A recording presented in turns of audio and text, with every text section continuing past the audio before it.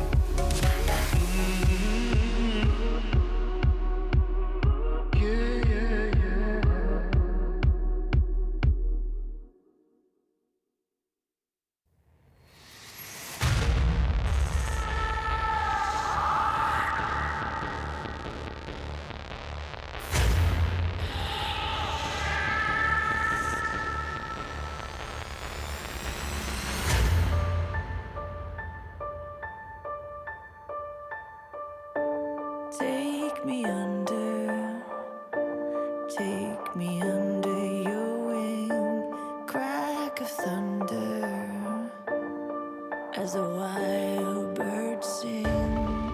You can hear hunger crying out, a sonic echo that leaves no room for doubt.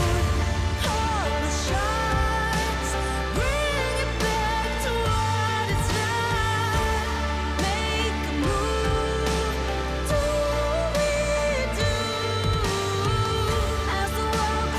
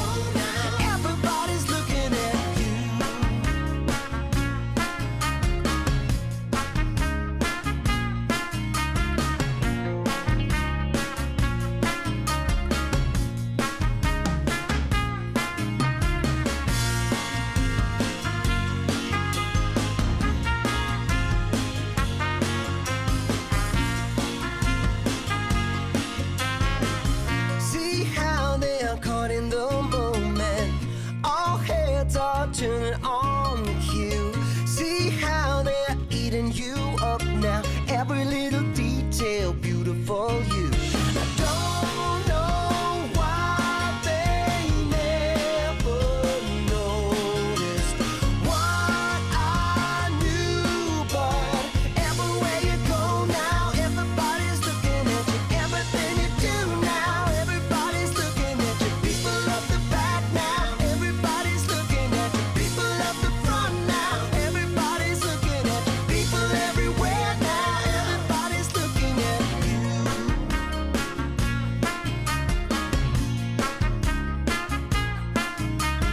People up the back now, everybody's looking at you. People up the front now, everybody's looking at you. People everywhere now, everybody's looking at you.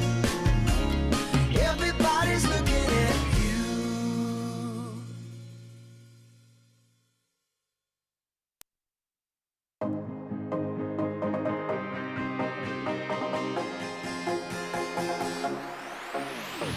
Right now, I got this beat in my head. Right now, I want to dive into this world. Let it out for the crowd, let it out, yeah, be proud. Right now, this is a real good atmosphere. Right now, superficialities are here. No excuse, no rules, no one to judge. Just give a fuck. The time has come to lose control. Don't be so shy, just let it flow. We are the masters of our own world, of our own world. We pray for fire in the sky. We show that desire is our light. We stick together, together, together. We're alright.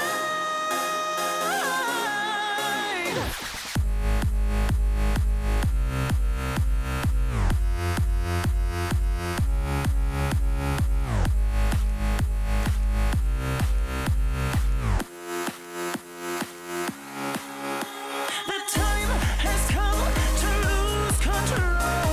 Don't be so shy, just let it flow. We are the masters of our own world, of our own world. Well, they drink really expensive champagne on their private jet plane. All we need is a cheap bottle of wine and a cigarette to have a good time. A freedom, a victim, and no restriction. There's no other place to die than here with us tonight. The time has come to lose control. Don't be so shy, just let it flow. We are the masters of our own world. We pray for fire in the sky. We show that this night is our night. We stick together, together, together. We're alright.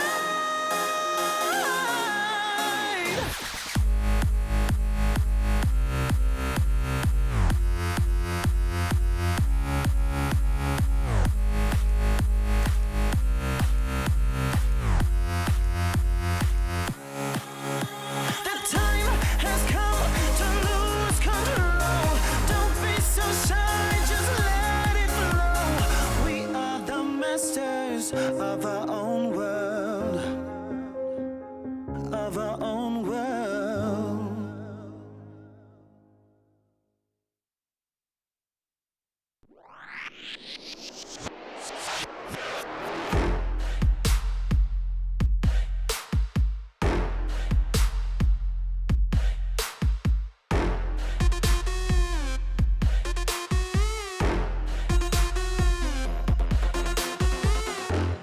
赤信号だとしてももう止まらない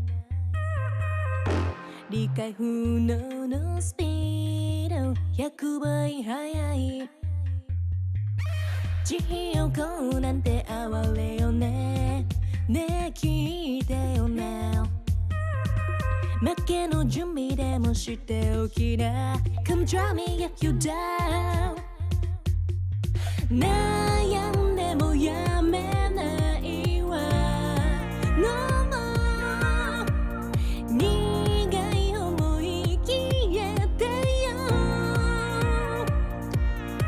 この街に呼ばれるサイニンフェクチャー全力で追い越してよさ Driving モード始めよう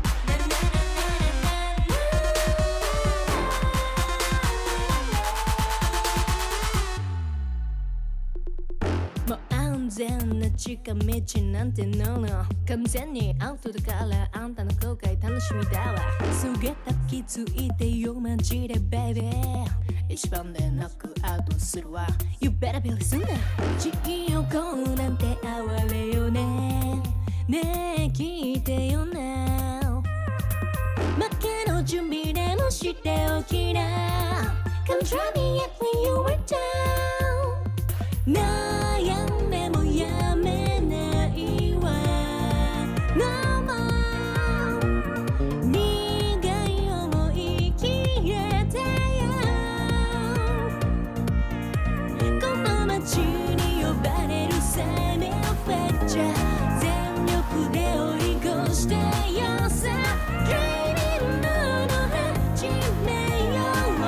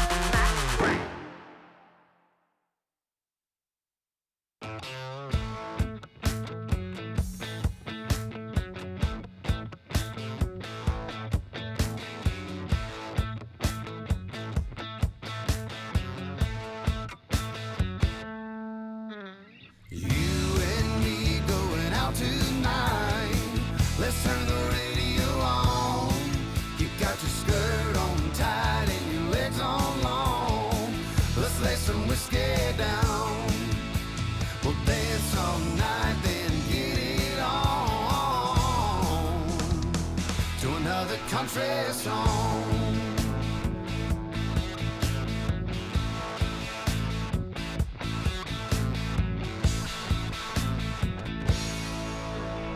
You and me going out tonight.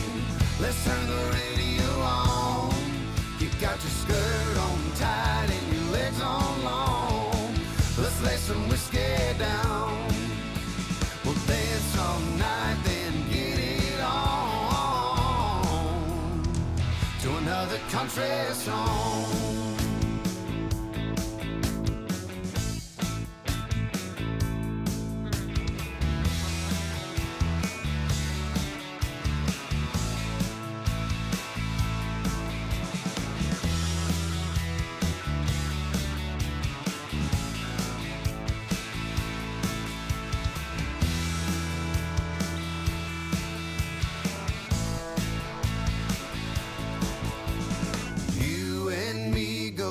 Tonight, let's turn the radio on. You got your skirt on tight and your legs on long. Let's lay some whiskey down. We'll dance all night, then get it on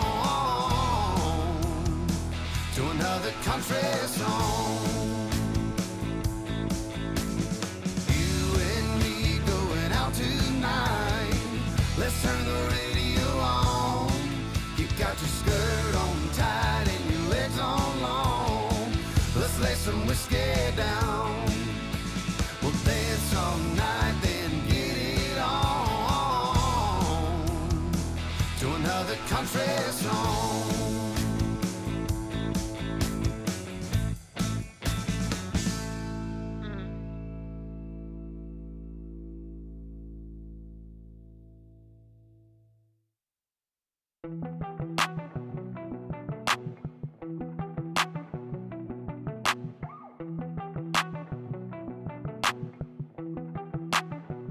I saw you sitting in the moonlight, tripping, pain runs through your heart. Oh, we were skinny dipping, slowly sipping, then we fell apart. I'm just trying to catch a break from your love, oh, hey.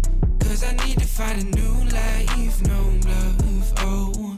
I can't lie, I've been thinking about us, but you, yeah. Tell me everything's gonna be alright. Tell me that you're never gonna need spotlight. Just say how you feeling, I don't wanna waste time. I saw you sitting in the moonlight, tripping, pain runs through your heart. Oh, we were skinny dipping, slowly sipping, then we fell apart. I'm just trying to catch a break from your love, oh, hey. Cause I need to find a new life, no love, oh. I can't lie, I've been thinking about us, but you know better than anybody around me, yeah. You know I think we both need a break from this thing called love. All love ain't the thing to question, it's all love. I got plenty problems and no shoulder. Last night on the tour, ain't no tour bus. I saw you sitting in the moonlight, tripping, pain runs through your heart. Oh, we were skinny dipping, slowly sipping, then we fell apart. I'm just trying to catch a break from your love, oh, hey. Cause I need to find a new life, no love, oh. I can't lie, I've been thinking about us. Putting out the fires, my head calls me a liar. Sick of breathing in your smoke. Leave a little longer, embrace a little harder. Yeah, every time we're not wrong, it's like we're walking on water. Oh, too good to last long. Putting out the fires and looking for a miracle. It's like we're walking on water.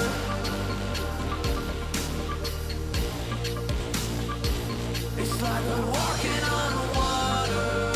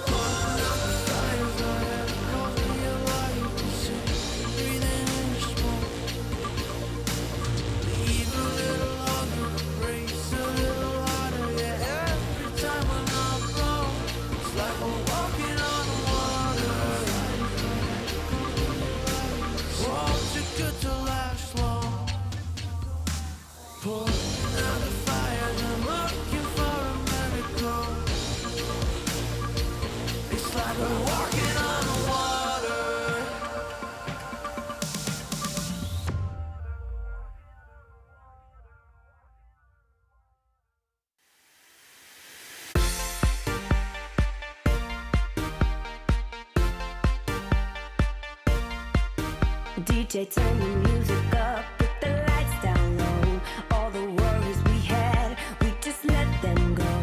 Wasn't looking for love, I was happy alone. When you put your arms around me, how was I to know?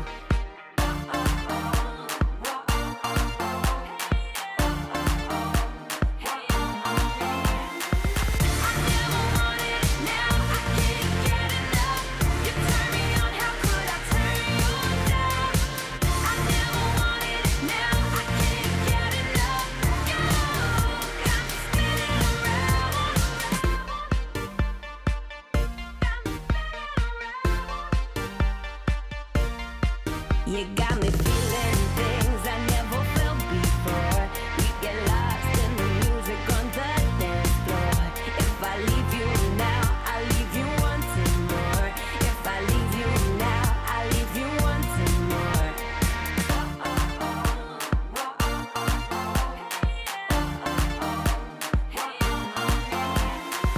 I never wanted it, now I can't get enough. You turn me on, how could I turn you down?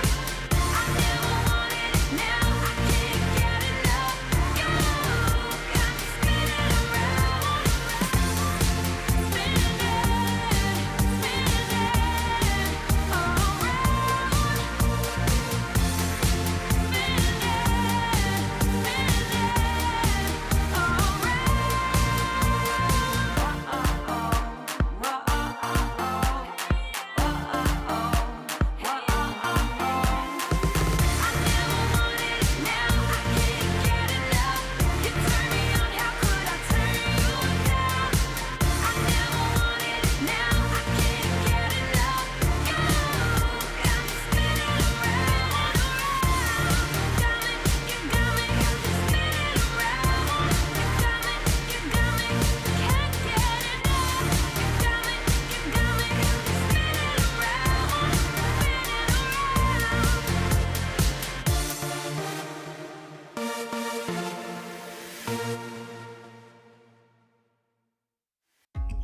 I think I'll sleep till it's over. I think I'll sleep till it's over. I think I'll sleep till it's over. Broken letters, broken pain. Breathing every now and then. Getting hurt but never learn. I'm falling short of hope again. I need a shock to bring me round. To pull my head from underground. I'm calling out but there's no sound. How many times can we make up? How many years will this take up? And never is as long as forever. When it's love but it's over. I've woken up in the headlights, sticking from the clouds in mid-flight. Never is as long as forever. I think I'll sleep till it's over. I think I'll sleep till it's over. I think I'll sleep till it's over. I think I'll sleep till it's over. Stone days never end. Words I knew you couldn't say. We pretend we're more than this. Make believe that it's okay. I need a shock to bring me round. To pull my head from underground. I'm calling out but there's no sound. How many times can we make up?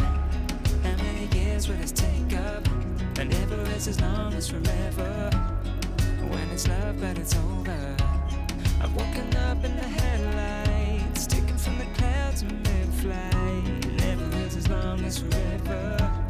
I think I'll sleep till it's over. I think I'll sleep till it's over. I think I'll sleep till it's over. I think I'll sleep till it's over. I think I'll sleep till it's over. I think I'll sleep till it's over. I think I'll sleep till it's over.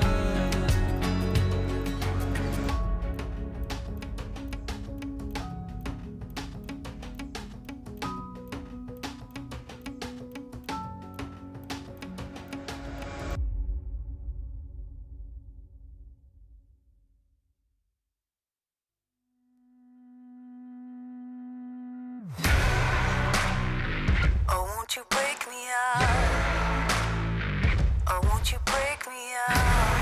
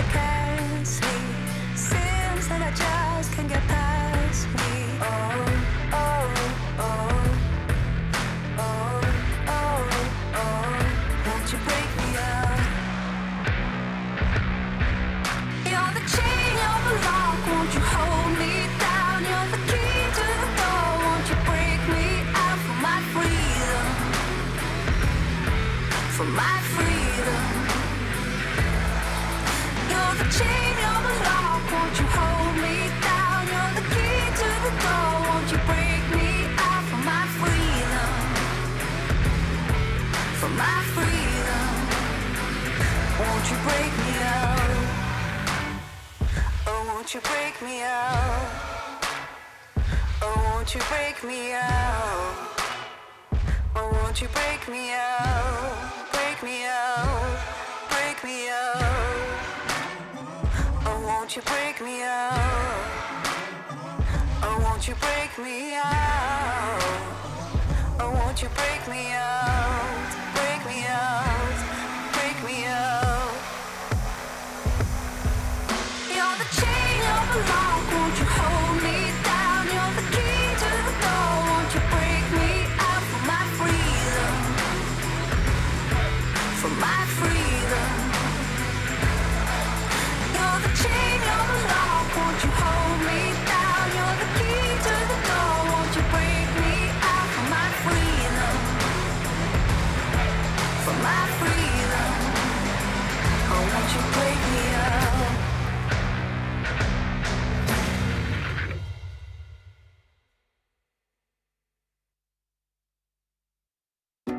When I wake up in my bedroom with you right next to me, holding my hand, something I could get used to, 'cause you're by my side.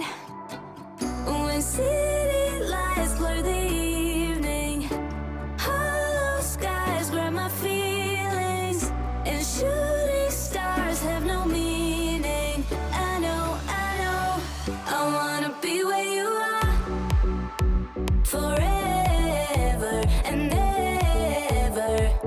I wanna be where you are forever and ever. I wanna be where you are.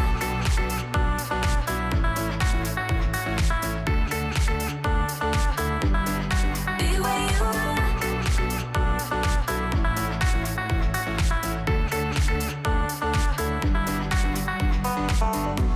There's nothing like this feeling. Could look at you for hours, don't mind me. Didn't know how much I needed to have you by my side. When city lights blur the evening, hollow skies grab my feelings, and shooting stars have no meaning. I know, I wanna be where you are forever and ever. I wanna be where you are forever and ever. I wanna be where you are.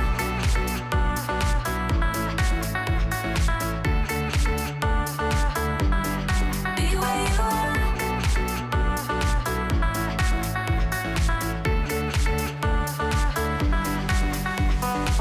When city lights blur the evening, hollow skies grab my feelings, and shooting stars have no meaning.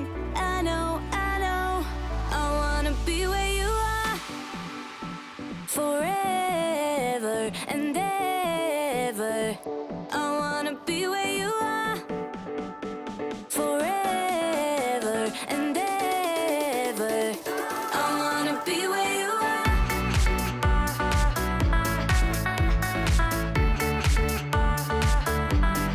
Be where you are.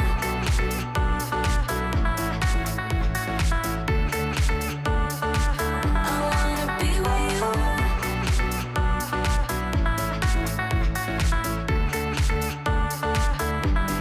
Be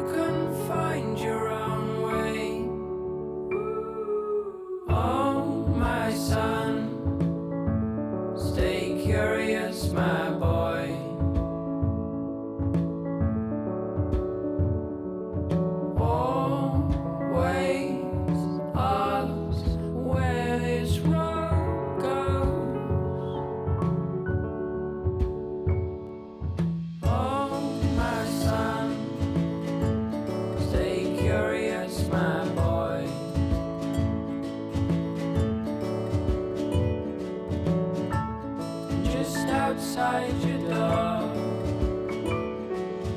You'll find love where you don't know.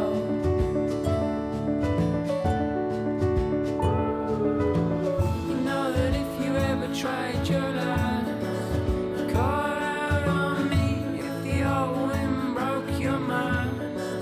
Set out to sea if you've fallen down.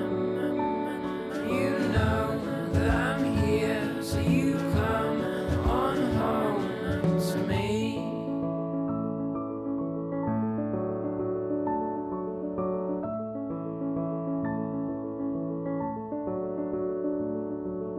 Oh, my son, stay curious, my boy.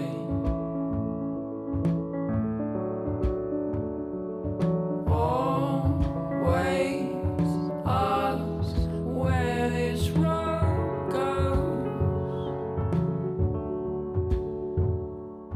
Oh, my son, stay curious, my boy.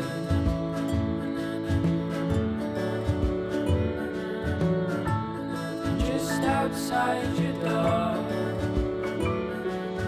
you'll find love where you don't know.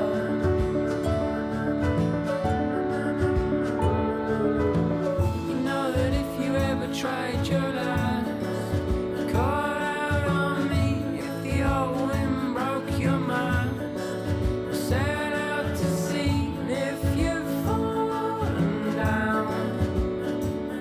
You know that I'm here, so you come on home to me. Today you pick up all your bags, lay down your toys. Oh, my son, stay curious, my boy.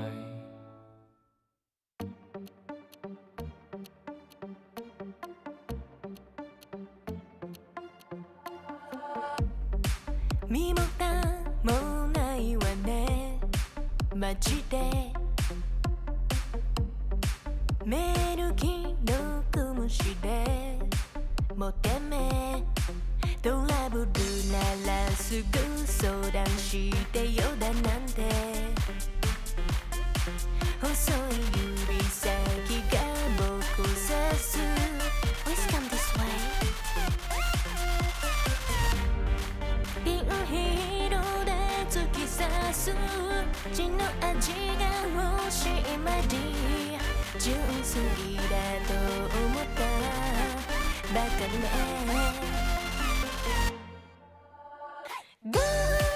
赤いリボンで踊るネオンライトがきらめく騙されたなんてめめしいやつね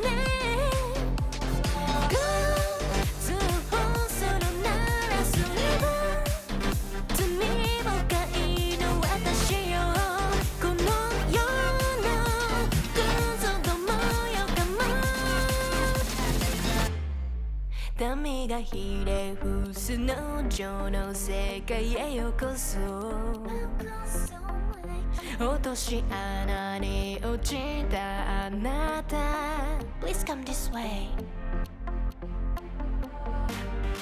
ピールで突き刺す血の味が欲しい前に純粋だと思ったバカね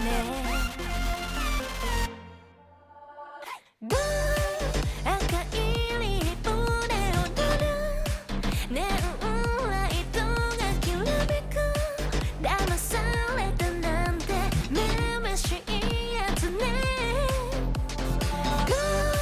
通報するならすれば罪深いの私よこの世のクズども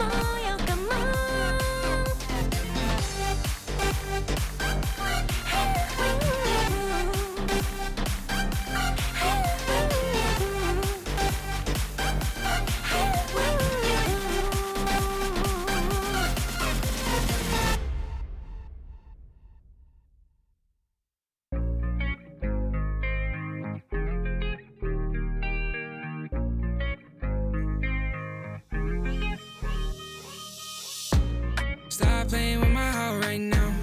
Girl, I need you in my life right now. Though I'm all tied up, need your love right now. Stop playing with my heart right now. Girl, I need you in my life right now. Though I'm all tied up, need your love right now.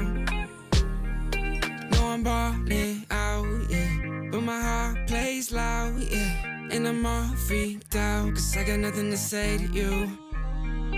But will I be down, yeah, when you come around, yeah. So let's get right down, cause we ain't got much time.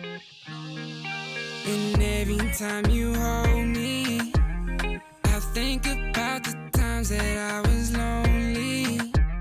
Keep reminiscing about how you the only one that makes me wanna look into your eyes and say, stop playing with my heart right now. Girl, I need you in my life right now. Though I'm all tied up, need your love right now. Stop playing with my heart right now. Girl, I need you in my life right now. Though I'm all tied up, need your love right now. Yeah, we could take time to work things out, oh, yeah. But I want you in my life so we could have each other, yeah. I know it seems hard to shine, but you're a million stars at all the same time, yeah. And you know I really mean it. And every time you hold me, I think about the times that I was lonely.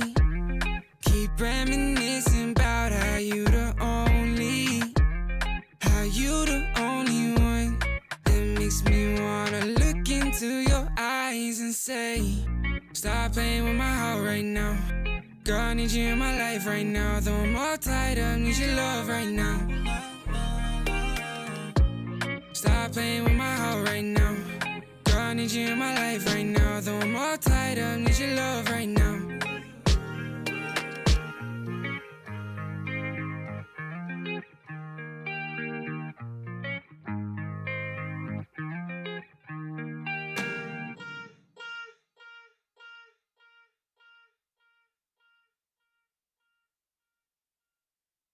Different energies I bring, only sickness I fling. Bad like Gustavo Fring, can't try not a ting. Flyboy, I got the wings, and they can't keep up with me, dog. That's why all that I bring is wins. And they wanna hold me back, never doubt I'm a king. When they grab Mike and a chap on the ting, I don't wanna hear no talk from jokers. Say you got waves, I'll split that like Moses.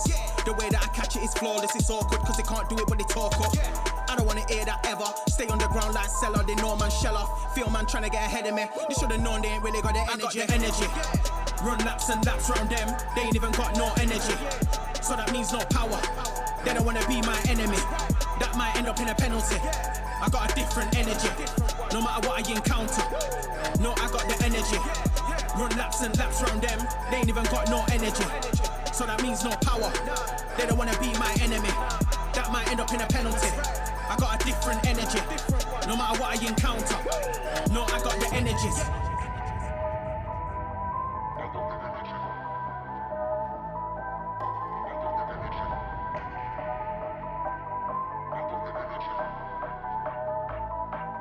I got the energies.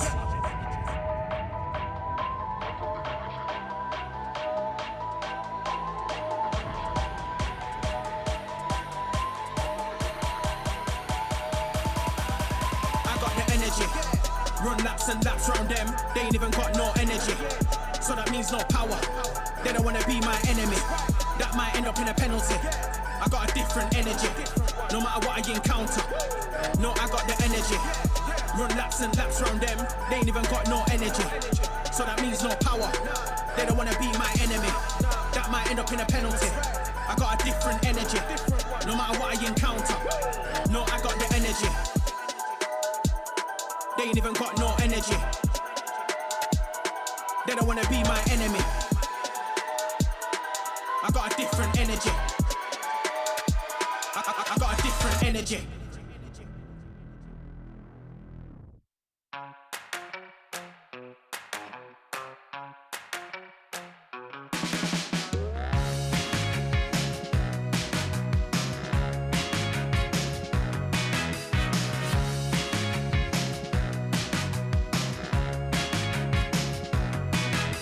So I got my education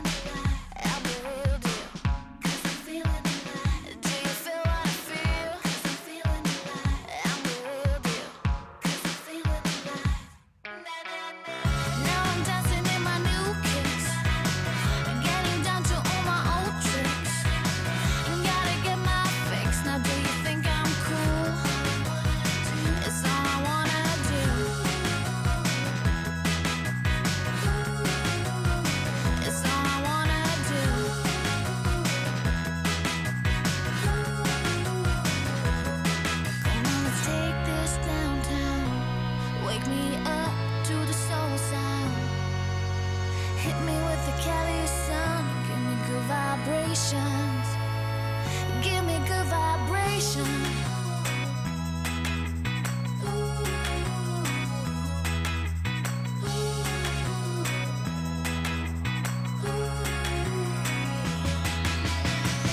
Now I'm dancing in my new kicks, getting down to all my old tricks. Gotta get my fix. Now do you think I'm cool? It's all I wanna do.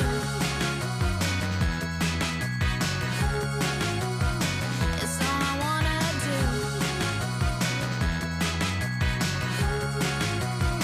It's all I wanna do.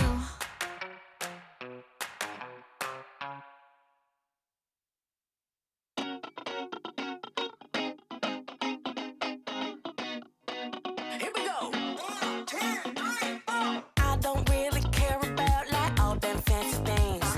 Never had a lust for cars or sparkly diamond rings.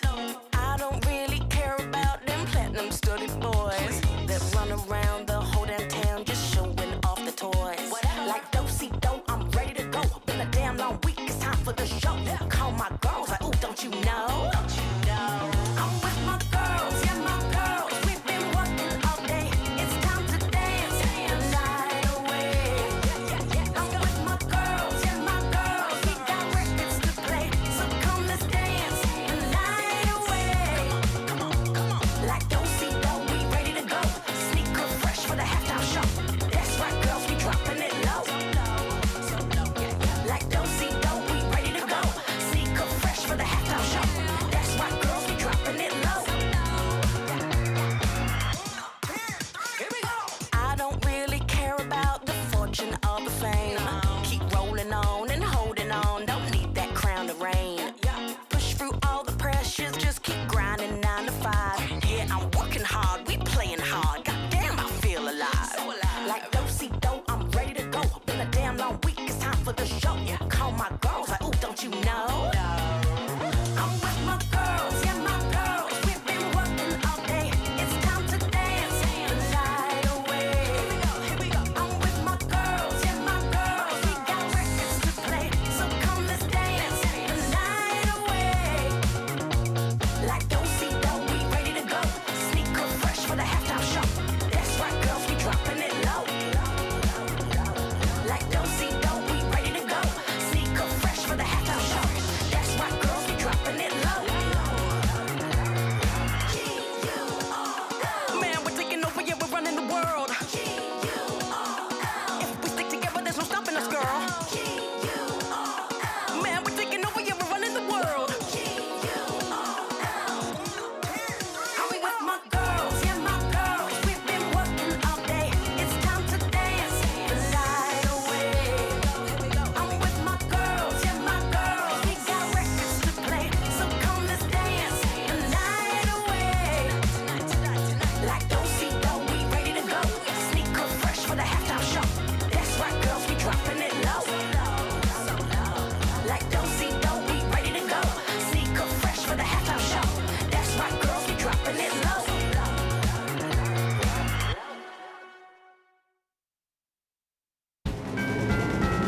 Excuse me, please, but I'm standing. Left or right, we're trapped in the middle.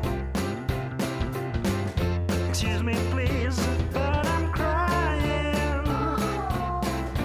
Catch your breath before you get old.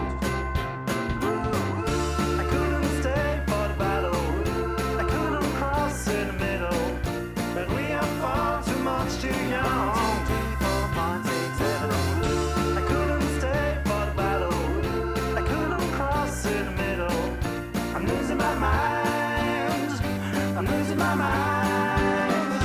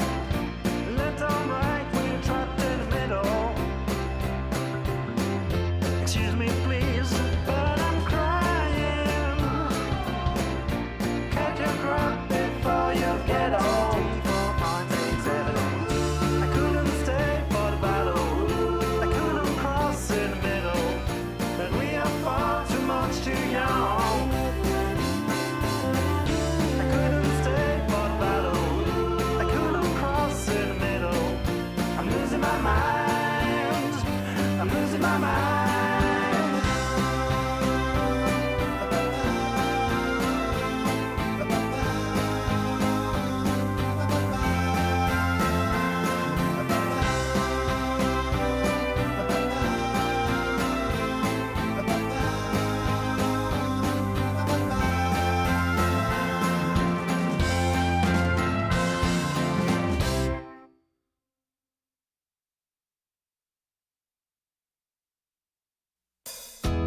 Didn't even know what happy means till you came along and walked into my dreams. It's funny how the times can change so fast. Looking straight ahead, I don't think of the past. You've changed everything. It's like bright lights and a starry sky. We're gonna feel that way most every night. Sunlight on a summer day. We're gonna laugh and dance all the rain away. Sing a new melody. It's full of love. It's beautiful and free. 'Cause you belong, you belong, you belong to me.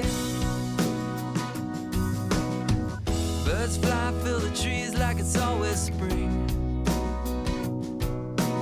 White clouds high above, I know just what I mean. Your smile, this love are an endless road. And I'll walk, I'll run, anywhere it goes. You've changed everything. It's like bright lights and a starry sky. We're gonna feel that way most every night. Sunlight on a summer day. We're gonna laugh and dance all the rain away. Sing a new melody. It's full of love. It's beautiful and free. 'Cause you belong, you belong, you belong to me.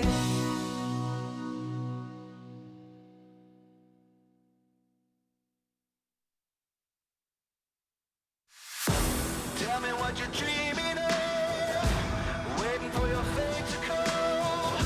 There goes another day of sacrifice. Are you never gonna try to fail? Never gonna stop to give in?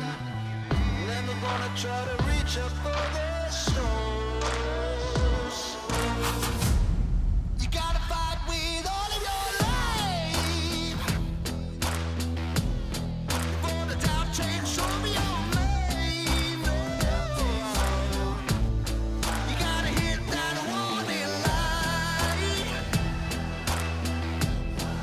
Are you done with the waiting on right? Oh, right. You better run now, run before you hit the end of your line.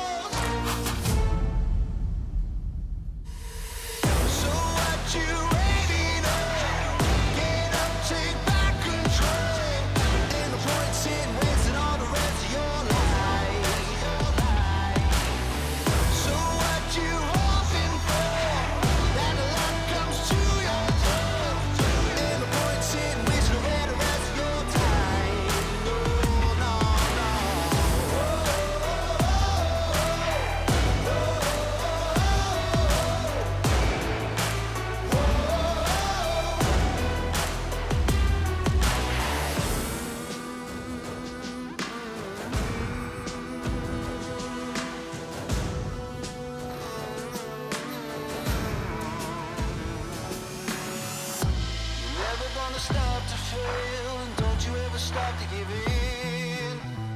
Never stop reaching for the stars.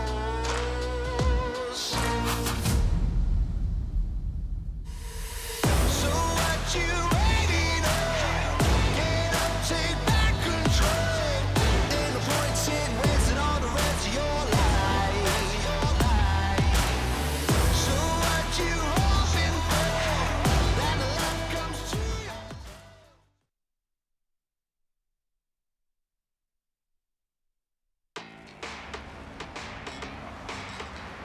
欢迎来到2023 LPL 下集赛。这里还是你们熟悉的舞台，这里还将不断出现新的声音。 The Power of Youth 热血青春比赛正式开始。下集赛终于开始了！老家伙就安静点吧，赶紧坐下。燃烧吧，青春！两位最佳新手，你觉得最重要的是什么？在这里，每一次登场都很重要。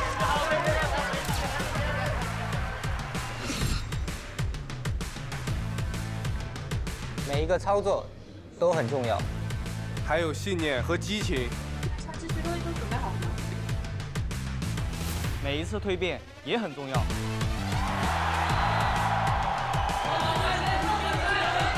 要敢抓住每一个机会，感接每一波，感接每一波才战，我们感接每一波才战，敢孤注一掷。没错，就在今天。我希望是今后的每一天。这是一个永远不缺奇迹的地方。第6赢第7不是应该的吗？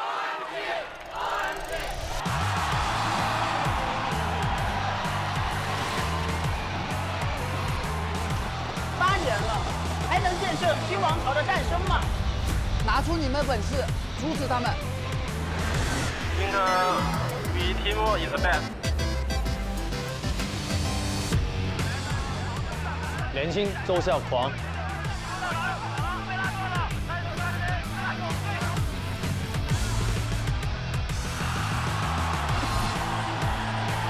前途未定，一切皆有可能。我不元气，我们在等一场金色的雨。新的10年，看我们的！ 来吧！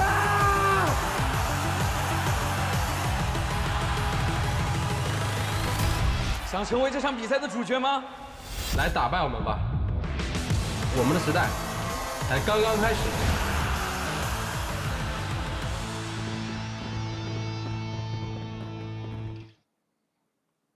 Hello, everybody, and welcome to the LPL. The summer split is finally here. I say finally. Episode was only a week ago. It was last week, mate. I'm joined by Jamada. As you can see, we're dressed for the summer. They say dress like don't dress like the job you have. Dress like the job you want to have. So I'm dressed like a retired millionaire on the coast of Saint-Tropez.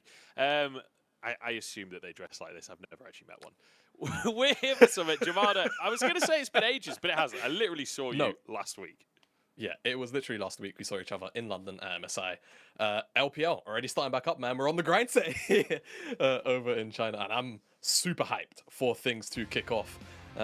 With such little downtime, it does make me wonder what teams are going to get up to with the new patch and all of that, all the good stuff, Joe. All the good stuff that you can come to expect from effectively, you know, a mid-season update. Absolutely, and we're starting things off strong here in the LPL. It's a fresh slate kind of day, as we've got 16th versus 17th to kick us off in the first match, then TT versus FPX. FPX a really rough split, but TT almost making... In fact, no, they did make playoffs. They did make playoffs. And the best run that the organization has ever had, making it to 9th, 10th place. So, you know, good things from here. The other 3 teams today... We're hoping for a new look here in summer. We're hoping that they've leveled up a bit. There have been a couple of roster changes across the board, so definitely could be some positive things coming for the teams. Yeah, there definitely could be. I think in my head, you know, I wanna keep fingers crossed. It could be a little bit of cope for Ultra Prime specifically because, you know, Given how Baolan was playing with Doggo last split, you would imagine that even though Sword Art was having a tough time on Anyone's Legend with Bey, Sword Art coming into the bottom lane should theoretically still be a good thing in the sense of the experience. So hopefully, like you say, Clean Slate will be there for Ultra Prime, and we'll talk about Anyone's Legend a little bit later. And you know what, Jamada? It's time to get into the summer split. So I'm going to kick it over to our opening ceremony. Got it straight to the top. It's where I'm headed, and nothing you can do about it. Straight to the top. You can't see them, you can't stop them. Straight to the top. The way I see it, failing is not an option. What? What? I do the things that you can't do. What? What? The people have spoken, I'm here to save you.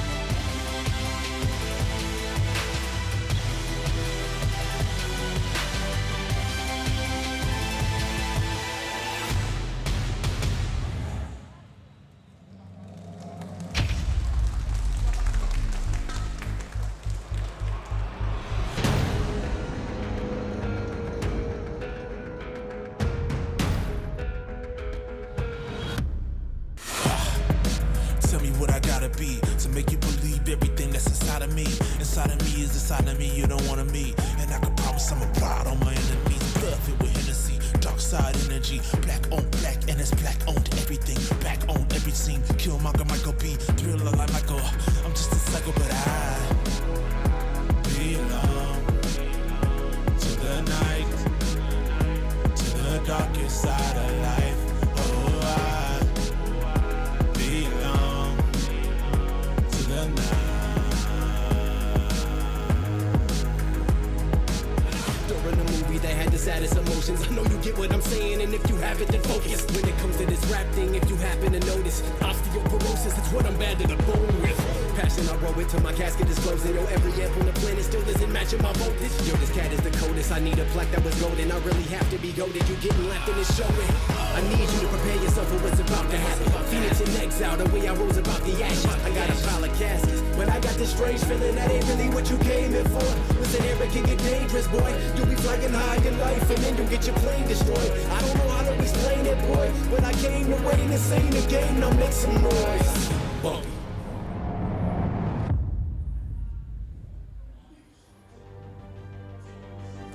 双龙环绕，熠熠生辉。 is surrounded by twin dragons. It is shining on stage. And Silver Dragon Cup is the witness of glory and history of LPL in the past 10 years. After several changes of ownership, it's returned here. It came to the place that where our LPL dream began. And the new journey is about to start. Welcome to the 2023 League of Legends Pro League Summer Split. I'm your host Liu Hang. Knowing what has come, thinking what will go. Through this new journey, the Silver Dragon Cup reflects the spirit of LPL. It is like a torch, burning with passion, and also records the youth of countless players and fans. The youth motivates the growth of LPL in the past 10 years. It is also the belief of exploring the new start new journey. The new era begins here, and the new storm starts here. Welcome to the 2023 LPL Summer Split with the power of youth.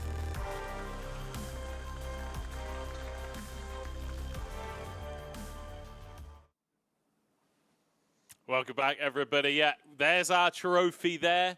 Here's our stage, and we're ready to kick things off here for summer 2023. I can't believe it is summer already in 2023. I still keep almost saying 2022. But I think that the power of youth appropriate for this first series because we've got a brand new LDL player that's going to be stepping onto the stage for the side of anyone's legend. Jieto Yi. This fresh import coming in, this fresh player coming up from the LDL from Royal Squad, winning the LDL in split number 1 and looking good doing it. Yeah, and you know, we've seen the power of young players from spring, right? We had Elk move over to BLG, had a fantastic spring split, especially the back end into MSI, you know, bringing BLG almost to the very end at the previous tournament. Is just, you know, sometimes JDG have someone like Ruler in the bottom lane instead, so it's a bit hard to overcome that mountain. But you get the point, right? Power of youth, very, very fitting, and a lot of young players coming up from the LDL already from the start of this year have proven themselves on the international stage, let alone just the LPL stage. So hopefully for our player in the bottom side, for anyone's legend, he can try and start to make a name for himself here in summer.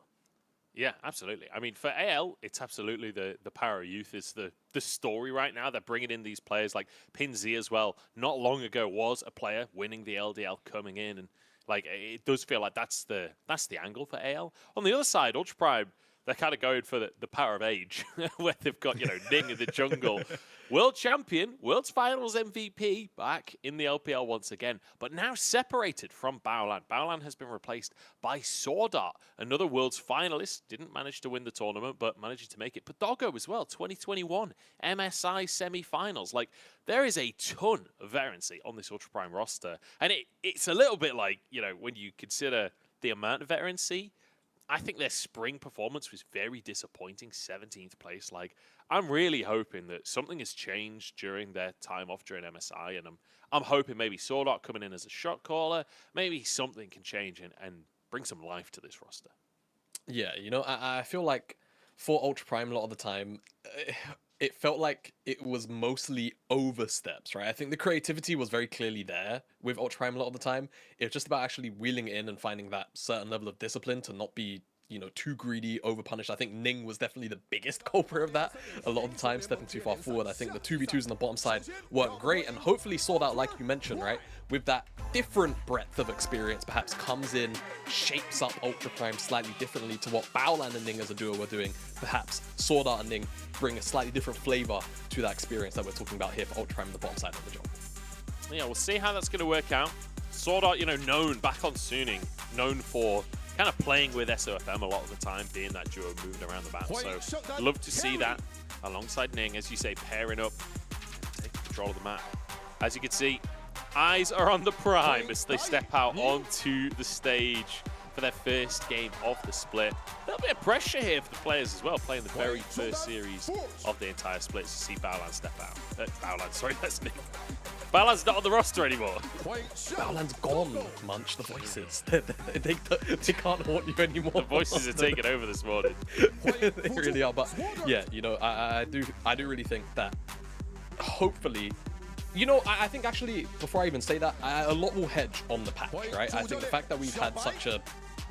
It's really weird because it's not necessarily the biggest shakeup in the world. The top side picks you'll likely see as we move into draft a little later on after the player introductions is gonna remain mostly the same. It's more about the AD carry picks and the support picks and whether or not we're gonna see 2v2 duelists like we saw a lot of in spring and in MSI, whether or not we're gonna get some more roaming variations where perhaps, like you mentioned, Swordart can actually link up now with Ning and try and form a better partnership than what Baolan and Ning were able to put together in a previous split.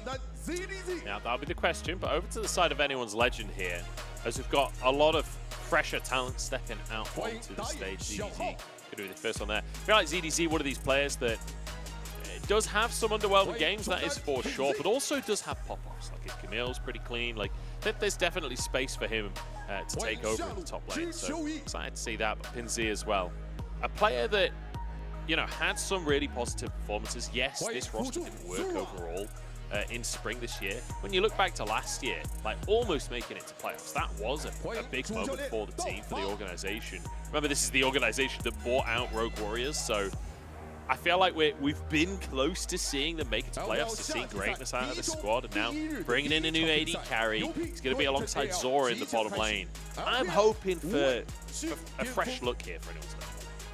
Yeah, so am I.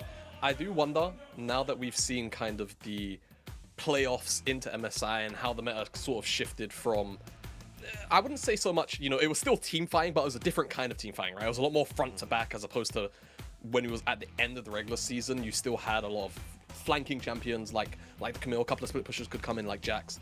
Whilst there's still room for those, I do imagine that we're going to see generally a bigger shift over to, the Scions, the Orns, the Malphites, the things like that, the utility tank tops. I feel like ZDC is still very capable of playing those champions up in the top side, but we'll have the room potentially to try and squeeze in some stronger 1v1 picks. And same thing for Pinzi, right? Very happy to play some of these more utility picks. And I think that can work out for Anyone's Legend when you've got the bottom side where, again, it's a bottom side, it's an AD carry meta. You've got a rookie AD carry. Hopefully these solo lanes can provide stable platforms to try and build up and give the bottom lane for Anyone's Legend some room to grow and some room to maneuver in the mid game. And I think that's the expectation, right? Is that the meta is going to lean towards setting up AD carries. But equally, look, this is the first professional game we're going to see on 13-10 of a major league, right?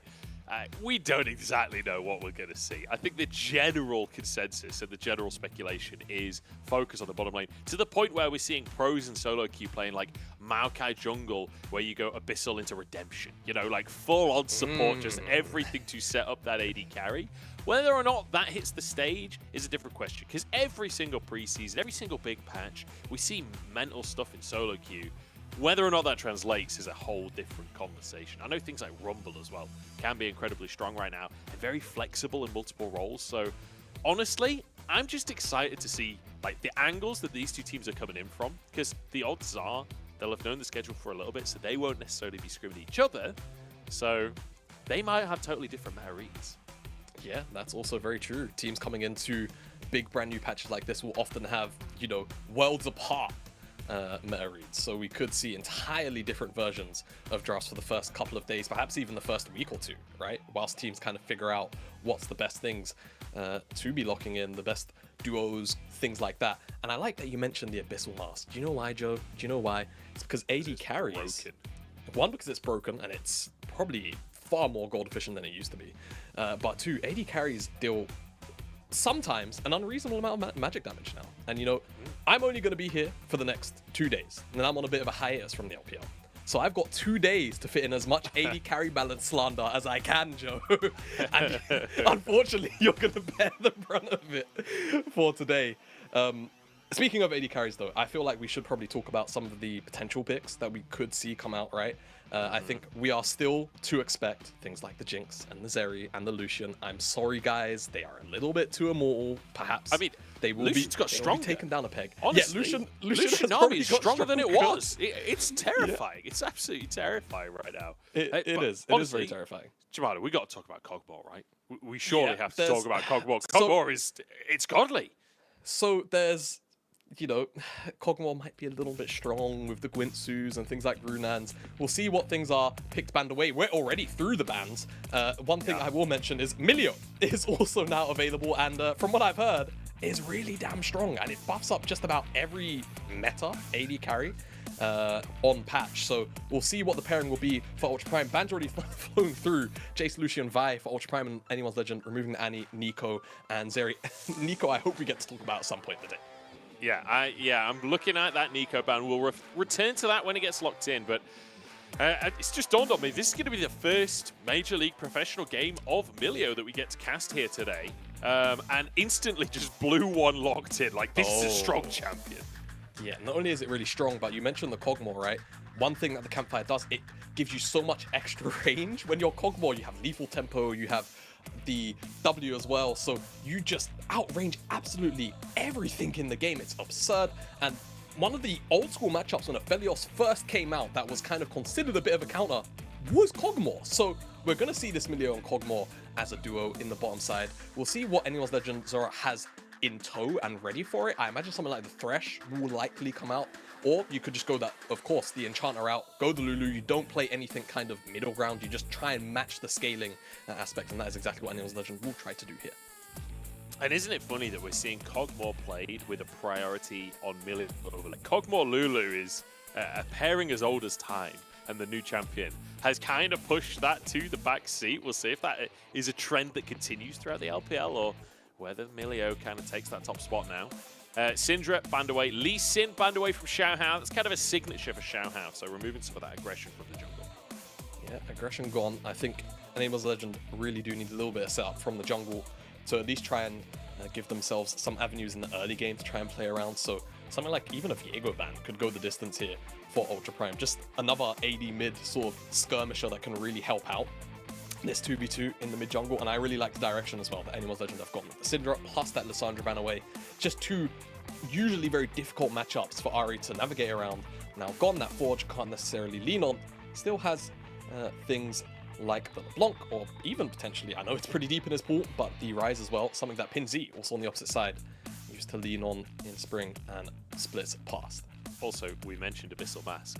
Rise up there in the potential Abyssal Mask abusers category. Oh, Galio as well could come through, right? For Forge, it's definitely a pretty okay option. You can just kind of go DMAT, go Aftershock as well, and you kind of ignore the Ahri poke, always get lane priority for a very long time, and just move across the map with the Wukong. Always have the strongest skirmishes in the early game. And we mentioned earlier that top side, unfortunately, has moved across to those, shall we say, just front lines, just tanks normally. Sion, Ornn, Malphite, and it seems like Kerry could be leaning on that, though he's going to go over to the Cassante, which is still as strong as you remember it from MSI. Yep. It was his most played last split as well. We did mention the Rumble being a flex pick. It could go into that jungle, giving some AP damage to the team. You've got your front line, or in fact, no, there's a Wukong there, so is that... It's got to be mid lane, right? Mid lane Rumble. To be fair, Cassante as well can flex into the mid lane. True, so true. It will be a double solo lane flex. It kind of just depends on what they feel like will give them the easier of the two matchups. I would imagine, however, that Cassante, you know, if they blind something a little bit, or go R5 here for ZDZ with something that's just kind of full tank, then I imagine that they'll send the Cassante up towards the top side. If not, then potentially they'll send Rumble up there instead. We'll see, however, as we didn't talk about it, but the Viego did get locked in, so the 2v2 on both sides for the mid jungle should be particularly powerful. And with that Gragas lock-in, I guess it kind of just really depends on what Ultra Prime want to do with their 2v2s and who is more comfortable in which matchup. We'll have to see. I'd anticipate the Kog'Maw goes bot lane, though, rather than mid. But yeah, I mean, Forge, known for his melee champions. Like, when you think of Forge, you think of, like, a Kali casting in this kind of thing. Yeah. So I can imagine melee bruisers could certainly fall into his pool as well. And it looks like they're not trading for the time being. So it could be Rumble up in that top lane against ZDZ in the hands of Harry. And I'm excited for that, because when you look at Harry's history as a player, like, he's played a lot of tanks over the last year or so, but back in Season 12, he only played 2 LPL games. One was Gwen, one was GP. They were both pop-offs. In Season 13, he got a couple of games on Jason, both massive wins. So I feel like Harry, even though he's played mostly Cassante and Renekton, actually is a carry player. He's just not been allowed to show that. So a Rumble in his hands, I'm here for it. You know, it feels like every top laner ever, right? Always just shoved onto tank duty in the top side. Just sit up there and farm or be a frontliner for the rest of the team. But Harry definitely wants to try and flex his muscles on this Rumble pick and give us a bit of a show. And I will also mention, teleport changes means that he could potentially show up for that second dragon as well, the Rumble. So we'll have to track that teleport cooldown pending he has it. Of course, Rumble used to take Ignite. I think with the Unleashed teleport changes, potentially could come in with teleport instead. We'll have to see once we get on to Summoner's Rift, Joe. Depends how confident he is in his matchup. I'd say this graphic being reversed broke my brain for a second there. I thought they traded and Lulu was going to go top, and I was all kinds of worried for anyone's ledger. But here we go. The LPL 2023 Summer Split is kicking off. It's Ultra Prime versus anyone's legend. Both teams with roster changes. Both teams looking for a clean slate compared to Spring and looking to show us what they are made of. Sword Art, joining Ultra Prime. Jechoyi joining Anyone's Legend as well. And I want to start off by talking about this bot lane, the changes therein, because Anyone's Legend, their bot lane previously was Swordart. Swordart's actually playing against his old team alongside Betty.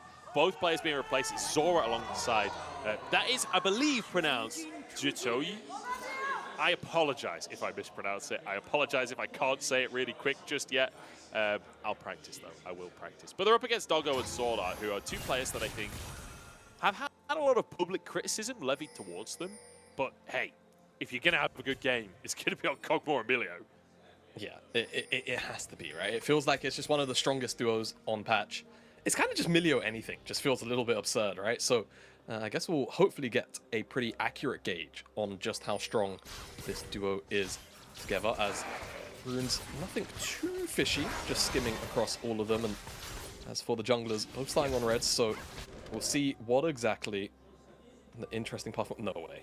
All right, it's day one LPL, baby. Day one LPL. What? I've missed it. I've missed it. I've missed it so damn much. Where's he going? He's going to the blue buff. He was halfway through doing his buff. And he's just like, the voices kicked in, and he's like, I must go. Flashes over the wall to go straight for the invade onto Ning's blue buff. I mean, what a way to start. What a way to start it all off. Ning, gonna walk across the ward here, you'd imagine? No.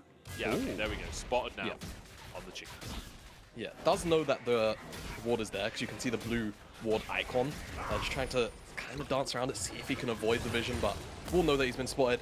And this invade from the top side should be successful from Xiaohao, because I don't think there's any information that would have spotted him out. So Ning is going to eventually get to his blue buff and just figure out that not only is the blue buff gone, but so is the Gromp. Could make a visit towards the mid lane.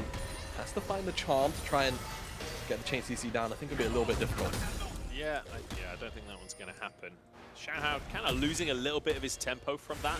And now Ning has spotted what's going on. He suddenly realized shenanigans were afoot. As he moves into the river, and potentially could try and make a counterplay himself, or perhaps a play towards the mid lane. Maybe. CC can be there. Q3 and a W from Forge could definitely set up to at the very least blow Pingji's flash, but won't be happening. We'll spot that the Krugs are there, Ning, and likely just go towards them so he has something to farm. That was a pretty, but I don't know what to call it. Psycho invade, probably the best way to hear it from Xiaohao, but it works. Look, if there was one thing it was confident. Just flashes the pit instantly. But like when we take stock of what's actually happening, Ning will finish off those Krugs because he's on 20 CS. Xiaohao already on 20 CS with 2 camps to go. We'll be able to get a bot score as well. So really, really solid start from Xiaohao. A fantastic bit of map manipulation from him as his bottom lane will go for the reset. Does get that Scuttle Crab. Might just go back towards the top side himself. Doesn't actually need to go for his blue buff just yet. He's already got the other one. And can save that so that he doesn't lose his topside camps. Yeah, can just protect that second respawn of the Raptor camp. And that'll be exactly what just happened. So Ning will just go for the reset, won't look for any more camps on the top side, even though he should have had a pretty good idea that those top camps are going to respawn, but without priority from the mid lane at the very least, immediately he's going to go for that. Feels like it's a little bit too flippy. Just looks for that instead. Finish his Raptors. Okay, they just left a couple of little ones. I thought that was like not a thing anymore. I thought you pretty much always clear all the little ones out. Nah, it's you can, you know, tempo is what Xiaohao's game is, you know, and one thing I will definitely note is information game from Anyone's Legend has been pretty spot on so far, right? They just spotted Ning as well now on the Krugs. They spotted him at the Raptors on his first clear. Also got information on him once he cleared the opposite side Krugs. So Anyone's Legend have had a really good tabs on where the enemy jungler has been. And I expect this level of information to just continue whilst they try and scale up. Yeah, pretty significant CS lead in that bottom lane as well for Anyone's Legend. The wave, I believe, is fairly neutral too. So fantastic little start. In fact, it's pushing towards them. So not great for Doggo and Swordart off the back of this early game. Is now trading with that cozy campfire in play. The range is absolutely insane on Kog'Maw. I mean, when you play Milio Caitlyn can hit towers from out of tower range with the cozy campfire. So that gives you some idea of like the ridiculousness of that range.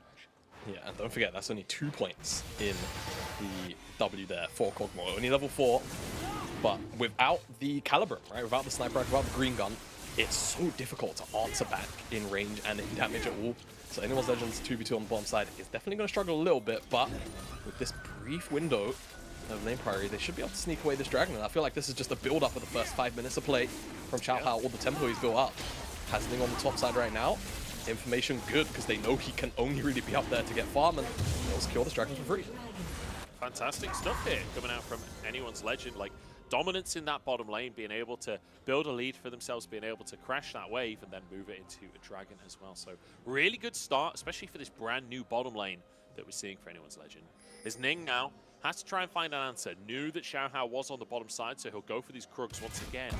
Perhaps could go for something up on the top side. He's not going to hit 6 off of these Krugs, though. I feel like a dive onto a full health Gragas that has ult would be tough. He might be the one getting dived instead. He dashes back in onto the Krugs, takes a big old chunk, has flash available here, but the stun going to come on through, flashed away from, knocked under the tower, but will survive. Harry now getting the damage down, but already 1 kill. Harry drops the equalizer, but forced to flash away. Forced to flash away, 2v2 doesn't go the way that Ultra Prime want it to go. Anyone's Legend just get an easy collapse on. And again, it's just a pretty big build-up of all the information they have on Ning and where he should likely be. I'm loving the early map reads here from Anyone's Legend, and it's going to result in first blood. Kill goes into the Gragas' back pocket, so it's kind of just going to remain in isolation, right? It would have probably felt a little bit better to have that go into the Viego's wallet, but nonetheless, you're happy with the takeaway. You certainly are. And like, honestly, I'm really impressed by Anyone's Legend so far. Ning being read like a book. Like, you can tell Xiao Hao has been seriously practicing during the break, right? This guy is on form, as is ZDZ setting this play up. They almost just one-shot Ning straight off of the bat. Yeah, so I'm wondering what they're waiting for. Maybe perhaps thinking that he had the decoy, which is why the CC was held onto for so long. Also, the initial body slam from ZDZ hit a small Krug. I don't actually think it hit Ning, unfortunately. So that's what made the play be so delayed, and perhaps kind of prevented them from potentially taking down Harry as well, as Xiao Hao didn't want to full commit. Once Harry recognizes that Rumble can put out an immense amount of burst damage at level 6-7, especially with the Ignite. Very easy to 100-0 target. As we come back out of that replay, Xiao Hao is here on the top side, knows his Herald's being started up because of that ward in the pit. The question is, will he contest it? The lanes the way they are, and first move also from Sword Art.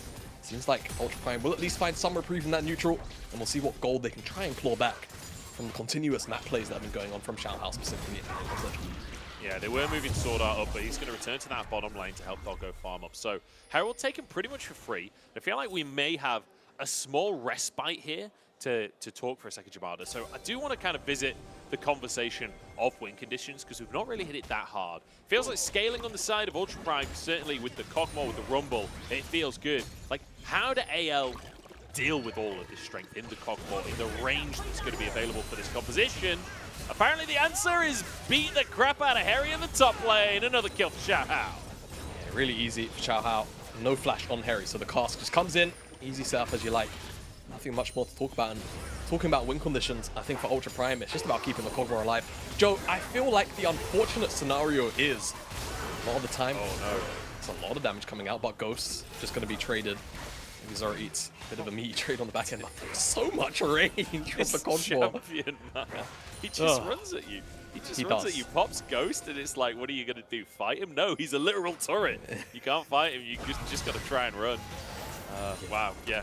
Incredible damage coming out from Doggo. The question will be, though, can Anyone's Legend shut him down, right? You've got an Ahri, you've got a Viego, you've got a Gragas as well, which can be fantastic for ruining the positioning of the Kog'Maw. Like, maybe that's enough. Yeah, so this will continue to be the question, right? The games will likely still play out in a similar manner to how a lot of the MSI games went, right? You know, which AD carry has the most gold? How quickly can the enemy team murder the enemy AD carry? Or, retrospectively, you know, keep their AD carry alive, right? And I feel like for Ultra Prime, they actually have arguably much stronger tools at peel and also kind of dive and engage. So I feel like even though they are a bit of a deficit right now, as long as they don't bleed out too much gold, they can kind of just continue at this kind of pace, and eventually the Kog'Maw will just come online, right? It's so absurd. You go Gwintsu's, you go also, I believe Runant is kind of like the popular second item, but sometimes you can see other variations come out, right? The Kraken Slayer as well, of course, don't forget. Change from true damage to magic, because apparently AD carries needs to do more magic damage. Smile, as you're going to see again, it's just so easy to space. Like, what are you supposed to do without anywhere near as mean, much range to be as what honest, Doggo has available. It's not even spacing, is it? It's just I have longer range than you. There's like no spacing required when you've got that cozy campfire in play. Dragon's coming up though, Jabado, in 5 seconds time, and it does feel like maybe with the strength of this Cogmore, perhaps this could be a window for the side of Ultra Prime to look towards. Potentially, but I feel like Doggo is currently sat on a lot of gold. Probably wants to reset, right? Cole fully stacked up. Not too much gold in the sense of components spent. They're going to actually put the Herald down, so could maybe get a little more gold in his back pocket, Doggo, if he can get close enough to the tower. I feel like he's not going to, though, and it's just going to be one play into Ning's back pocket. So Herald definitely feels a little bit lackluster as the collapse comes in from Anyone's Legend, but you can just see a lot of respect being paid, and now the Dragon will be started up by Anyone's Legend instead, and because of the Herald charge holding the wave where it was, it means that it's a big slow stack. He's TP'd into the play. He's behind right now. Sword Art and Ning could be in trouble as Dragon just going to be burnt on through. But I don't think that Anyone's Legend just want Drake. They want to play. They've seen ZDZ, but can they escape him? In fact, that's the clone, I'm pretty sure. And they will just about get away with their lives. Yeah, they will indeed. Second Dragon comes in for Anyone's Legend, and Decoy is what gets sent in to the mixer. Though, like, it feels pretty good for Ultra Prime. Sure, you lost to Cloud Drake, but look at Harry up at the top side. Solo in the top lane for God knows how long, because ZDZ TP down. He just gets, what, a 30 CS lead and plates to boot? Yeah, 2 entire plates for free after being picked on. Maybe losing a little bit as well because of the 2v2 before that. Definitely feels really, really good about the situation right now. Probably pretty close as well, I imagine, to first item. So Harry definitely recovered a huge amount from this teleport play from ZDZ. ZDZ does get his team the Dragon, though, and it will be the Mountain Soul that will eventually come through for one of these teams, and that will feel pretty damn good. But that's also, you know, symptom of one of the changes, right? The Unleash teleport being shifted from 40 minutes to 10 means that we will see a lot more top laners join their teams for second Dragon fights if it's available for them. Yeah, bring back Morgan. That's what I'm saying, because he was a big fan and teleported down into that bottom lane back on WE. That's a long time ago now. But you can see the Rage Blade coming on through. So we've been talking about scaling. Cogmore has scaled. We're in the late game. That's it. He's full build. He's got his Rage Blade. Yeah, it's over. It's over. I am, of course, being facetious.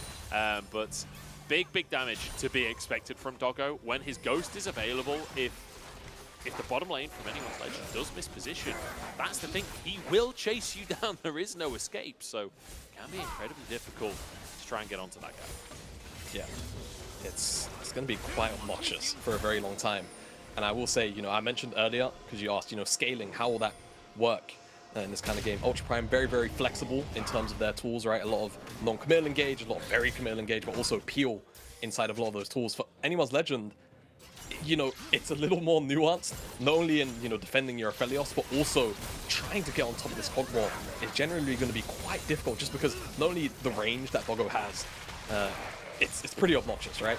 But being able to not only catch him off guard if he's mispositioned, but then having to try and chain CC him down with the Milio there, who can obviously cleanse some of that CC, right? If he's not the one in the mix, it's going to feel pretty damn difficult. And I feel for Anyone's Legend, they need to try and just continue to snowball in the terms of the objectives, right? Try and suffocate the map in a little bit now with some of the lead that you have. Make the game difficult for Ultra Prime to actually maneuver between the lanes. Yeah, the Shirelli is finished off there for Sword Art 2, so, you know, we're talking about the cleanse being important, but Doggo also with Ghost and Shirelli so fast, it's going to be difficult to get on top of him unless he mispositions. Punishing mistakes could be the big difference maker in this one. Ultra Prime starting to herald off here, but a full showing pretty much from Anyone's Legend. Pinsy in the bottom side, but has teleport available. Does, and teleport's going to come through now. But it's Ultra Prime with the positioning, Joe. They might just finish this before the fight. 2K on the Herald here as ZDC's there. Finzy goes in. Harry next one. Moonlight Vigil only onto one here. Finzy forced out as Doggo is untouched so far. And he's charging forwards as the top lane of Anyone's Legend goes down. Ultra Prime just kind of walking through the fight. Yeah, they really did. A little bit split, but at the end of the day, I feel like Ultra Prime just slightly better positioning. Even though they were inside the choke, it's very difficult to punish, it felt like, for Anyone's Legend. With the split off there from the top side, ZDZ couldn't really find a good angle to get a cast, gets separated, gets taken down very easily, and no answer can come through from Anyone's Legend because Doggo just charges at the entirety of Anyone's Legend with Sword Art in his back pocket. Yeah. He just like watched Anyone's Legend blast out their cooldowns, blast out their ultimates, and was like, okay, you got nothing in the tank. Time to go. Just runs forward. Not a bad cast to try and start it off. Doggo almost caught by it. Yeah, almost caught by it, but it's that equalizer that sets off this massive walk forward spree from Doggo. And look how far he's all attacking from as well. It's so obnoxious. And with no tools to punish on the side of Anyone's Legend, it's very free to just walk forward and do what he wants. And again, look at, like, what's he supposed to do, man? Three autos. It's only 16 minutes. Yeah, that's a powerful little dog, but he's being jumped on right now. There's another combo onto him. Doggo low on HP and taken down. Huge dive coming out from Anyone's Legend. The equalizer not enough. No, it wasn't. Chowha also had him for a brief second, opens up, starts to tear down the health bars of the Ultra Prime members. The Herald will be taken down. All 5 members still available for Anyone's Legend, but the health bars blinking on both sides. The Dragon up, I feel like maybe just a quick reset, try and make it back towards the Dragon before Doggo can actually be available on the map.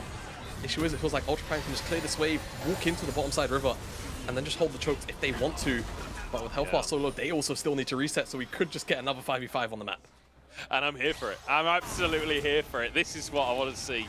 I feel like there's not that many kills in this game, but there's been a lot of posturing. There's been a lot of potential fights happening in this one. AL starting the Drake off. This would be their third if they could finish it off. Ultra Prime fighting for mid prio, but I don't think they're going to be fast enough to contest this one. Nope.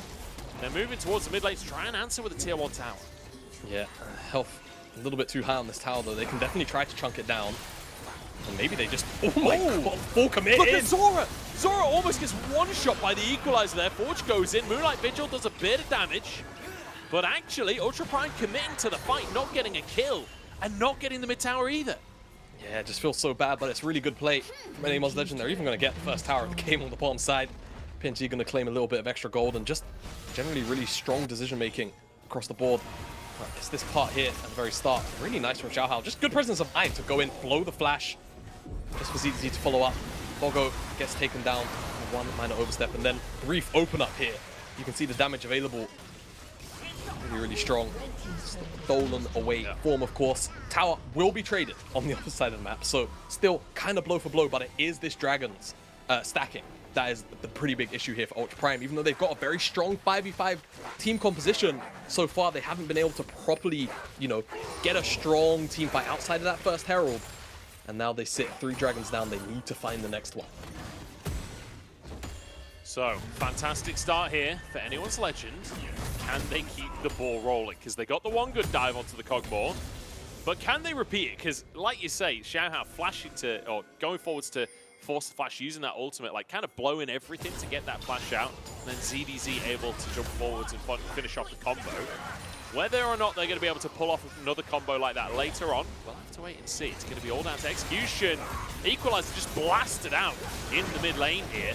Just the tower will be taken. And I love the willingness from Harry to use that ultimate Pinsy, jumping in, looking for a charm, but pulled back by Forge himself as Ning. Low on HP, they won't dive for the kill. Heal comes out across the team, and Forge dashing away as well. But AL looking fantastic in these fights. Yeah, they really are. Just a slight step further ahead than Ultra Prime, even though there's so many strong tools, right? We've spoken about the Cogmore Emilio to death. That Moonlight Vigil was so close to connecting. Maybe a crit would seal Doggo's fate. Not gonna be able to take down this tier 1, but it just feels like the decision-making, the micro decision-making inside of these team fights is just a step ahead of Ultra Prime, and the tools not quite being layered in on top of each other quite smoothly enough from Ultra Prime to take down the key targets, or on top of the Anyone's Legend side from Ultra Prime to take down some of these key targets. They need to try and find this Felios a little bit more consistently, try and make sure that they're not allowing themselves to get massive comboed as well by ZDZ. Yeah, try and get a dive in onto him, but whether or not that's going to happen, we'll have to wait and see. But now Ultra Prime, they're just going to start the Baron off. I mean, Cogmore, probably the fastest Baron taker in the game, aside from maybe a Vayne. But I think he has the edge, honestly. And they're just going to brute force this one. Henry with ultimate available. AL have to play into Ultra Prime. This could get dicey. This is so bold. This is so bold. ZDZ He's got Cask, but I just don't feel like anyone's Legend really want to risk the flip, right? There's not really much a reason for it. Could just try and keep them away from this tier 1 though, pick this one up. And again, you know, Ultra Prime making the decision. This equalizer could just save them by the skin of their teeth, but that was so much damage onto Zora. I mean, like, if I'm Harry right now, just the second I see Zora, I'm ulting. Because he basically one-shots the Lulu. He's 3 levels above him, has that Night Harvester. That is mega damage on the equalizer. With the equalizer down, I feel like it's kind of hard for Ultra Prime to really contest on the map. Yeah, it does feel like the sort of soft engage that the Rumble Equalizer can provide is enough of a gap closer for the rest of the team, right? For Ning and Forge maybe to get on top of Zora or on top of the Aphelios. But without it, it does feel like they all definitely struggle, and they have been struggling without it. Harry's Equalizers generally this game have been really, really strong as well. I think it has to be noted, even though Ultra Prime are definitely struggling in the 5v5s, I feel like his ultimates have been pretty consistent and on the ball.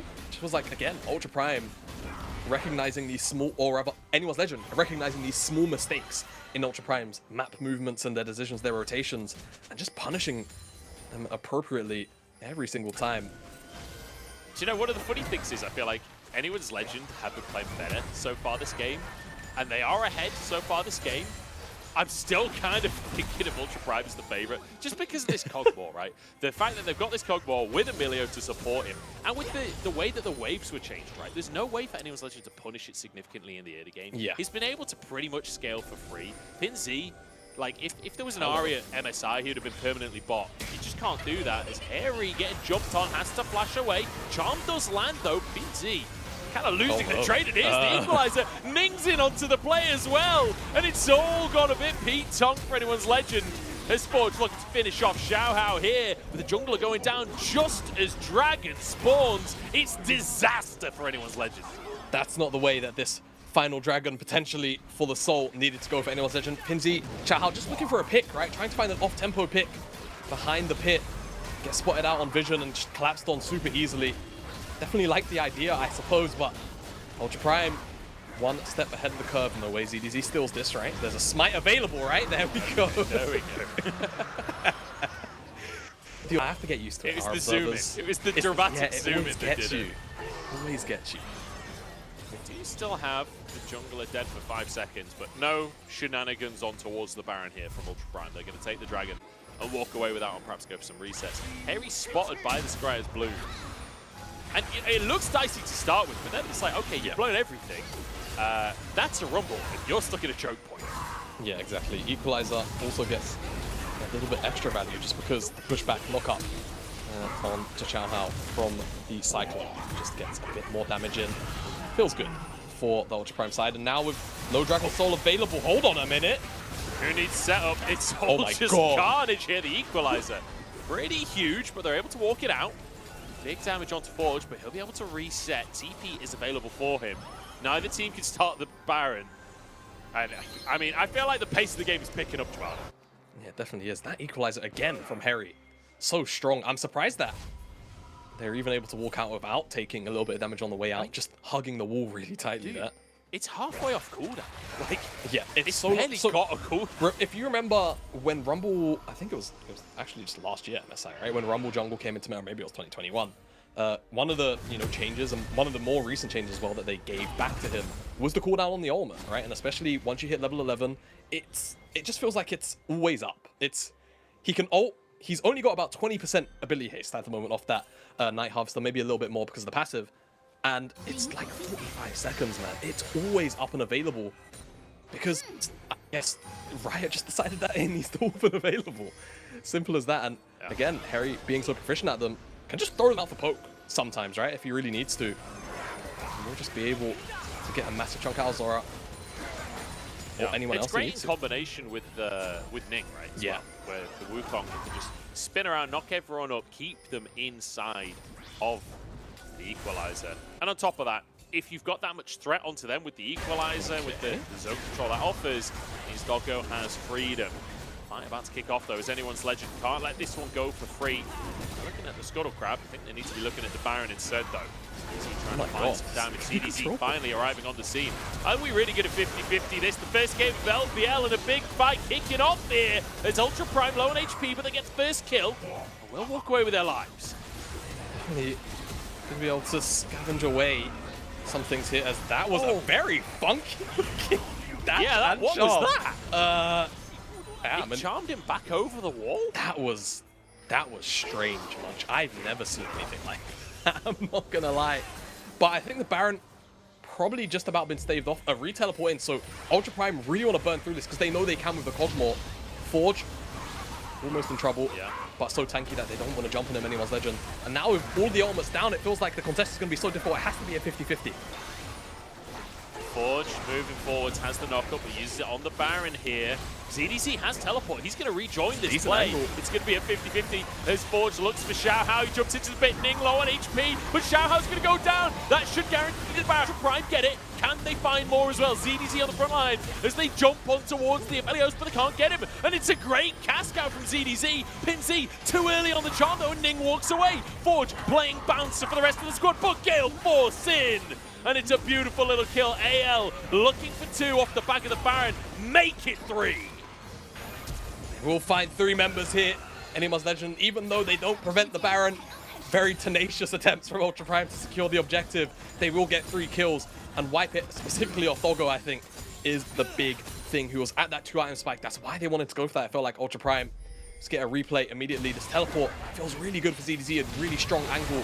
Forge does his best to try and buy space, doesn't quite hit Xiao Hao with the W, but really good from Ultra Prime to not DPS the Baron down whilst the junglers inside the pit. They secure it, but then it's about the turnaround outside, right? The equalizer takes out Zora on the backside, can't get away from that. Doggo, unfortunately, victim of the Gragas, who was in the mix of it from the beginning. And it just feels like for Ultra Prime, there was no real way to play out this fight, with the exception of just trying to retreat all up as 5 as in unison, while they try and turn and make kills happen. And they get punished for it. I mean, absolute carnage. And that's exactly what I wanted at the first game of the split. Look at Harry's scoreboard right now. He's having a straight up barbecue in the top lane. 3-1 and 3. He's got his 2 items. That equalizer is burning through health bars. In the meantime, Doggo just quietly scaling up. Now as a stopwatch as well for this follow-up fight. Pinz moving forwards. Gets absolutely chunked by the Electro Harpoon. So much burst damage from that Night Harvest as well, helping that. But now, anyone's legend, they're a little bit split off here. I think, yeah, Aphelios will be able to get around. Ultra Prime, though, here as 5 with all ultimates. And we've seen how much burst damage Harry's been able to find again and again with these equalizers. ZDZ, however, could have maybe had an angle, still going to look for it. You have to imagine it's so on point. Both the top lanes with their ultimates, super strong. There's another equalizer. Comes on in, Jochoyi backs away, and it might just be Ultra Prime getting the dragon. It's going to be 50-50, and he gets it, the soul! Taken by anyone's legend. It's a dicey play from Ultra Prime and punished heavily. Cyclone in, but there's no follow-up for the rest of the team. Wild Growth in play. Jochoyi will grab another, no, Pinz to grab the kill. There's no Baron on the map for anyone's legend, but I don't think they care. They've got Soul. Yeah, they've got Mountain Soul. Ning dead, Forge dead, Harry no equalizer. They know they can step forward now for a long, long time. At the very least, get an inhibitor. We'll see how much they're willing to try and take out of this base, because it's a pretty big window for them to do a lot of damage. Baron minions might kind of delay things a little, but I don't think it's going to be too much. But by the looks of it, anyone's legend, seems like they're content with just the inhibitor.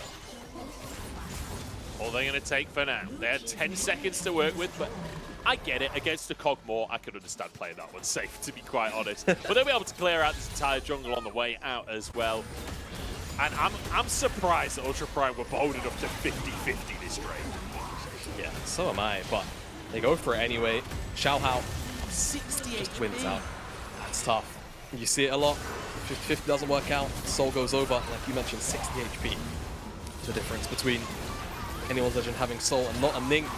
Kind of just haphazardly going in. Does definitely keep the rest of his team alive for doing it, so a bit of a self-sacrificing play at the very least.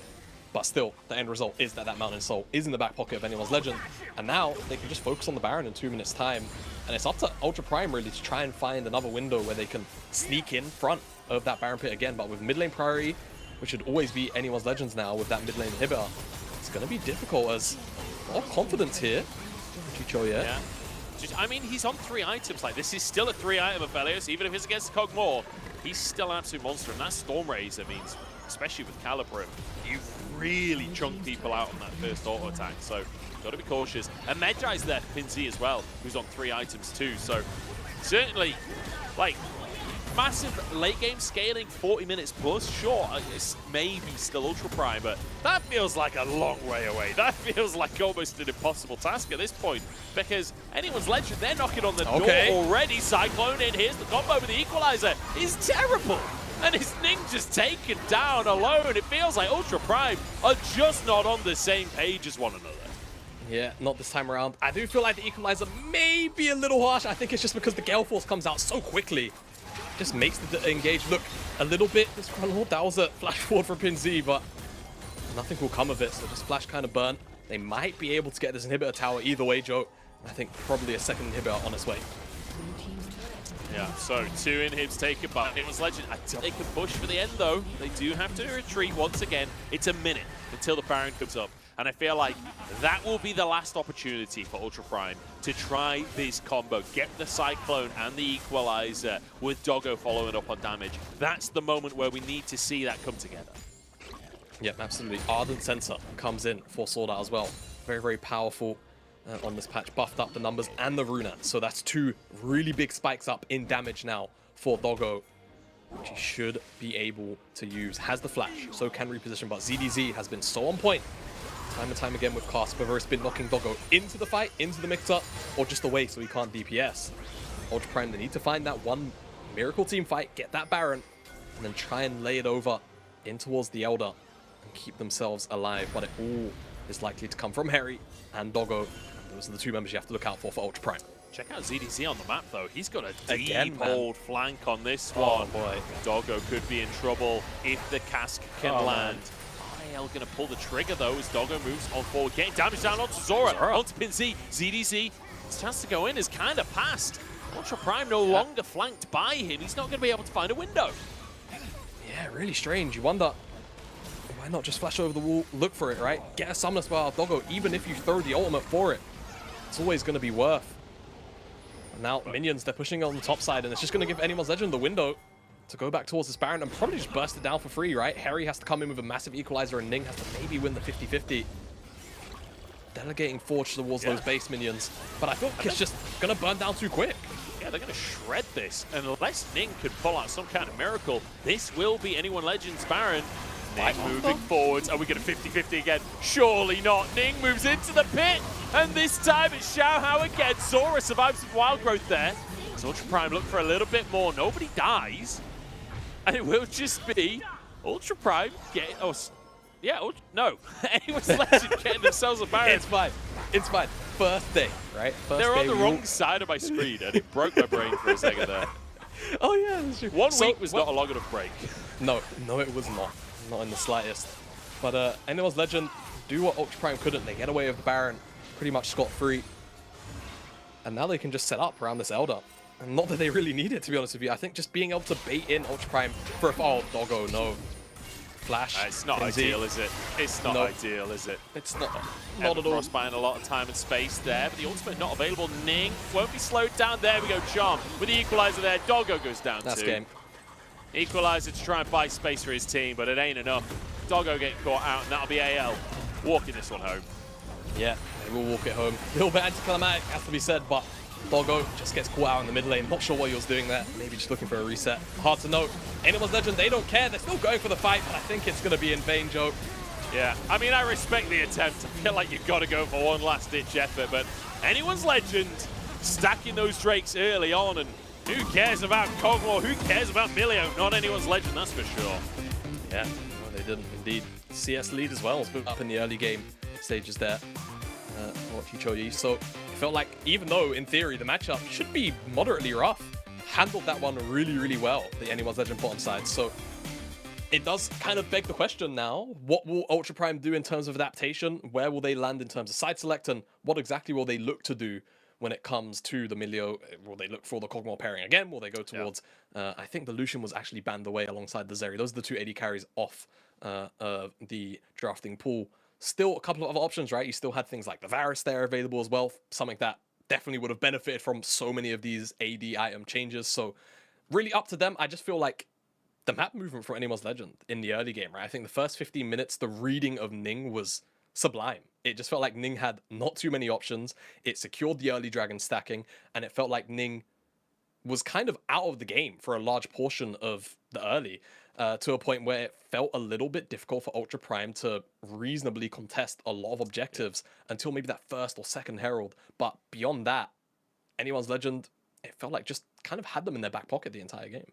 Yeah, honestly, like Xiaohao, masterclass in the early game. That first clear, the way he kind of manipulated Ning was really, really fast. I mean, the level 1 or level 2 flash over the back of Baron Pit just to go in and for the invade. Really fantastic stuff to see.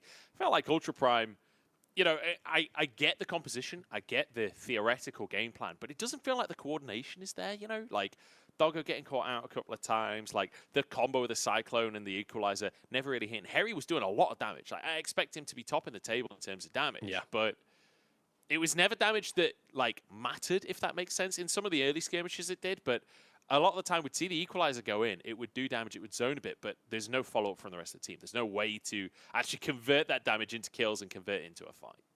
Yeah, I think that was the biggest issue, right, for Ultra Prime. Was the damage was definitely there, but I feel like the general lack of consistent hard CC, like proper lockdown, right, really did kind of hurt their ability to kill those key targets.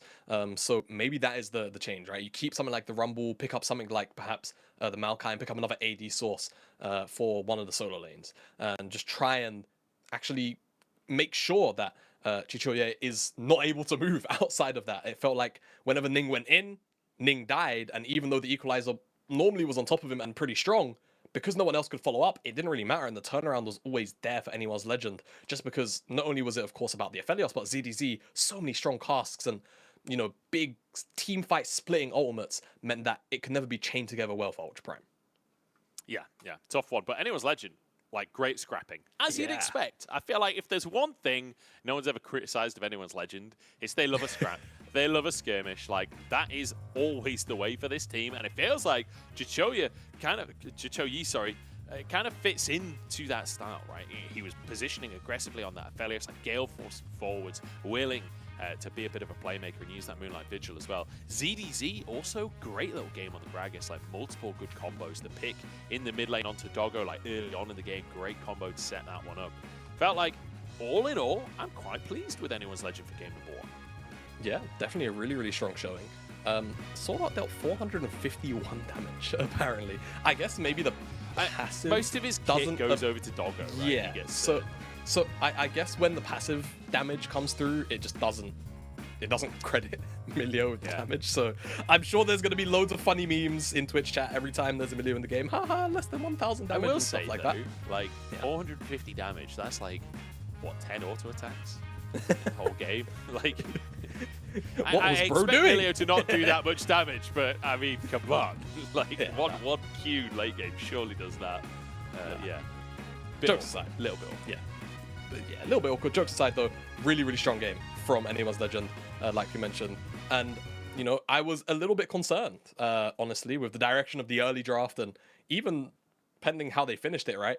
But I just feel like they outbrained Ultra Prime. And in those key moments, with the big team fights around the neutrals, it just felt like they had a better understanding of how the team fights had to go, as opposed to, even though Ultra Prime, I think, had the ideas, they couldn't quite find the execution, right? And I think some of that limited by draft, some of it just limited also by gameplay and the way that Ning and Harry, as a duo, tried to find those key combo engages, not being able to actually get any additional lockdown from the rest of the team, kind of meant that the team fighting was a bit of a struggle bus.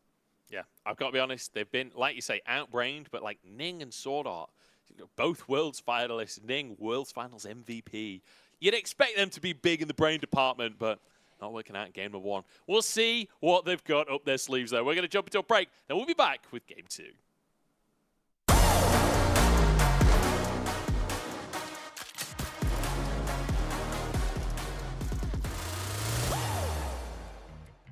来了。行，别有压力，兄弟啊！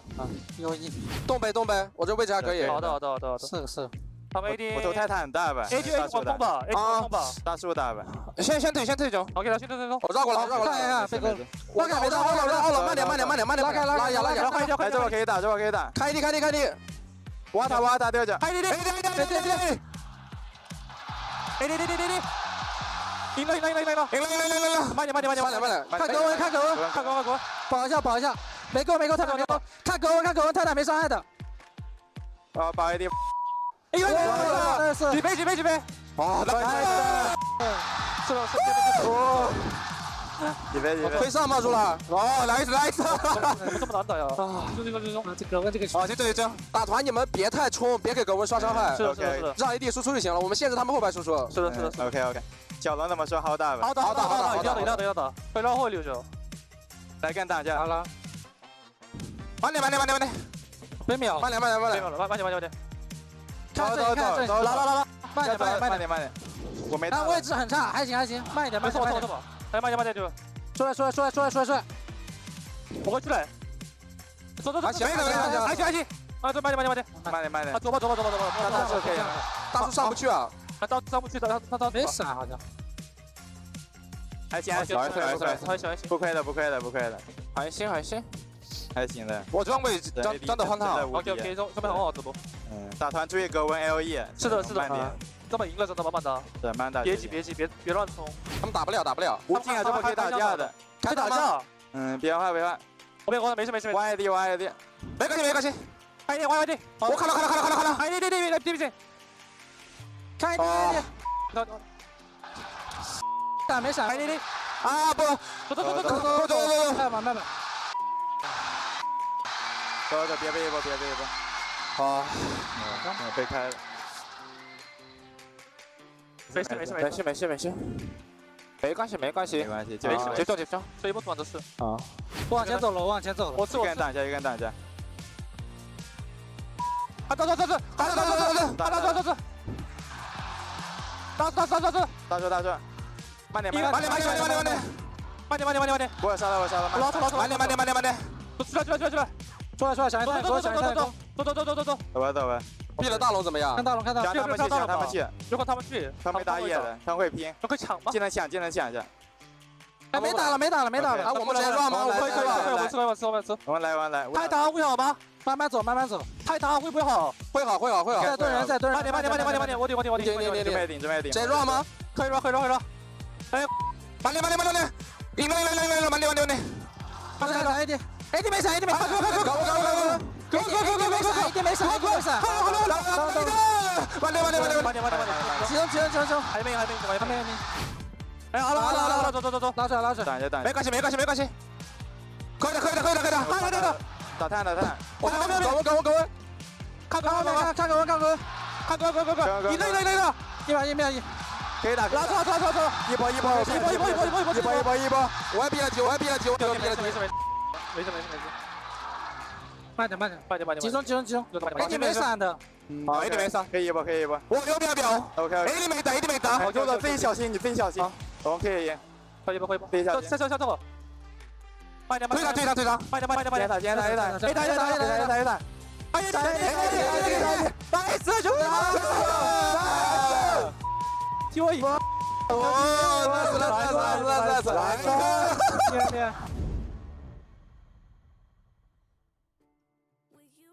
，to me, holding my hand, something I could get used to, 'cause you're by my side. When city lights blur the evening, hollow skies grab my feelings, and shooting stars have no meaning. I know, I wanna be where you are, forever and ever. I wanna be where you are, forever and ever. I wanna be where you are.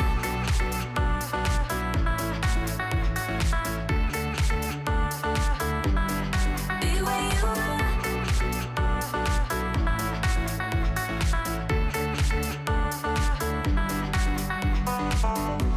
There's nothing like this feeling. Could look look at you for hours, don't mind me. Didn't know how much I needed to have you by my side. When city lights blur the evening, hollow skies grab my feelings, and shooting stars have no meaning. I know, I wanna be where you are forever and ever. I wanna be where you are forever and ever. I wanna be where you are.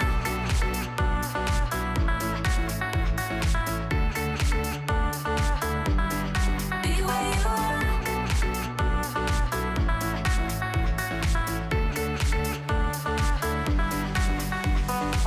When city lights blur the evening, hollow skies grab my feelings, and shooting stars have no meaning. I know, I wanna be where you are forever and ever.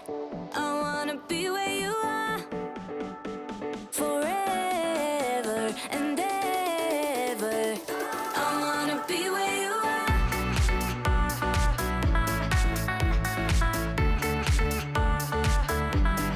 Be where you are.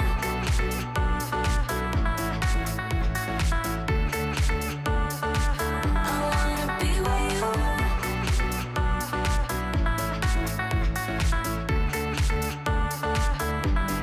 Be where you are.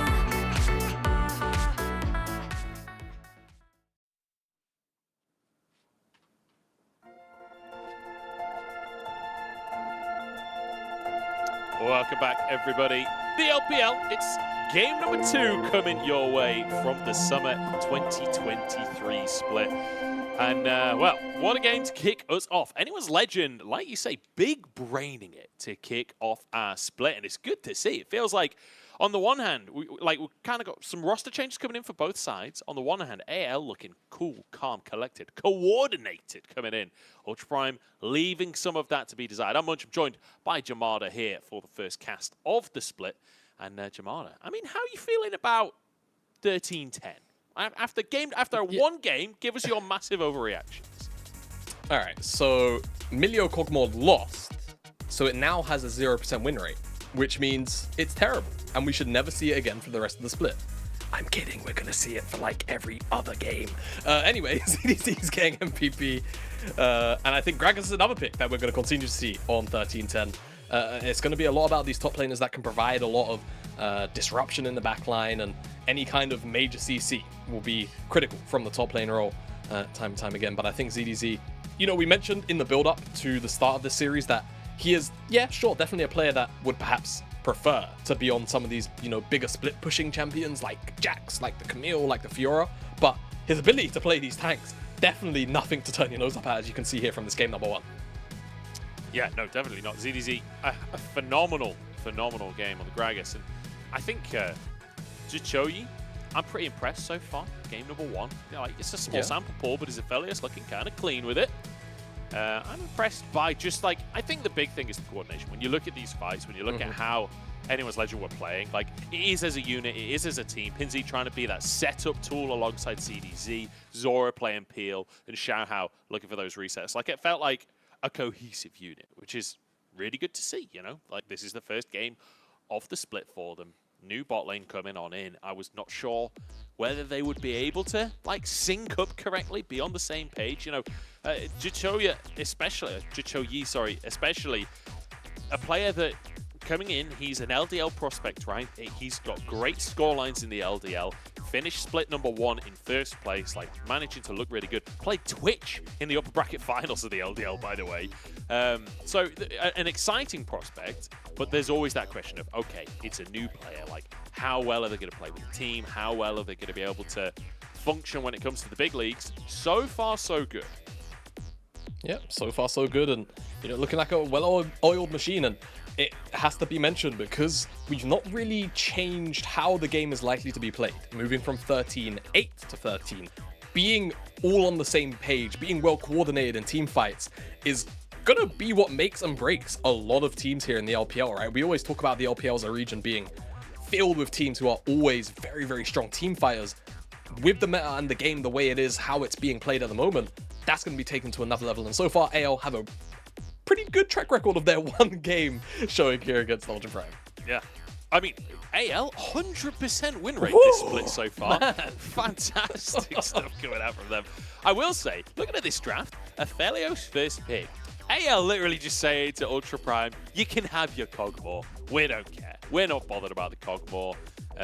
Lulu available as well. Like, this could have been a Cogmore Lulu rotation for Ultra Prime. Then I suppose the Cogmore's not going to be contested. So going for the Lulu alongside that Vi for Ning. But I like this a lot better from Ultra Prime from the get-go, because now they have confirmed lockdown, right? With the VIR, you always know one target is going to be held in place for at least 1 extra second or 2 extra seconds, right? Make things really awkward in terms of disrupting the backline. It's now Ultra Prime. It should be pretty set in stone. They will likely go towards this Cogmore again. But now they have locked down 4 other team fighting tools to come in from the solo lanes, right? And that's what that's going to be about now for Ultra Prime rounding out their draft. For anyone's legend, however, going towards this Cassante early on does make me wonder whether or not they're going to sacrifice the jungle pool or the support pool, right? Because you want to try and have an enchanter into an enchanter matchup. It seems like they will sacrifice the jungle pool for now as they go towards the Karma, which is something that I suppose I haven't thought about so much in the grand scheme of things, but with the way some of the support items have changed, things like Helia coming in, we could see a little bit more of it just because it can definitely work with some of these new support items a lot easier in this new patch. Yeah, could be support. I assume support, but there is a small argument for solo lane Karma, right? We've seen it a lot in the past. To be honest, I feel I've seen a lot more solo lane Karma over the last couple of years than I have support Karma outside of Karma Ezreal. So, curious to see where that goes. I would assume bot lane, though, with the Wukong banned away now by Ultra Prime. And we'll see what anyone's legend want to focus out here. The bot lane's locked in. Perhaps mid laners, or in fact, I guess they're looking towards top lane. They also know that Harry likes a carry. Yeah, I think this also just says to me that ZDZ is likely just going towards that Gragas or the Sion again, right? And they don't really want to have to deal with Gwen into one of those tank matchups. And now speaking with a couple of players over the last couple of days and just asking, hey, you know, what has changed in the meta, right? A couple of pro players, what has changed in the meta from 13.8 to 13.10? The resounding answer was generally when it came to the top side of the map, that tanks were in, and it was just tanks plus Gwen and the occasional Jace. That was pretty much it. So with Jace and Gwen now banned, expect to see ZDZ sit pretty comfortably on the top side as they also remove away Harry's Rumble, which was definitely causing them a whole bunch of issues in the team fights in the early stages in particular. Yeah, it certainly was. Even though Harry didn't win the game with the Rumble, he still had an individually great performance. The Nico is locked in. You assume for Forge here in the mid lane. There are 2 different builds as well. There's an AP build and an AD build. They changed the way the passive works so you can become a minion now. This is... I'm so ready for this game. Oh man, I'm ready for the shenanigans. Not only do we get the first Milio on a major region, we're also going to get the Nico here in game number 2. Eyeing up the Kha'Zix on the opposite side now with the Syndra locked in already. It could make for a very, very strong 2v2 at level 6 in particular. Isolating a target, blowing them up really is their choice. However, I feel like in a game like this, when you're dealing with Lulu, Vi, something like Kha'Zix, bit of a hard sell. Maybe they go towards something like the Viego or the Lee Sin. I think it's a little bit more safe, a little more staple. And that's exactly what they'll do. So the level 6, still very powerful in terms of skirmishing for anyone's legend. And they know exactly what they're signing up for. It will be Nico in the mid lane if the first hover is to be believed from Ultra Prime. And we'll see exactly what Harry wants to do into this Cassante. Because, you know, you can just kind of match tank for tank. That would be very much 13.8. But Harry, like you said, right, likes to lean on more carry-esque oriented picks. This is a nice middle ground though, isn't it? A little bit of front line, a little bit of strong side laning prowess of the Nart. Definitely a decent direction individually for Harry to go, and definitely for the team composition as a whole. Yeah, certainly going to be good setup, right? It's something Harry's played a lot in the past too, so we'll have to see how this new composition is going to work out for Ultra Prime. One thing I will say, look at this wombo combo. Gnar ultimate into Nico ultimate with the rocket on top. Sword Art can use his wild growth on Ning or Harry.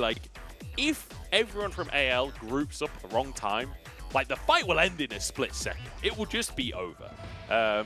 However, the coordination from Ultra Prime in game number 1, we didn't necessarily see everything we wanted. So let's see if this is a composition they can pull off. They do need to do it together to pull it off. Pinzi as well on the Syndra, a bit of a lane bully. Up against Nico, a bit of a lane bully. I'm excited to see how that one's going to pan out.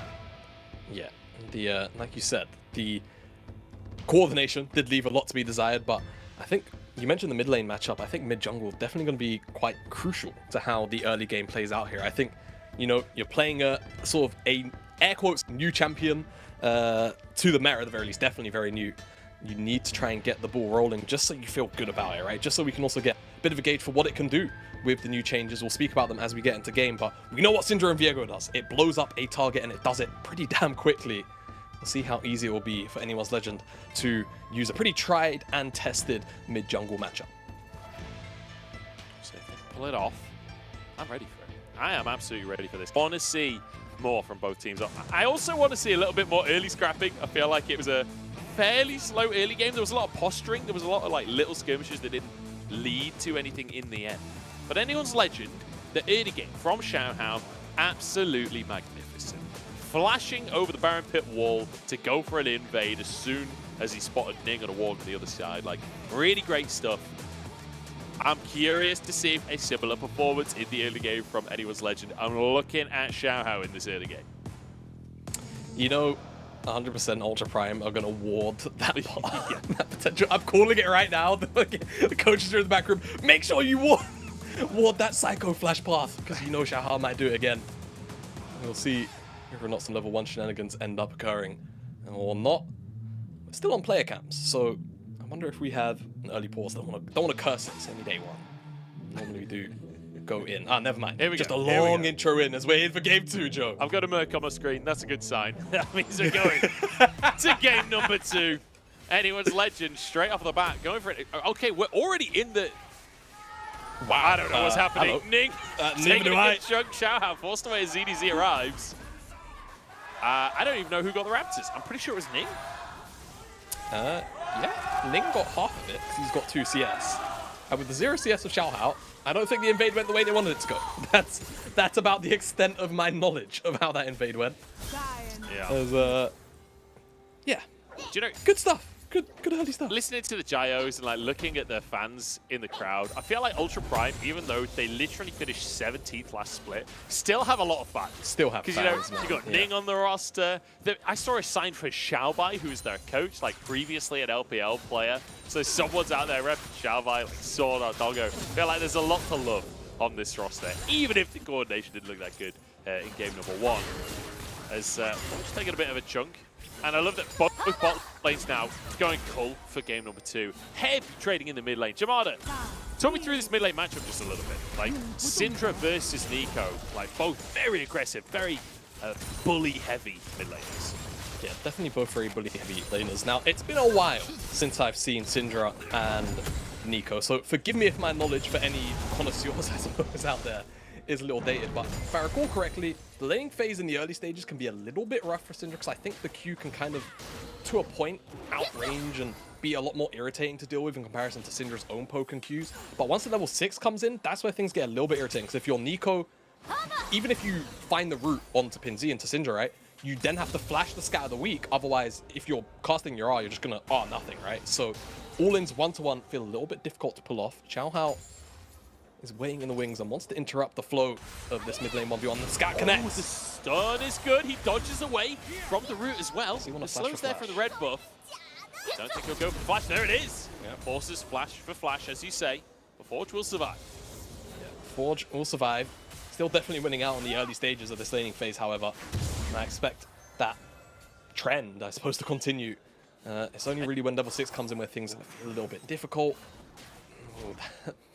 Tangle Barb's very, very close to connecting. But junglers can smell the blood in the water, man. Yeah, Ning wanted to go for something there. He's going to have to go back to his chicken. Xiaohao, who's very aware of that first chicken spawn when he was on the red side, wants to go for the chickens on that first spawn once again. Ning trying to perhaps go for an invade. No, sees the crab's gone and decides to return to his own side. Doesn't want anything to do with it. But now, Flash blown for Forge. So there is definitely some room for Xiaohao to find another return gank in the coming minutes. Especially once level 6 comes in, it's really easy to find setup from the side of Pinzi. Just press your R and press E, and it's really difficult for Forge to get away from. So that's something that Ultra Prime now going to have to be very, very concerned about, and also shore up some defenses around the mid lane, right? Vision constantly keeping Ning relatively close to the lane as well. So we've got to look at that bottom lane as well, because yes, it kind of a bot lane from MSI, sans the Karma, obviously, but the difference is, at MSI, we saw tons and tons of mid laners roaming down to the bottom lane. We basically saw like 4v4 bottom lanes in a lot of games. A lot of dives coming up through. That's much more difficult to pull off now, because the mid lane wave will arrive at the same time as the bottom lane instead of earlier. So it means that it's much harder for a mid laner to move down without either A, teleporting, which you can now do at 10 minutes, or B, sacrificing waves, sacrificing tower plate. So keep your eyes on that, not just today, but over the next couple of weeks of how teams develop their strategies around the way that the waves would now work. Yeah, exactly. I'm really curious to see what exactly happens and what develops from that meta, right? Because I feel like for so long, roaming from the mid lane has been such a crucial, you know, facet to the game. But now that it should theoretically be a lot tougher, I do wonder whether or not it will eventually also push us towards more scaly mid laners as well. No pun intended, because there's Nico in the mid lane. Anyway, that is a new level of pun. Yeah, I guess she does. She's kind of a lizard, right? Here we go behind enemy lines, but Forge slightly shy on his ultimate. Gets a great tangle bombs though. Who needs your ultimate when you've got Qs like that? Zora, next target for Doggo as he tries to finish the job off. Zap should be available any second now. Goes wide though. Zora keeps himself alive. Only just, but he gets away with the skin of his teeth. Yeah, he does, but Ultra Prime still walk away with the first kill of the game, and it goes into the Nico's back pocket. Pinsy will probably claim at least one plate here for the roam, but still, Forge makes the most of it, gets the kill. The Dragon doesn't go over, however, to Ultra Prime, so that's still going to feel a little bit sad, but they blow a lot of crucial summoner spells, and they hold on to Doggo's flash at the end of the exchange.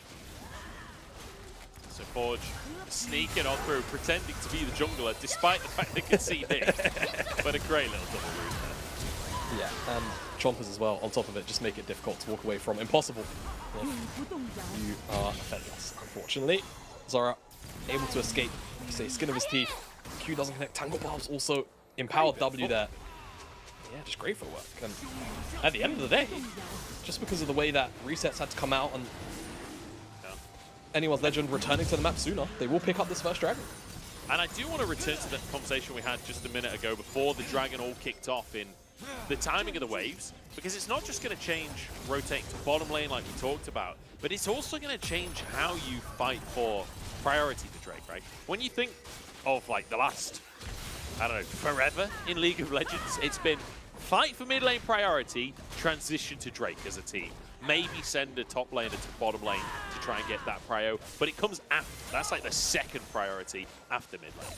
That's going to have to change, sure, where with mid lane arriving at the same time, you can't just prioritize mid lane for prio in the same way versus bot lane, if that makes sense. Trying to say prioritize this many times in a sentence, I've confused myself, but I think it made sense. Yeah, no, it did. And, you know, like I kind of posed the question of earlier, right? Do we move towards these mid laners which are a little closer to hyperscalers? Do we maybe move towards global mids, right? Things like Twisted Fate, Galio, Rise, things that can cheat the tempo and kind of subvert some of those issues of maybe missing some waves around roams. Hard to know, hard to say. We're getting picture of Ning doing Skullcrab. I'm sure there's some context there that we Nice. Well played, Ning. Well played. That is some clean scuttle crabbing, if I do say so myself. The most coordinated I've seen Ning all day so far. Oh no. Coordinated with himself. As we've got ZDZ trying to contest the big scuttle crab up at the top side. But we'll have to walk away for now. And you can see Xiaohao's like, you know what? You can have Herald. I don't care about Herald. I'm taking your blue buff. I'm taking your Grom. I'm taking your whole bot side. And potentially diving. There is a cannon underneath that could push for the next wave to go under. Don't know how confident they are to go for a dive, but Xiaohao is level 6. Xiaohao's level 6. He does have priority and is going to start to move down now as well, but I just wonder about the wave positioning and whether or not it's going to be a little bit too fresh. But the pressure alone of just moving into fog is enough. You can see Ultra Prime just have to respect this, right? You don't know where the Syndra is. Syndra could be waiting in that tri-brush right now, for all they know. They will slowly start to reapproach as the rest of Anyone's Legend back away. Yeah. Minions missed, plate picked up. Objective accomplished still for Anyone's Legend. I mean, not just one plate. Like they've got 3 plates 9 minutes in without a Herald. This is a dominant bottom lane, and this is you're basically witnessing what Karma brings to the table versus the other enchanters. The other enchanters mostly about making your AD carry stronger, whereas Karma will defend your AD carry a bit, but will give you massive poke, massive wave clear in that bottom side. So a lot of early priority by just locking that Karma in. And great presence, like you say, from Xiaohao to set up for those plays. Herald now comes down. Ning has just taken the Herald, made a beeline straight to the bottom lane to punish these resets.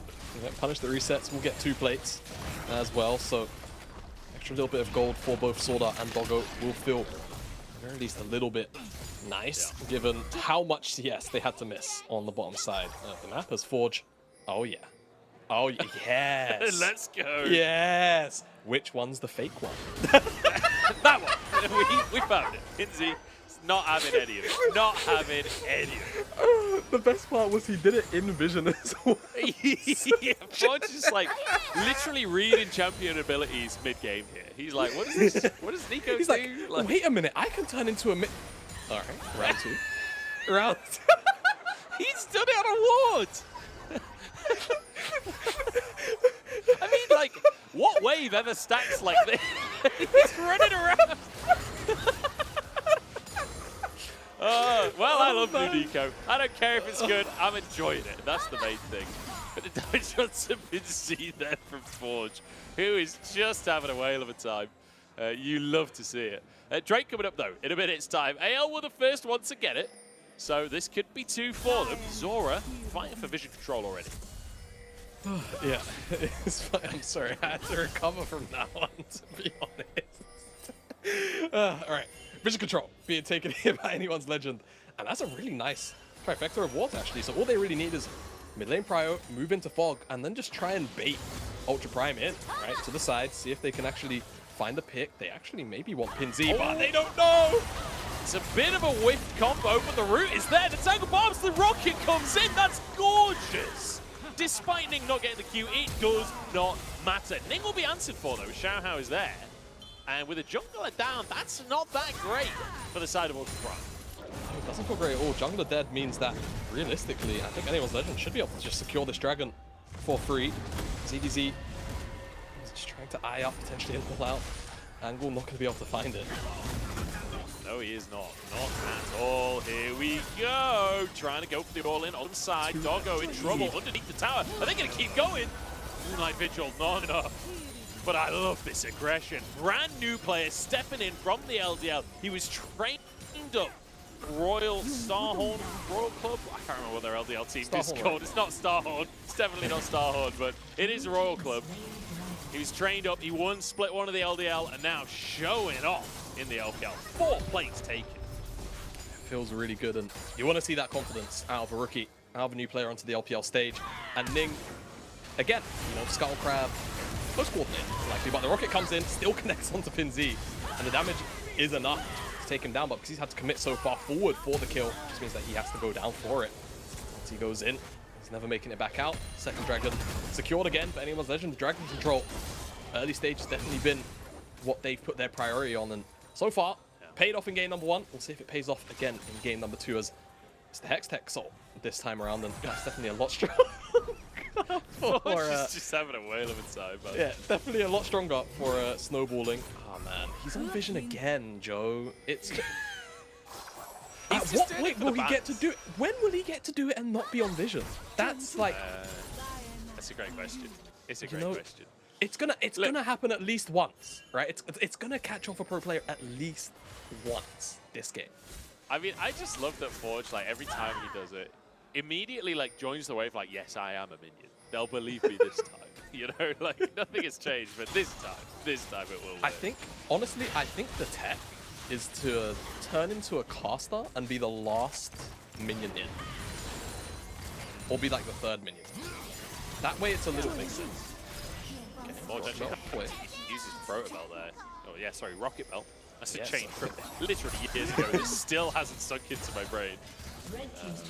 I feel like it's the changes like that where it's like, why did it change today? The item didn't change that dramatically. Like that aspect of the item at least didn't really change. So, I don't know. Like, when they change the item dramatically, then I get the name changes, but I feel like Proto was a cool name. What's wrong with Proto? Maybe it's, you know, because prototype, and then, you know, it stayed in the game long enough so it got to earn the title Rocket Belt, you know? I thought of it as like, I don't know, prototype or something, you know, something sciencey. I didn't really think of it as like an actual, most of it's like hex tech and stuff, right? So yeah, I just assume they're making up words. Yeah. Does sound like a lot of science sometimes if you're, I don't know, just not so scientifically inclined, not knowledge side. It just sounds weird, doesn't it? It just sounds like made up words every single time. Was that a low-key roast? Yeah, I guess if you're not science inclined, you can think they were making up words. Here we go, Wild Growth to start off the combo. Chow trying to get out with his life. He flashes out. The auto isn't enough. And Pinsy turns gone, keeps himself going, but the zap from Doggo is pinpoint perfect. Now Forge moving forwards. No ultimate available for him. Is Harry to turn Mega. The All Out won't quite pull him over the wall. Ultra Prime, they found themselves a fight. They found themselves a Herald by the looks of things. Yeah, but they got the last 2 Heralds in the previous game as well, and it didn't really amount to much, so the usage has to be really, really good here from the Ultra Prime side, in my opinion, to give me a little bit of confidence back in. The game state, you know, by gold is even, and, you know, you mentioned in the previous game the scaling of how those comps worked. This game, I feel like Ultra Prime, in theory, have the easier to execute team composition, right? You've got pretty solid and consistent engage from the Vi. You've got an Enchanter with a Jinx. The front to back is definitely very, very, you know, easy to play out, just because you've also got the Gnar as well for additional front line. And Forge can, you know, Forge can do whatever he wants, I guess. You know, if he wants to play pure for any divers, he can. If he wants to go and try and dive Chichoye, he can as well. So it's really up to him. And I feel like Anyone's Legend maybe a little more nuanced, right? Because again, the engage options are slightly, you know, more micro intensive in terms of CDZ having to find a flank, and Xiao Hao was having to kind of just put his body on the line to try and get a fight started up with CC coming in from Pinsy. Doggo will not let Zora recall. And crucially, Drake's coming up in 45 seconds. Your support not being able to recall, not being able to set up vision for that objective is a big deal. Yeah, it definitely is. Nice sidestep here from Doggo, though, in this replay. Stop himself from being stunned up. Ultimate doesn't quite connect from Forge. Xiao Hao looks it out eventually. Ning, however, does not get that same luxury. Really well placed that, and the Herald doesn't quite get leashed to dodge it. Or to block it, rather. Nice little bit of play coming out from Ultra Prime. They've got themselves a lead. They are 2 Drakes down, though, and I feel like this is a similar spot to where we were in the previous game, where the gold is reasonably even. I think AL were a little bit further ahead in gold last time, but having those Drakes as well for AL seems like the win condition for them. Trying to get the Herald off, and they will be able to do so, but won't be able to finish the tower. Gets the priority. Forge over the wall. Does find a combo, but chased down by the rest of the squad. Forge using his ultimate just defensively, but he will not walk away. What a combo coming out from the Aphelios on the side of AL. Pinsy also just catching him off guard with that Scout of the Week was so good. And now Ultra Prime. No mid laner. Third Dragon goes over to Anyone's Legend, and even though they didn't have the mid lane priority, they didn't really have any vision setup or strong vision setup, able to secure the third Dragon of the game. And again, just continuing this dominance around these neutrals. That rocket is about a century late on that still. Not quite expecting as much burst damage perhaps onto that objective as what ended up coming out. And Forge, you know, cosplaying as a Vi, and then gets stunned up, knocked back, knocked to the side. And then the Aphelios murders him on Pinsy pressing his Archy. So Forge really had no way of escaping. Yeah, really great scat of the week there. First CC came in. Right? Like, as soon as they go over the wall to try and lock him up, Pinsy max range scat of the week to follow up on that CC. Really nice stuff. And this is the thing, this is what we've been talking about with Anyone's Legend. The coordination is there. Like, when it comes to these scraps, they are absolutely on the same page. Perhaps this is the split where maybe they can change their fortunes. Maybe they can go back to fighting for playoffs like they were in 2022. Yeah, definitely could be. It's only a 1 series sample size, you know? So I don't want to get overhyped. I'm not gonna, you know, I'm not gonna fulfill Orcs' role from summer 2022 where he was, you know, he's dressing up as a panda. I'm not gonna do that. But what I'm saying is that Anyone's Legend definitely look a lot stronger from this 1 series sample size than they did throughout pretty much the entirety of spring. So much more coordination in tow for this side right now. Yeah, I will say, Chichoya looking pretty good. Zora doing a good job in the 2v2 as well. Like, the new bottom lane, I'm fairly impressed so far. Like you say, it's a very small sample pool, but off of first impressions, I'm pleased with what we're seeing here from Anyone's Legend. I hope we keep it up. But Ultra Prime not done just yet. Oh, the minion nearly works out. Forge. 15th time is the charm as he tries to find the route. Won't quite get it though. Good little dodge coming out from Chichoya. ZDZ now trying to fight for vision control. Drake is not up for another 3 minutes. I'm not sure why we're all fighting for bottom river. Funny, isn't it? You know, one thing actually, you got some downtime. I don't know. Why did they buff Gale Force's cooldown? Why did they lower it again? Can we talk about that for a second? I'm just saying. No, now technically it's not as good early game. Oh bloody hell! It's a scaling item now, Gerard. It's a scaling item. True. Yeah, no, I think it's good for AD carries to have a button press dash for free.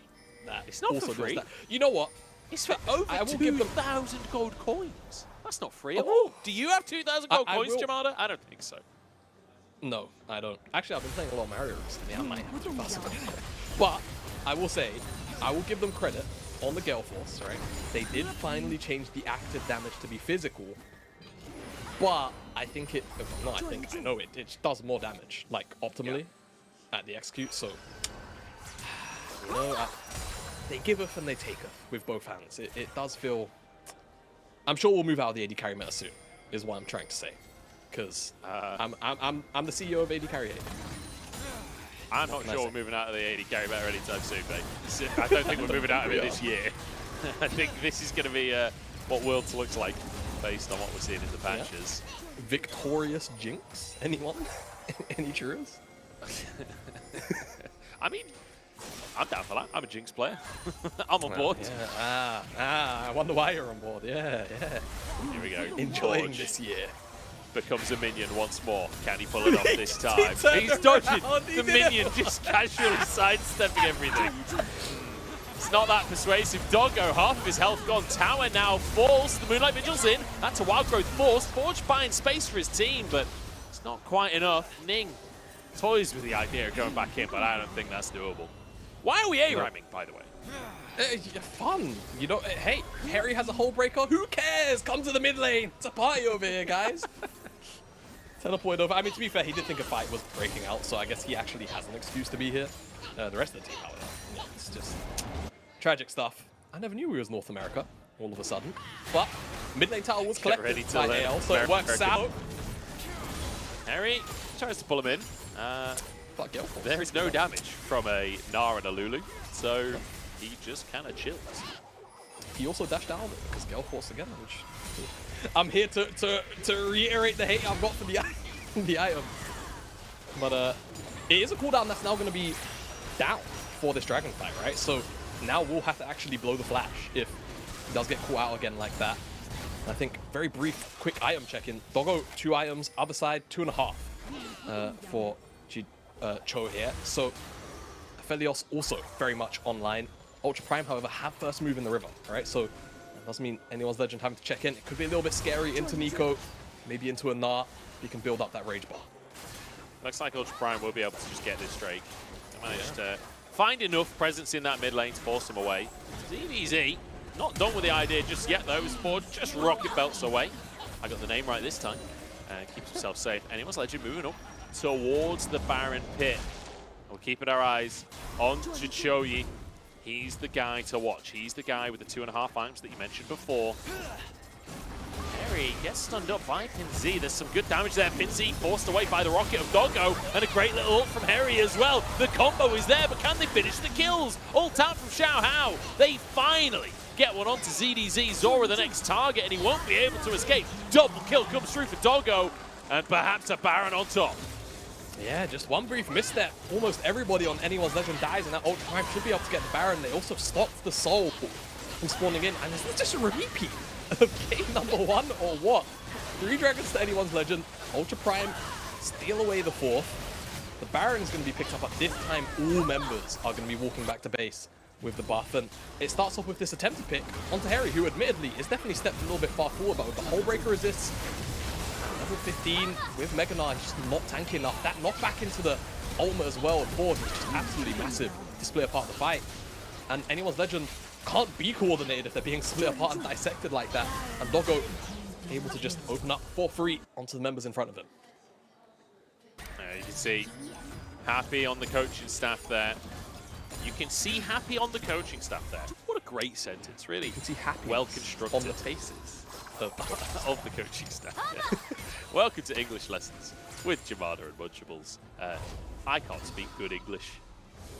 I actually tried to say that one wrong, and I got it right by accident. I was trying to say I can't speak English good, but I guess I can. I can. That's also correct. No, it's not. It is. I can't speak English. I can speak English good. Well, is not correct. I guess you're supposed to say I can't speak English well, all right? Yeah. So good is not correct, like I said. Just because people say it doesn't make it correct. Okay. Here we go. I guess. Siege in the mid lane. Harry's in Magadar. I don't think they're going to actually go pretty good here. I think this is a slow burn. Yeah, I think so too. Just slow burn with this and minion. I wonder if Forge is by. I wonder if Forge can come in as a Baron buff minion. Just sneak in with the wave. Cause some mayhem. Won't be doing that, while that tier 2 in the mid lane will drop. Potentially just a rotation down to Ultra Prime to the bottom side. Fouls them at the very least, but maybe wanted to split up the Baron buff as Forge just off screen was a cannon minion. Harry might just make short work of this tower by himself. Just going to do that. Very, very easy. That's the Hull Breaker coming in. I mean, Hull Breaker plus Baron, like, on Nart, you're very happy in mini Nart to just siege away. I guess very briefly as well, hopefully we don't get any action. One of the few things that was changed, Triforce got a bunch of stat buffs. I mean, we can't talk about the top lane. The combo's not super great, but they do finish off the AD carry. That Scan of the Week is huge, but it's not big enough. Ultra Prime, they want to finish this in style. 26 minutes on the clock. 3 members down to the side of anyone's Legend, and I think they're just going to finish this one off. They charge on through, looking for those Nexus towers. ZDZ not tanky enough. Neither Zora, who flashes away to get onto Fountain. Doggo chasing him down. And that will be game. That will be Ultra Prime taking their first game of the split. Like a bit of a snap of the fingers there for Ultra Prime. Find one pick in the mid lane into Baron. Into game end. He feels pretty good to come back from what was starting to feel like maybe a bit of a suffocating loss, but you know, towards the end there, Pinsy ultimate plus the scowl was big. Nah from Harry was bigger, and that's 2 games in a row where Harry has just had an insane amount of impact in some of these team fights. Continue to dominate the 5v5s, even though he had more of a split push orientated build. Ultra Prime definitely look more coordinated, I suppose, in the team fights, right? And I think some of that comes down to just having more CC, more lockdown compared to where they were in game number 1, and being able to actually play out those front to backs a lot easier with the Jinx as opposed to having that Kog'Maw plus the Milio in game number 1. Yeah, absolutely. I think as well, the decisiveness of what we saw from Ultra Prime here was the key, right? They didn't actually win that many fights. I think it was like 2 significant fights that they've won there. And they've ended the game off of it. First one, they get Baron. Second one, they end the game. Like, that is the kind of decisiveness that we want to see. And the coordination this time, when they're making those plays, when they're going in together. What we saw in game number 1 was quite often that Equalizer would come down, Cyclone would be separate, like, weren't on the same page. This time, like, Ning goes in, the rest of the squad follows up. Yeah, and I think we need to see a bit of a repeat of that, right? Harry's still performing really well from game 1 to game 2. Keep him on a carry, right? Make sure that Ning actually has more consistent lockdown, and I think they've kind of just found their mold for this series. I think for the side of anyone's Legend, I'm still feeling quite positive, honestly, about their gameplay generally, right? I think that the priority on the Dragons has been very, very strong. I think that generally their rotations have been fairly on point. I think this is one of those games where, you know, someone gets picked in the mid lane, you lose Baron, and then the game just ends, right? This is just one of those kind of, I don't want to say, you know, happy, unfortunate games, but if I was a member of the coaching staff, I would find it kind of hard to find consistent early game issues where I was like, this is wrong, this rotation, etc., etc. It did feel like they were following their game plan pretty well. It just came down to that one pick in the mid lane, giving over too much inside the Baron and not being able to defend inside of the buff duration. Yeah, and it felt like a bit of an overstep, right, when they were the Drake was already gone, and then getting picked off after the Drake, right? Like you need to be moving in there earlier. You need to be contesting while the Drake's still available, and then being caught out of position after the Drake. It's a bit unfortunate for anyone's legend. So certainly cracks in the armor being shown for the team after we've been praising them a lot for their coordination. I'm impressed by Jichoyi. Sorry. I don't know if I'm ever going to be able to regularly pronounce that name. It doesn't look anything like it sounds. We've been told No, it's that's the worst part. Jichoyi, which ZH is like a J sound. QIU is Cho, hence, you know, Cho. And then Yi, you know, like Yi. So, yeah, we'll try. But, you know, knowing that and getting it in your brain automatically is two different things entirely. Doggo, great game, though, on the Jinx. Fantastic stuff. I loved the bit where he was just, like, ruining Zora's recalls. I think that was one of my favorite moments of the game. Also, Forge on the Nico, just being one with the minions. Absolutely vibing. One with the minions. He is assimilated with the people. And yeah, honestly, found a couple of strong Nico ultimates, which did end up, you know, costing anyone's legend a lot. I think specifically when the mid lane pick happened, I think the fact that Harry was able to knock back 2 people into a knock-up, which just kind of secures those kills, really did pay off the heaviest of dividends because it won them the game off the back of it. And it does make me wonder now where not only Ultra Prime are going to go in terms of you know, draft priority, but also like kind of game plan priority, right? Because they've given up a lot of the early dragons. It's felt like a bit of a conscious decision because they've gone towards the Heralds roughly around the same time as, right? So do they feel like they can put up with that pressure? Will Anyone's Legend actually change their macro plan? Will they continue to prioritize these dragons? It feels like a pretty consistent way to punish Ultra Prime at the minute. Again, it just feels like it came down to that one pick in the mid lane where they overstepped, lose the Baron, and then also, like you mentioned as well previously, the 4th dragon, a very similar thing, just a little more discipline around those neutrals once they're spawning up. Yeah. And it feels like Anyone's Legend have so far been the stronger team. It's up to Ultra Prime still to continue to upset the way that the first game went, and then a lot of this second game did too. Well, we'll have to wait and see if they can make that happen. We're going to jump into a break, and then we'll go to the decider for the very first series of the Summer 2023 LPL Split.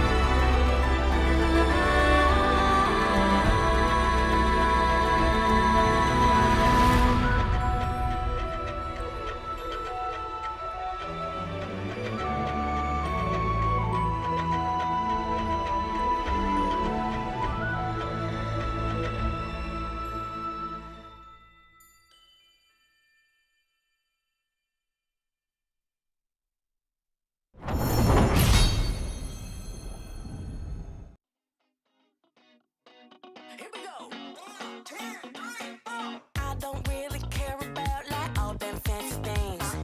Never had a lust for cars or sparkly diamond rings. I don't really care about them platinum studded boys that run around the whole damn town just showing off the toys. Like do-si-do, I'm ready to go. Been a damn long week, it's time for the show. Call my girls like, ooh, don't you know? I'm with my girls, yeah, my girls. We've been working all day. It's time to dance the night away. I'm with my girls, yeah, my girls. We got records to play, so come let's dance the night away. Come on, like do-si-do, we ready to go. Sneaker fresh for the halftime show. That's right, girls, we dropping it low. Like do-si-do, we ready to go. Sneaker fresh for the halftime show. That's right, girls, we dropping it low. Here we go. I don't really care about the fortune or the fame. Keep rolling on and holding on. Don't need that crown to reign. Push through all the pressures. Just keep grinding 9 to 5. Yeah, I'm working hard. We playing hard. Goddamn, I feel alive. Like do-si-do, I'm ready to go. Been a damn long week. It's time for the show. Call my girls like, ooh, don't you know? I'm with my girls, yeah, my girls. We've been working all day. It's time to dance the night away. Here we go. I'm with my girls, yeah, my girls. We got records to play, so come let's dance the night away. Like do-si-do, we ready to go. Sneaker fresh for the halftime show. That's right, girls, we dropping it low. Like do-si-do, we ready to go. Sneaker fresh for the halftime show. That's right, girls, we dropping it low. Man, we're taking over, yeah, we're running the world. If we stick together, there's no stopping us, girl. Man, we're taking over, yeah, we're running the world. I'm with my girls, yeah, my girls. We've been working all day. It's time to dance the night away. I'm with my girls, yeah, my girls. We got records to play, so come let's dance the night away. Like do-si-do, we ready to go. Sneaker fresh for the halftime show. That's right, girls, we dropping it low. Like do-si-do, we ready to go. Sneaker fresh for the halftime show. That's right, girls, we dropping it low.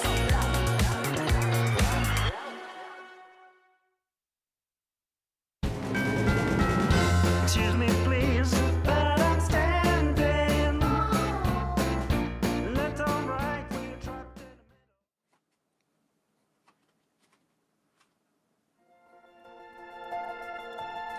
Welcome back, everybody, to the LPL, headed towards game number 3 now between Anyone's Legend and Ultra Prime. So far, one apiece, and Ultra Prime, has to be said, dominant game win here in game number 2. Not dominant for the whole time, but when it comes to the later half of the game, like one pick and decisive destruction there, like turning 2 fights into a 1 game. Phenomenal stuff, and a much better game, it has to be said, to game number 1 from them. Yeah, definitely a lot stronger. I think a very similar trend to game number 1, where yes, they did give up the Dragons, they traded it for the Heralds. I think the Heralds actually got a lot more in game number 2 comparatively to game number 1, where I think one of them actually just fizzled, actually just got killed in the middle of the charge. So I want to see more of that from Ultra Prime. If they're going to make these decisions to give up some of those objectives, actually make sure that you're trading well enough in return, right? That's the big thing.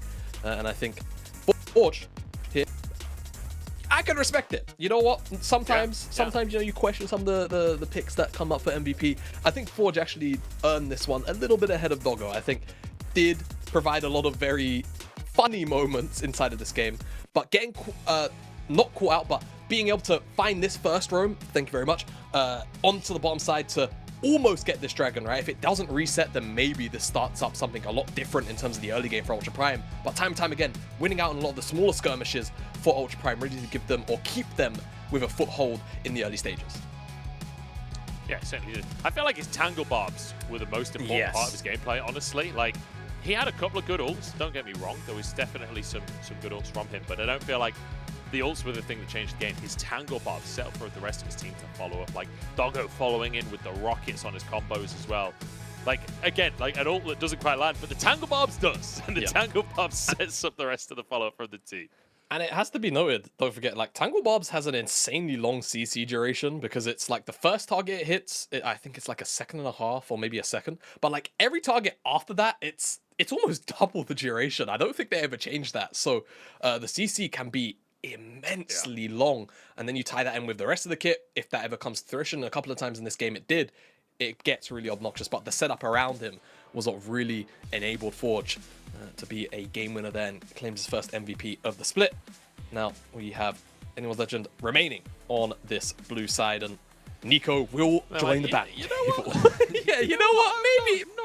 Maybe. Yeah. I respect it. I respect So it do I. for Anyone's Legend. They're like, you know what? Nah. Vi going to be banned away as well. So the whole strategy from Ultra Prime basically being taken off the table. But Annie has made it through the bans. It was a huge pick.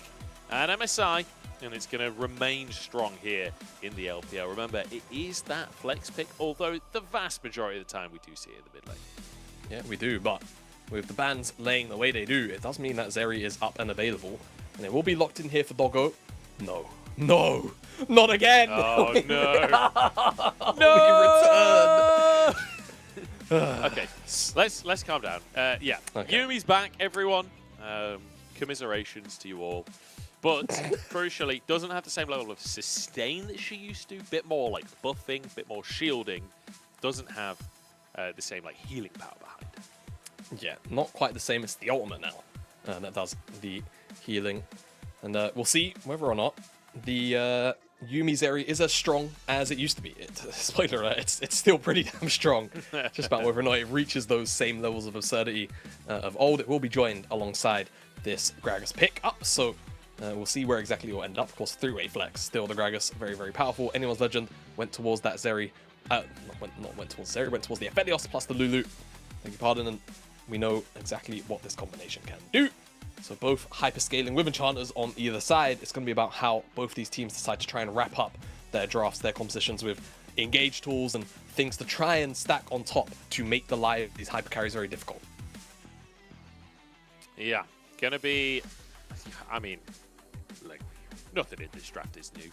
I feel like we've seen all of this before over the last year or two. What? We got a Lulu alongside a Aphelios. We got a Yumi with a Zeri. Sure, Yumi is functionally different, but fundamentally, she's still going to sit on Doggo's shoulders. She's still going to buff him up. Now also giving a bunch of move speed and attack speed with the Zoomies. I mean, obviously gave move speed before, but like the Zoomies is going to make Doggo a monster, is the long and short of it. So now with the Sejuani banned, Viego, Lee Sin banned, down to the junglers. Wukong slipping on through. Ning happy to grab that. Yeah, man. Wouldn't it be really cool? Actually, no. We have to have a bit of a different jungler here for Chao Hao because there's so many things.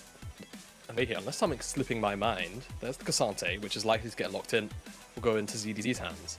What will the jungle pick be? I mean, it feels kind of awkward. Maokai, yeah, Maokai is probably the best. If I had to, you do have a lot of AP with the Annie though. I don't think it matters. I feel. Oh, okay. Now this is was banned. Yeah, in one of the other games. I think it was game 2. This was banned out. I've not seen this, but perhaps this is something new. They'll be sneaking into the meta. Xiao Hao locking in the Nocturne. Okay, so one thing I will talk about with this Nocturne is its ability to stick onto something like Zeri, even if it's got a Yumi on top of it, right? Get towards a Stride Breaker. The R is undodgeable, right? If there's no wall to hop over, you're stuck. You're going to get slowed down, then you're going to get feared unless you can flash and cleanse that away. So I do like it in terms of getting on top of Doggo. It's just about who else on Anyone's Legend can actually follow up and be around those targets, right? So Chao Hao's going to have to be very, very particular about when he actually goes in with that ultimate, because generally it feels like he's not going to really have a dive buddy with it much. No, not going to be able to have the whole squad going in. Unless you go like, you know, Pinsy, Rocket Belt, Flash at Tithers kind of thing. And then the Nocturne flies in. Also, all out. You could all out someone, and then Nocturne follows it. So you can. There are ways. There are ways. Yeah. I like what you're cooking. We'll see. We'll see what they've got up their sleeves. I'm ready for it, though. I'm here for it. Nocturne locked in for Xiao Hao.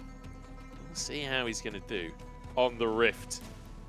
brings it on through. Anyone's Legend, though, looking fantastic. Game number 1, couple of mistakes being heavily punished by Ultra Prime in game number 2. And it has to be said, Ultra Prime, that I love that decisiveness. I want to see more of that in this series. I want to see that continue. But Anyone's Legend, their early game really has been the shining factor for them, right? The Xiaohao's pathing in game number 1 was great. I feel like the early game was similarly good in game number 2 as well. So we'll have to see if they can keep that rolling. But Gragas versus Annie mid does feel like Annie should be able to get herself some priority. Yeah, definitely should, but again, with the minion changes, roaming can be a little more punishing, can be a little bit more difficult to also just generally execute, so it could just be another game of moderately low roam rates from the mid lanes, but at the very least, like you mentioned, priority will always be there, right? So first move around objectives and generally skirmishing should be Pinsy favored, should be Anyone's Legend favored, and like you mentioned, and like we've been pointing out for a lot of this series so far, given how Xiaohao's been pathing, and generally how intelligent it's been, how smart it's been, not thinking Ning in these early stages could definitely bring about massive dividends. Yeah, so I feel like our two compositions, you know, Ultra Prime kind of leaning into MSI still, you know. This, despite the fact Yuumi obviously wasn't at MSI, fundamentally, this is the same kind of like tank mid, front to back. We saw a fair bit of Gwen at MSI. While there was most teams leaning towards tanks, we did still see some teams playing with the Gwen for team fight prowess and for AP damage while you're running with Doggo as your main hyper carry. Side of AL, though, like you say, tougher to pull off, definitely more execution-based. And I will say, 3 games of Aphelios so far. Not looking to mix things up at all in that bottom lane. They're very happy to just play Aphelios every single game. And I can see the reason, right? Like, so far, so good. We've seen good mechanics on the pick, but on top of it, it's just a very strong pick in League of Legends right now. Yeah, and, you know, if it ain't broken, don't fix it, right? It's working here for AL. Generally, the 2v2s have been pretty their favored, so keep it coming. We'll see how it works into this Zeri and Yuumi. And one thing I would like to talk about, because we haven't seen Yuumi, of course, since MSI. It was also disabled, if I recall correctly, for a lot of regions playoffs. It's not all of them, I think. So it's been a good while since we've seen the cat. Thank the Lord. Unfortunately, it's back. Couple of different changes, right? Ultimate can now also be aimed by the Yuumi, right? Have to remember that it used to kind of just be, sometimes it could whiff. This time around, it kind of just can't. So Sword Art will afford more leverage in that regard. Does also heal the target that they're on. And of course, there is the best friend mechanic now where effectively, if they're attached the Yuumi to their best friend, they just get way more stats compared to what they used to get. Now, Xiaohao is spoken about the pathing. He's looking for another invade. He won't get the wolf cap. He is. Yeah, Ning gets the smite. Ning's sort of forced out there, but not fully at this point. Although, yeah, Ning sees better of the play. Yeah. Xiaohao this is won't awkward, be able to stick around, though. I think he's going to leave. Yeah, so the awkward thing is, because Xiaohao's taken his 3 camps on the bottom side, if he walks up towards the top side, his bottom lane is exposed to a potential attack from Ning. So he has to stick around here. He's got lane priority, so he can continue to keep pressure up and high and just kind of stalemate Ning, not let him farm, and then they stay at equal footing. Also, the Skull Crab spawning here, I guess that's also something that Xiaohao can contest over. Has to hold on to that E. Just because the tether, of course, will always reveal Ning if he goes into the decoy. Will eventually win out and get the Skull Crab. Curious to see, with all the priority he's got, whether or not he's going to go for another re-invade. Looks like he'll get the crab and will just retreat in the end. But his chickens are coming up, and his crooks will come up after that as well. So can stay, crucially, on that bottom side. Like you were saying before, was kind of biding his time to make sure he didn't just leave his bottom lane out to dry while they were just crashing waves in. And the chickens respawning means he can stay on this bottom side of the map. Yeah, exactly. I wouldn't even be surprised, even though there's ward coverage, to just see him potentially hover back down towards the bottom side, but wants to now go towards where he knows there's more XP and gold to be had. We'll get double skull, actually, in this game. And then return back to farming more of his camps. And again, AL with the information game, right? Know roughly what Ning's pathing is, so that ward will eventually give even more information in the future once that chicken camp spawns up, because you can see Ning, where's he got to go? Towards the top side, towards his Krugs, towards the Raptors, because that's where his farm is spawning up.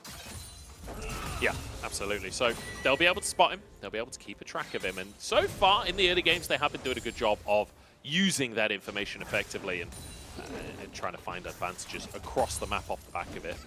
It has been like I feel like it's basically been, oh, Forge! Flashes away, will survive. Only just though. Flash for flash in the mid lane. Flash for flash. Pinsy maybe feels a little bit more worse for wear for that because Forge is always going to have, you know, non-committal setup for Ning to come in. So now Ultra Prime maybe can find a very strong 2v2 once level 6 comes in. Xiaohao, however, if he does hit level 6, will always be able to respond if he's near and in the area, right, with the global of the ultimate. So still have to take some care in that regard, but still, with no flashes now, mid lane a lot more volatile. Yeah, to say the very least. It's definitely going to be potentially a scrap there, especially once Annie hits 6. Like, you can imagine Forge could be in big trouble, and Pinsy literally hitting 6 as we speak. So, curious to see if Xiaohao will try and go for that. Doggo with a good little slide. How far can he get? Not bad. Not a bad little go. You do see people going from the actual Nexus for that, but halfway up the lane seems to be the preference for Doggo. The Zeri slide tech is evolving over the years. It is, and actually, what I also wanted to point out whilst I was talking about Yuumi, but we had the invade earlier on, is Zeri is also going towards a Triforce build. Now, with the buffs to the item, Zeri, if you recall when she first came out, I actually think she was intended to be a Triforce champion. Not very often that we see AD carries go towards that item, but now with the way that some of the mythics have changed for some champions, and Zeri, of course, used to lean on the Immortal Shield bow so heavily, finding new builds and build paths. I believe it's Triforce into the Runans off the top of my head. There's a lot of different options you can go towards. Yeah. It really just depends on what the game state is and how much damage you're able to get out with some of those items. One of the things about those item changes, of course, a lot more versatility, I suppose. But away from that, Dragon being stunned up again by Ale, but this time Ultra Prime, they're in the area. Ning's here. He wants to go for the steal. He's trying to move in. He's got Ning gets it. They did not have the vision, and Zora goes down as well on top of everything. Forge will be the consolation prize for anyone's legend, but Ning makes it happen, sneaks on through. Yeah, all right, Ultra Prime, they break the mold of the previous, oh my goodness me. Harry's in trouble here. The all-out comes out from ZDZ. The needle work trying to turn it around, and it's ZDZ in trouble. The minions can't finish the job. Knocks him back, looks for damage, and gets the shield. They're both so low on HP, but ZDZ's on the wrong side of the play. The minions will be chasing him down, but Harry not confident to chase it, not confident to go for more. Doggo now gets the slow on through in the bottom side. The zap is there. Doggo flashes, but his answer flash for flash from the AD carries, and here comes Nocturne. I hope you don't have nightmares here, buddy, because Doggo actually doesn't. He does not have nightmares. No, he just slides away. He just cleanses them away. He's all right. But so much going on the map there. The top side play, I think I'm, you know, audaciously wishing here. I hope we get a replay of that 1v1 because it was so clutch. So many micro things just going awry for both sides to not actually end up picking up the 1v1 kill. But on the bottom side, Flash cleanse blown by Doggo as Xiaohao. Use the ultimate, and you know, one of the old things you used to talk about with picks like Nocturne, like Shen the Globals, right? You would often gauge how successful the pick would be by how strong those first uses of the ultimates were. This time around, only picking up summoner spells of Doggo, you really want to see the next use of that ultimate actually pick up a kill, some gold on the back end of the play. Well, the bot lane from Doggo and Sword Art only just resetting, now moving towards this Herald, whereas you can see AL's bot lane moving over long ago, not spotting that control wall, which could be bad news for them. But the wave being crashed on top side should show you should be able to just clean things up there and move over as Ning starting off the Herald. TP not available for ZDZ. He's on the bottom side of the map. That'll mean AL, despite rotating their bottom lane up to the top side of the map, won't be able to contest the Herald. All right, well, Ultra Prime winning out on the macro game this time around. Replay of this steal from Ning here. Q plus smite. A little bit of the cyclone damage as well. Just wins out, and you know, Xiaohao's been winning a lot of the smite throughout this series.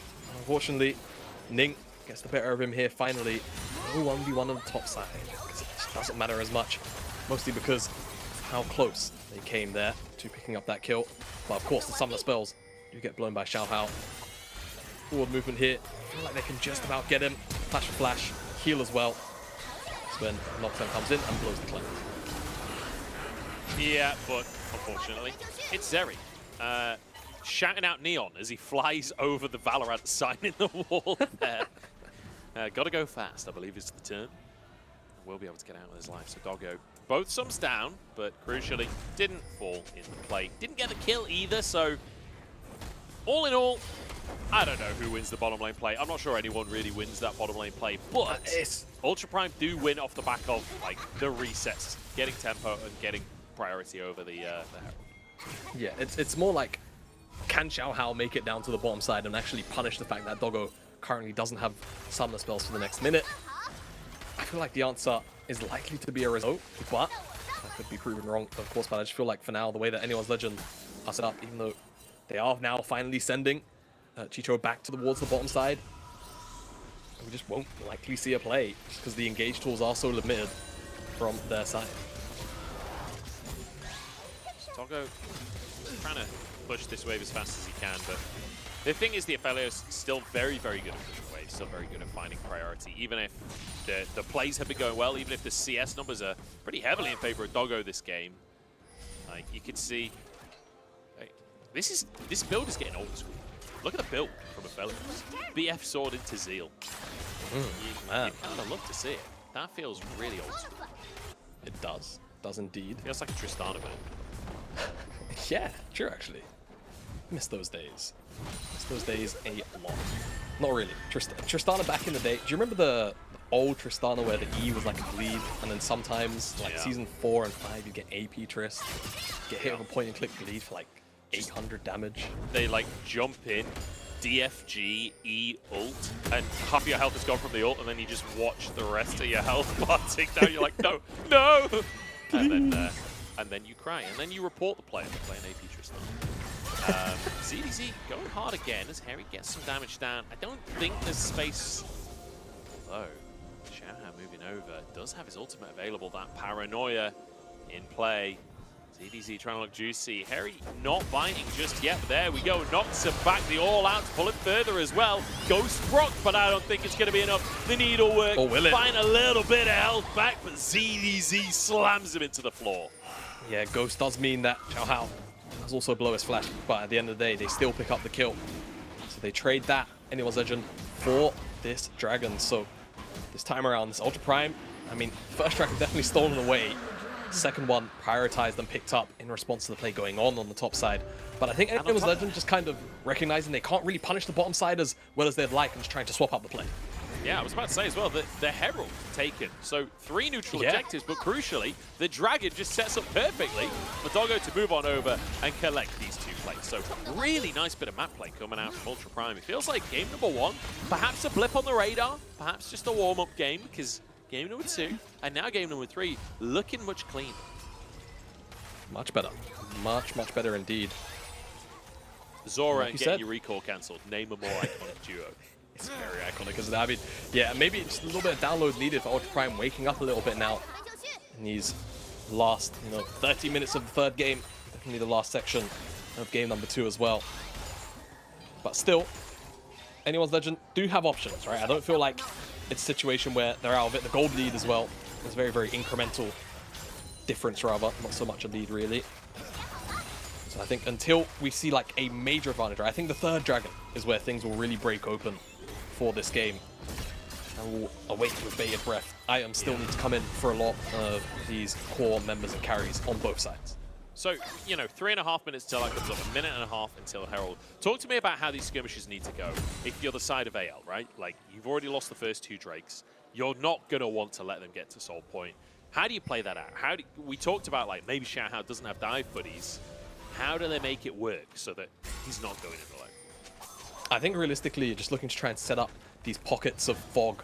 And Zeke can try and find a really nice Tibbers or a flank, and then Xiao Hao comes in afterwards, right? On top of a target.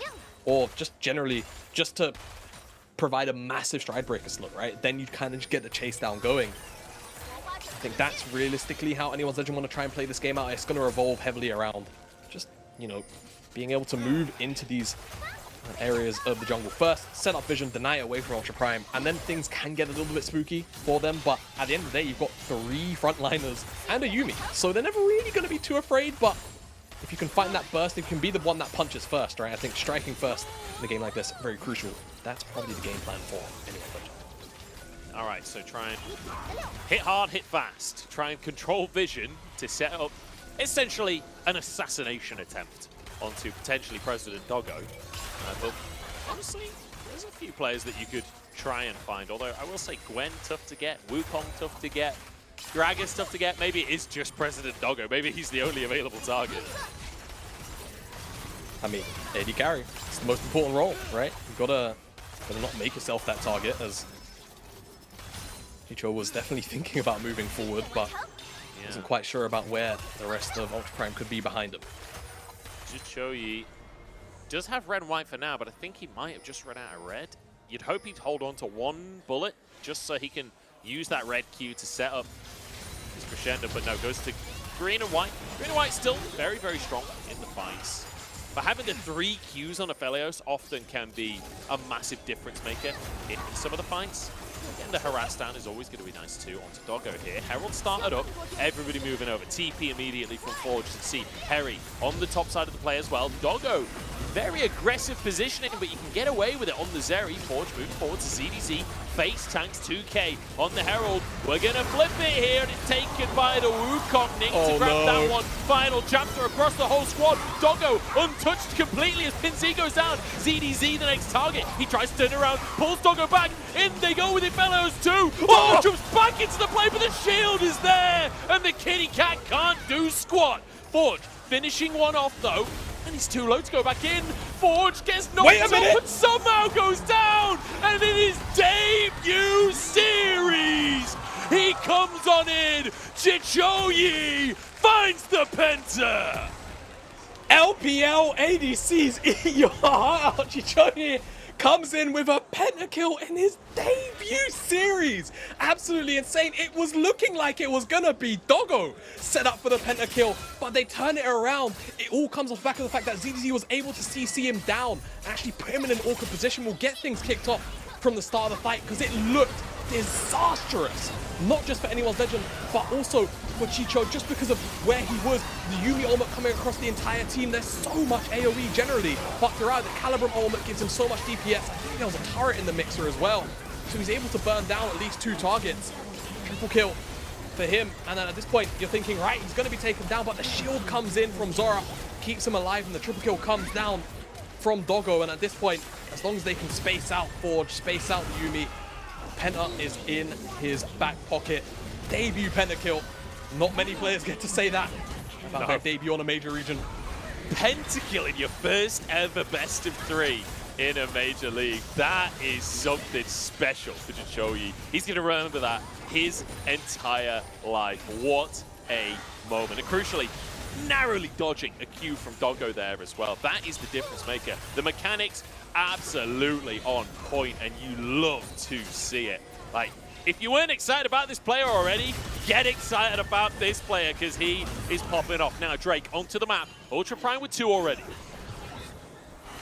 Anyone's legend, after finding that 5 kills onto the Aphelios, he's going to be juiced. They need to try and get him into the front line so he can burst down some of these members. He's got good guns for AoE as well, good guns for survivability, and Lulu should be able to keep him alive. Just about whether or not Ultra Prime can turn onto him. The Dragon's burning down lower and lower. Here's Pinzi. Oh. Lights are off. I was so sure that was going to be a Tibbers right there, but doesn't go for it. Pinzi knocked into the rest of the team.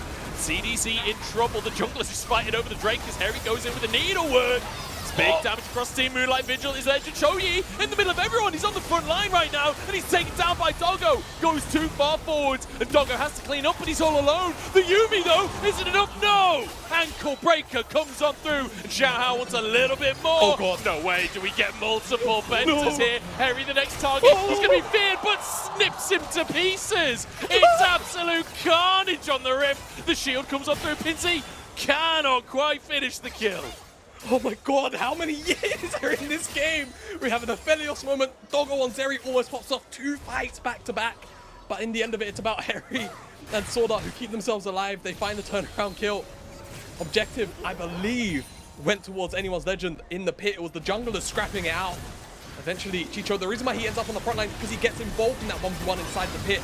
Pinzi drops Tibbers front line, and you can see Harry able to slide out on the top side, but it's the Dragon that goes over. This ultimate from Chicho is pretty good, but at the end of the day, it's not as much burst damage as he was hoping for. And because of the positioning, gets himself assassinated by Doggo. Knocked back again from ZDZ on to this Zeri. 2nd fight in a row. Secures that kill, but Again, so many years. Gwen is immune into a little bit of shielding. It's just a little bit too much to deal with. Chopped down to size. Chow Hao is by Harry. Yeah, I respect the attempt, but a little too much. Oh no, Here we go. Joey in trouble once again. No summoners to work with. The root gonna come on through, and he's down. He's taken out of the picture. And Doggo survived. No, there's a bear. He ain't going nowhere. Sword Art next target. Taken out of the play, but it's a triple kill. Once again, Harry the target this time for the ZDZ flees. It's not gonna be another Penta, but it will be the Baron. Oh my goodness me, no way. Double Pentakill. Jamal, what is happening in this game? I don't know, man. I'm at a loss for words. But Ultra Prime should be able to secure this Baron. Easy peasy. Maybe Chow Hao comes out. Maybe ZDZ can cause some disruption, right? He can all out Ning potentially from the pit, cut down the damage. You get Harry. Let's see what he does. It's Ning. It's a bold play, but he goes for the all-out onto Ning. Like you say, Cyclone in play is doing a lot, but can't quite finish it off. The all-out surely gives him the damage to finish the job. Ning, the target, and taken down. ZDZ with a solo kill. The hero play to stop the Baron attempt, and now they pause it. It doesn't fully reset. 8,000 ZDZ having to tank Xiao Hao here with the smite. Forge has to try and go in. Xiao Hao uses the paranoia. The smite is there. The laser can't get it from Doggo. And AL somehow get a Baron. Oh, LPL, how I have missed you so damn much. Anyone's Legend will secure the Baron at the back of one of the most insane sequences of play I've seen, well, since the LPL was on break, to be honest with you.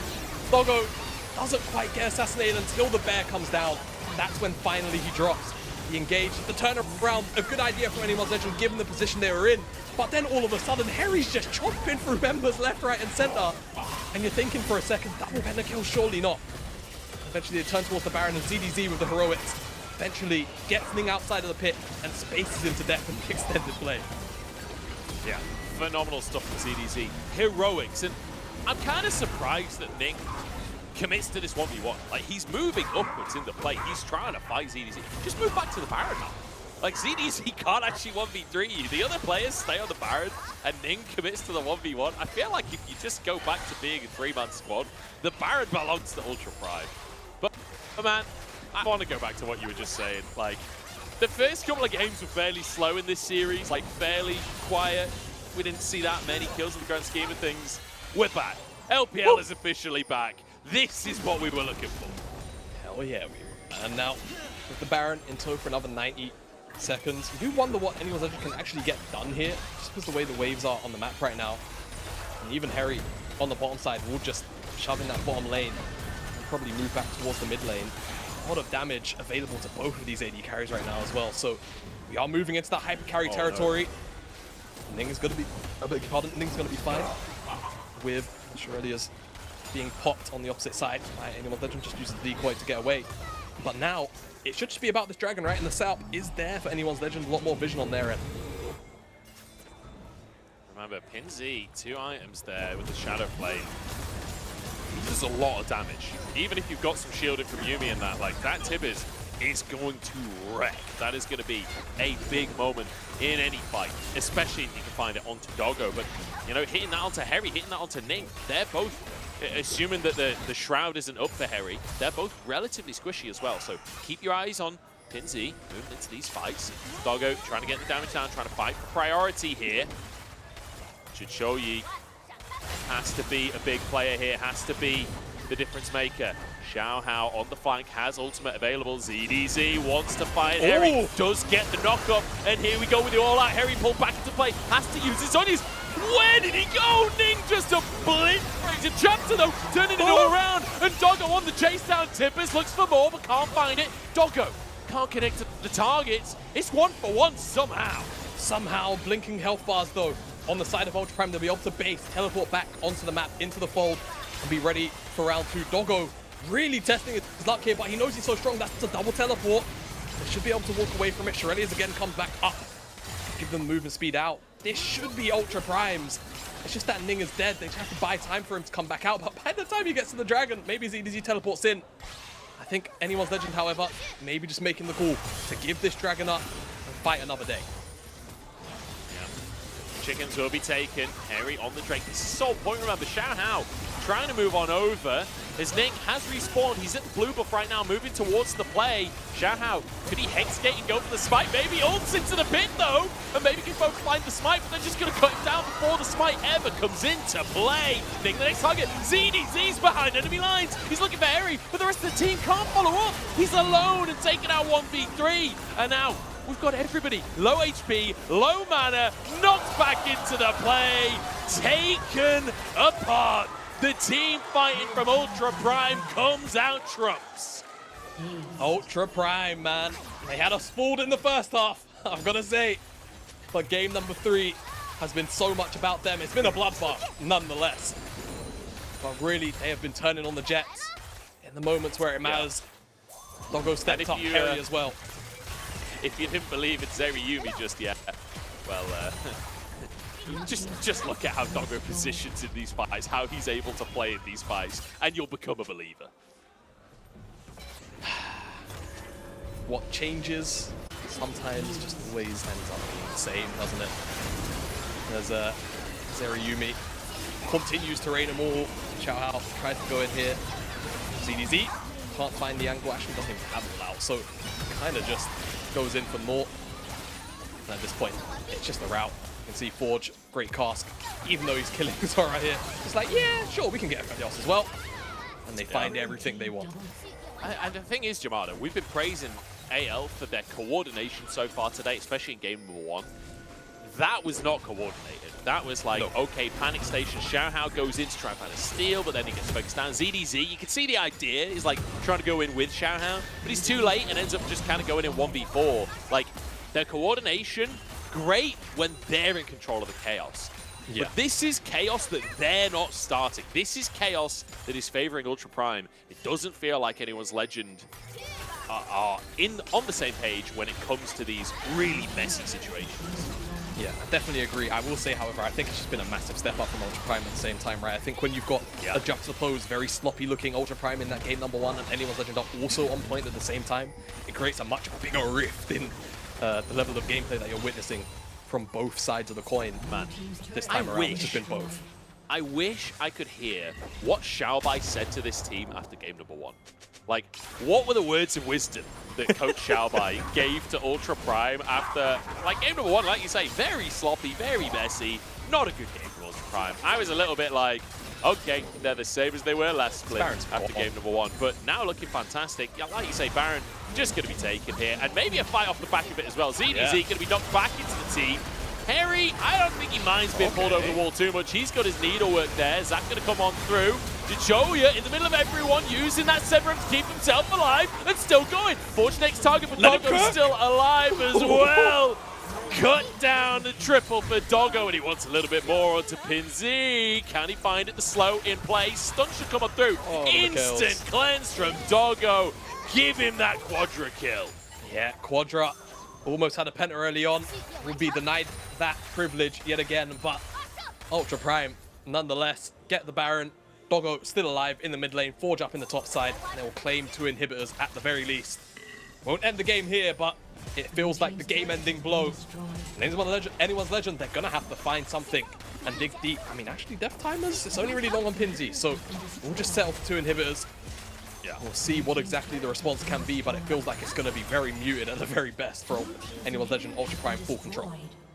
Yeah, I mean, they've got to dig deep. They've got to dig deep at this point if they want any chance of coming back into the game. Hurricane finished off for Jojoya, and we'll see if that's going to be enough. Oh, we get a pro view replay from Doggo here. Oh, wow. Okay. So, let's see exactly what we get. So this cask is great, and even though they lose their planer, you can see that Doggo feels quite confident to just walk forward, not quite fully committing into the choke, letting his frontliners do that first. But as soon as he finds the angle over the wall, Healing Freeze just open up as the rest of his team kind of gives themselves up to, you know, the Blood God, but allows him to deal the DPS and get the damage in. I've got to say, of all the pro views I've ever seen, not the most impressive. Like, he kind of shot a laser over the wall and jumped over and did 1Q. Interesting to see that he basically keeps locked camera at all times in the team fights. Even when he's not really DPSing, he's off on the side, like still keeping on the locked camera, just like use the Let mini it map be for his vision. known that even the best players play with locked camera. During team fights. During team Big caveat there of during team fights. Look at my the aggressive God, positioning dude. from Doggo. This is what I was talking about. He is fearless. But like, he's got QSS and he's got a Yuumi on his back, right? Plus the cleanse and the flash and the fact that he can dash over the wall. He's got so much HP because of this build, which, by the way, you know, mentioned earlier, right? Triforce build, a lot of HP, a lot more stats. Generally, the item is just so much stronger. Look at the fourth item he's got as well. Titanic Hydra. That's the kind of meta we're going into. We got tank AD carries. Yeah, it was Titanic Hydra into that Bloodthirster, right? So it's just so much extra health, and just because of the way that Bloodthirster works now, if I recall correctly, if you stay above 50% HP, you get extra AV for staying above it. So you get even more stats on that item. So it's absolutely crack. And when you've got a Zeri plus the Yuumi with a Bloodthirster, you're probably never dropping below that threshold. And look how they're just gonna confident he is. 2v5. Look at him. Just walks at them. Yeah, you know, they thumbs buffed up. They buffed up Hurricane, which used to be a Zeri item, and Zeri's is like, nah, I'll just go Titanic Hydra. Forget Hurricane. Who needs that? I'll just go for some Cleave instead. Tibbetts comes down, but not as down as Pinsy. As an easy pickup at Ultra Prime, they're going to finish the job in style. Diving underneath the Nexus Towers as see you later, everyone on the side of AL.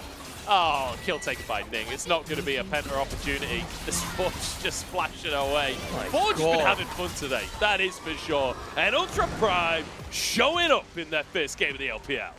I just love it from Ultra Prime. Honestly, the turnaround here from game 1 to game 3, adaptation was sublime, and they do take down Anyone's Legend. It was definitely a very close fought series. I think you can't take that away from Anyone's Legend, but once, like you said, Forge kind of got into his mojo zone, and Doggo getting his hands on the Zeri first time open in this split, in this series rather. Last time it gets to be open, not only because it's game 3, but just because they win the damn series with it. Really strong looking Ultra Prime.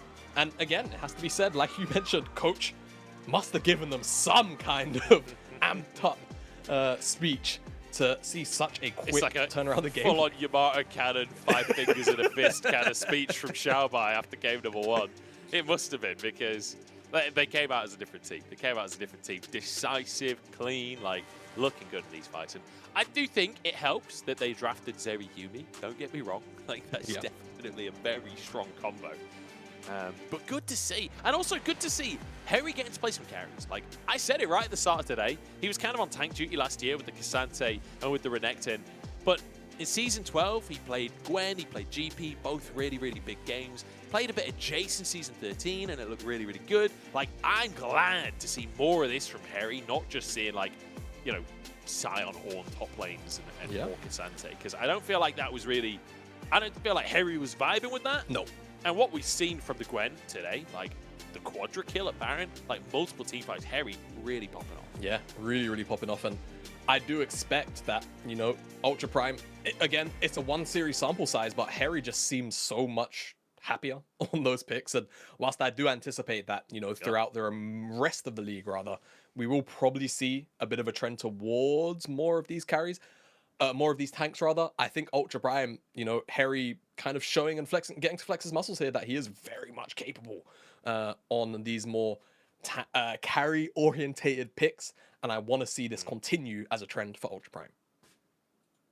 Yeah, absolutely. I feel like Ultra Prime, when it came to late-game team fighting, did a really good job, right? Like, I think their team fight coordination was pretty good. They had a very clear idea of like how their team fight compositions work later on. It was the early game that they were struggling with against Anyone's Legend. Certainly game number 1.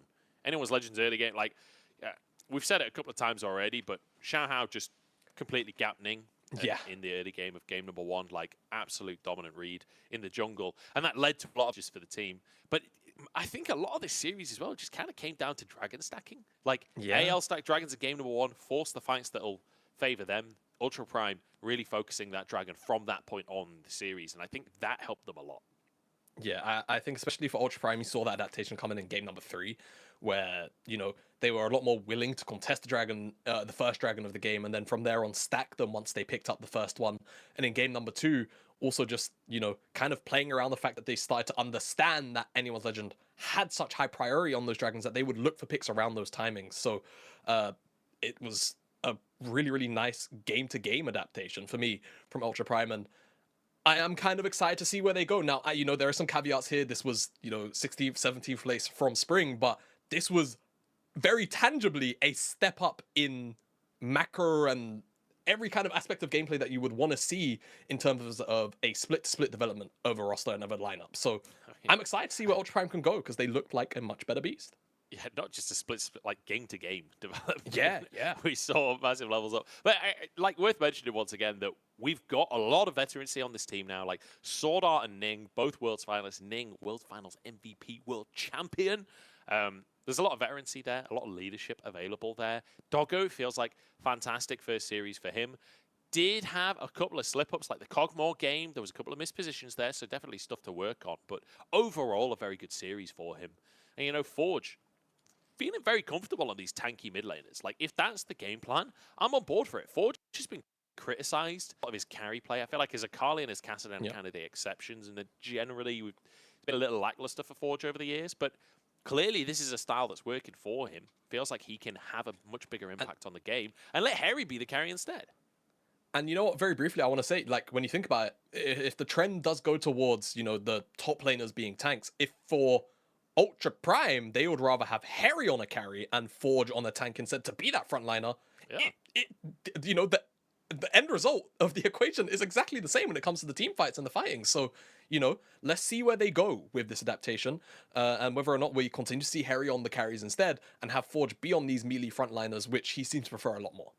Yeah, our MVP for that one as well is going to be Forge, playing on that tanky Gragas in the mid lane. So many big casks, so many big setups from him. So fantastic to see, like we were saying, that tanky side of him really stepping up, going for the Rod of Ages, and then just pretty much pure tank out from him. So really, really good to see him stepping up to the mark and changing his style, changing his approach to League of Legends. I think that's what separates good players from great players, is being able to look at the game through a different lens.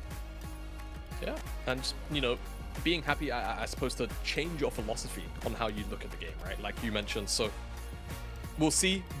Again, I want to just continue to track. I'm cautiously optimistic about Ultra Prime, but I think their level of gameplay was definitely a step up in coordination from the entirety of spring. It is just into Anyone's Legend, but even in that same breath, Anyone's Legend had a phenomenal looking game number one, half of game number two as well. Maybe these two teams that were, you know, struggling to pick up wins throughout the entirety of spring may have something to say when it comes to making it towards that top 10, if that's the aspirations for the lineups. Yeah, absolutely. Well, we're going to head over to an interview. I believe it's Wendy today, if I'm not mistaken, who's standing by with Forge. Everyone, welcome to the interview, and now we have Forge from UP with us. Congratulations on the first win of the split, and in today's game too, we have seen your Nico. This is the first time we have seen Nico on the stage of LPL after this champion got reworked. So, what's your comments toward this champion strengths in this meta? 那首先恭喜你们，也是斩获了赛季的首胜。第二局的时候，我们也看到了复制选手拿出了重做之后的 Nico， 这也是 Nico 时隔很多天以后重做之后第一次登上我们 LPL 的赛场。怎么评价这个英雄在当前版本的强度呢？因为 Nico 改版之后，我觉得对线和团战的发挥都挺不错的，然后我觉得这个英雄是可以在比赛中拿出来的吧，就觉得挺好的。I must say, after the rework of Nico, this champion can be quite strong in both laning phase and also in the team fights. So this can be a very good champion to be picked on stage. So I feel like this is a good pick. And definitely your Nico played super good. And let's talk a bit more about Game 3. In Game 3, around the Rift Herald team fight, the opponent's Alpha Leos really skilled up so well. He got a Penta. But after that, it feels like UP, you guys were just unstoppable in all the team fights. Your Gragas can always find the great angle to make the hard engage. So tell us more about how to find those angles with your Gragas in order to help the whole team to win the game, win those team fights in Game 3. 那其实说到第三局，感觉中期会让人有一点点小小的揪心一下，因为其实在先锋团的时候，对面的厄斐琉斯是有拿到5杀，发育的很好的，但是在那之后，感觉你们是每一波团战有种不可阻挡的感觉，你的酒桶总是能找到很好的一个开团角度，所以说是怎么样去寻找这些很好的一个开团角度，然后为队伍创造更多的输出空间的呢？然后就是那一波他5杀，其实是我们也没有打好吧，然后给他5杀了。但是我们觉得我们阵容还是会赢吧，打到后面。然后酒桶如果想大别人，就酒桶这英雄只能看自己找机会吧，就是自己觉得角度行，然后就去尝试吧，对。to be honest, around that Rift Terror team fight, we also made some mistakes. That's why the opponents Alpha Leos were able to get that Penta. But we believe if we just drag the game to the late game, our draft can be much stronger than the opponent's one in the team fights. So we just would like to find opportunities to make the heart engage. And in talking a bit more about my Gragas, I feel like in playing Gragas, I just need to find more opportunities to make the engage, to try to find the angle and give it a try to help the whole team. And also, I must say, in both game 2 and 3, you guys really played so well in all the team fights. We can feel like the whole team have a very good synergy in those fights. We have a very good CC chain. You can always deal a bunch of damage. So normally, who's the one that made the short call in the mid to late game team fights from the team? 那其实感觉你们2、3局每一波团战都打得很好，就是非常完美的控制链，然后有很好的一个团队配合。所以说，可能一般来到游戏的中后期，队伍内谁会是比较承担指挥的那个点位呢？其实我们5个人都有说吧，打到中后期的话，因为现在的话就是每个位置都挺关键的，就是我们会是每个位置都会说出自己有用的信息吧，对。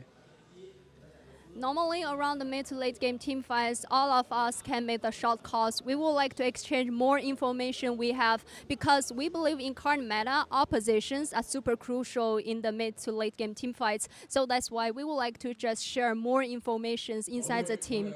And also my last question, a very solid victory from you guys for today's game.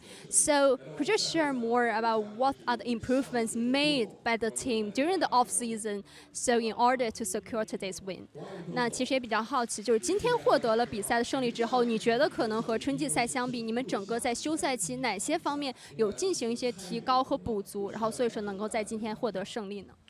我觉得我们队伍在休赛期，就是这个夏季赛才是真正开始算一个队伍吧，然后就是才开始进步吧，就是相当于就是从夏季赛我们才开始慢慢像一个队伍呢开始进步吧，对，就是我们。就是会慢慢提高整体吧，然后改掉失误嘛，就这样。And now, as the start of the summer split, I must say, maybe from the start of the summer split, it feels like we are now more like a team. We can more play like as a whole team. So maybe we can have more improvements in the future to improve our synergy, to try our best to have a better performance in the future in the summer split. And definitely, we are all looking forward to that. And thank you for the sharing. 再次恭喜你们，后面比赛加油 ！And back to you guys. Bye bye. Glad to hear him talking about, we kind of assessed that we're going to be playing late game. We're going to be much stronger late game, play for the late game, but also kind of playing for the late game of the split as well, right? They're saying, look, or late game of the year, I guess. We didn't have a good spring. We know we didn't have a good spring, but we're coming in fresh and we're looking good for summer. So I'm excited to see it. I'm on board with Forge here. Let's see what him and the team have coming up for the rest of the year.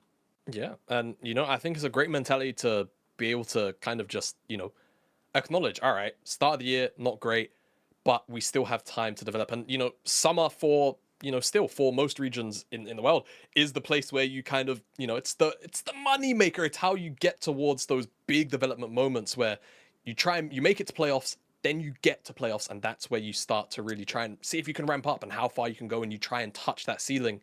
And for Ultra Prime, they've made that first part of the journey. Yes, it was very rough. Yes, it didn't go very well, but it feels like the mentality of being able to still grow and potentially win more games in the future is very much there for them. Yeah, definitely. And I told a big fat Porky earlier on, Forge was not the MVP. It was Doggo. Yeah. Rightly so, I think. 12, 3, and 11 on the Zeri. Really aggressive positioning, great team fighting, dominant carry performance coming out. Yeah, and 2 almost pentas, right? When you think about it, you could maybe say 3 in this game, to be honest. And I think just being able to still show off the fact that Zeri is very broken. Who would have guessed it, Munch? Personally, not me. Never in a million years. But stats through the roof, and I think when you've got the Yuumi to boot, the new Yuumi, no less as well, it just makes it so difficult to ever really die. Yeah, and so many of these fights were absolutely mental, so messy. I mean, this is one where Doggo was like almost. Oh, we're not going to see that actually. No, you're not going to see the rest of it. The good bit you don't need to see the rest of it. We tell a story with our replays. We only do the good replays for the team that won. Like these are the MVP replays. Okay. Exactly. But you know, time and time again, it felt like the only time Doggo really died was because of his. He made the choice to die. Like he would go forward, and then ZDZ would punish, right? But even in doing so, he would still just kind of murder half the team for it. So the work was still done. Yeah, really solid performance here from Doggo. I'm gonna be honest. Maybe this is controversial. I don't know. Okay. I actually think Harry was probably the MVP. Like, No, really I thinking agree. about But all of the fights. I agree, like, but you know, quite a few of them. that. Doggo was like at the back line. He was doing damage, but it didn't feel like he was, you know, being the difference maker. We did see that from Harry. That Gwen was beautiful. Got a quadra kill as well. Exciting stuff. Anyway, fantastic game number 3. Fantastic way to finish our first series of the split, and that means it's time to move towards our second series. Kind of an exciting one as well. TT, who managed to make playoffs for the first time ever in spring, up against FPX, a team that had a pretty rough spring split, has to be said, but there's a lot of power on this roster. There's a lot to look forward to in this roster.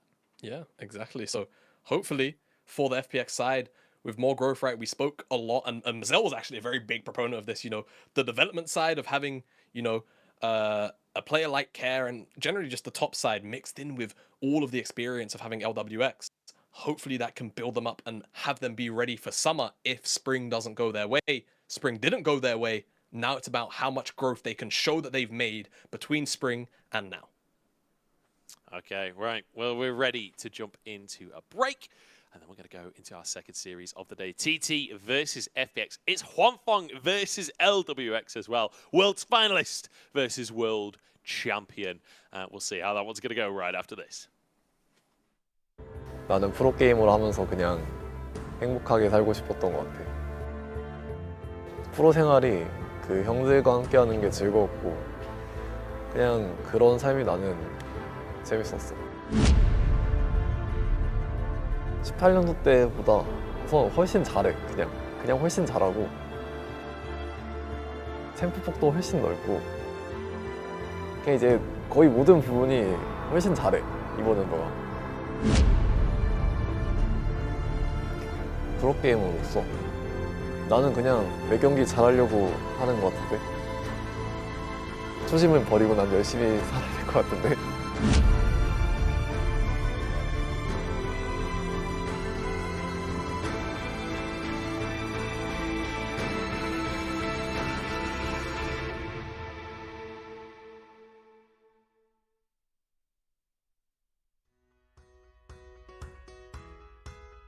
사실 게임을 이제 잘하는 입장을 가지고 있었으면서도 프로를 하고 싶다는 생각은 전혀 하지 않았고 그때 이제 대학교를 다니면서 방송하고 있었을 때 방송 계약이 끝나고 이제 중국에서 스카우트 제의가 들어와서 팀에 이제 구경을 갔는데 거기에 이제 좋아하는 선수가 있었어. 약간 한번 해볼까 하는 마음으로 시작을 해봤던 것 같아. 루키 선수였고 내가 솔랭을 하면서 루키 선수가 약간 잘한다고 생각했어 제일. 그 사람이 계기가 되어서 이제 프로게임을 시작하게 됐는데 지내다 보니까 좋은 사람인 걸 알게 돼서 이제 더 즐겁게 게임을 하게 된 것 같아.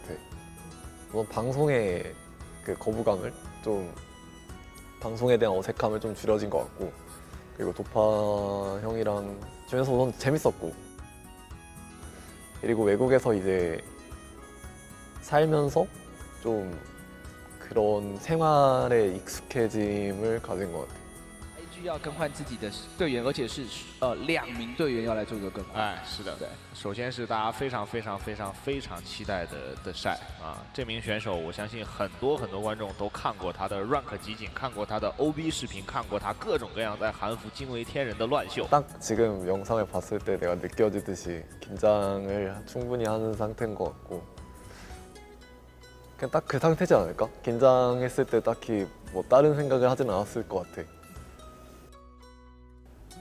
사실 긴장을 원래 많이 하는 타입은 아니어서 이제 첫 경기를 하고 나서 긴장은 보통 줄어드는 편이라고 생각은 하는데 근데 내가 긴장이 특히 줄었던 곳은 내가 상대보다 잘하는 것 같다라는 생각이 자신에게 확신이 들 때 좀 많이 줄었던 것 같아. 나는 프로게이머를 하면서 그냥 행복하게 살고 싶었던 것 같아. 그냥 프로 생활이 그 형들과 함께 하는 게 즐거웠고 그냥 그런 삶이 나는 재밌었어. 그래서 딱히 뭐가 되고 싶다라는 생각을 해보진 않았던 것 같아.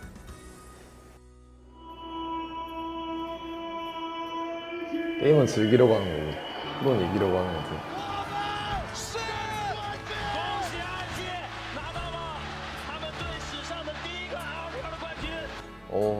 우승하면 좋지. 당연히 하고 싶지. 그냥 다음 경기 잘하자. 경기 잘 됐으면 좋겠다. 우리 팀 잘 됐으면 좋겠다. 이기면 기분이 좋지 않을까. 이런 생각을 주로 했었던 것 같아. 哇！恭喜埃及3比2战胜了 KT， LCK 的头号种子被埃及送回了老家。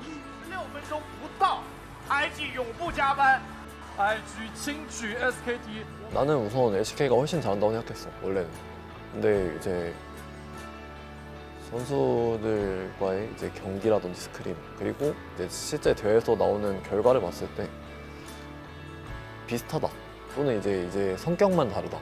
그러니까 실력의 차이는 크게 없고 이제 리그 간의 성격 차이만 보이는 정도니까 실력 차이가 보이지 않는 거는 둘 다 최고의 리그라고 하기에 맞다고 생각해서 꽤 오래됐지 이 생각을 가지게 된 거는. 欢迎来到2019英雄联盟全球总决赛半决赛的比赛了。卢比在侧边等待进场。 对面是只剩下了林伟翔一个开团技能，祥子哥直接是带到了台啊！被秒了，被秒了，被改出来。在自己有闪现有大招的情况之下，是被林伟翔的一个大招直接秒掉。 솔직히 나는 경기 졌을 때 막 그렇게 힘들고 그렇지 않은데 근데 이제 보통 주변의 그 분위기가 좀 힘들지.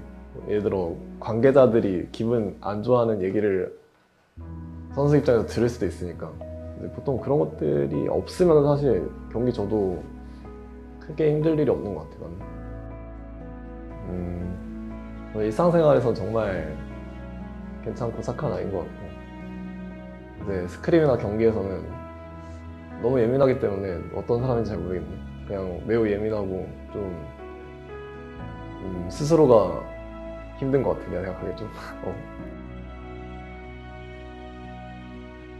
솔직히 말해서 2018년 때 이제 다쳤으니까 지금 만약에 내가 지금 우승했다면 정말 기뻤을 것 같은데 18년도 그 당시 때는 이제 우승을 했지만 사실 좋긴 한데 좀 그냥 막 좋아하지만은 않았던 것 같아 그때는. 그래서 이제 18년도가 이제 사람들이 나에게 18년도에 대해 물어본다면은 좋다고 얘기는 하겠지만 사실 그 당시에는 이제 그렇게 좋지는 않았을 것 같아.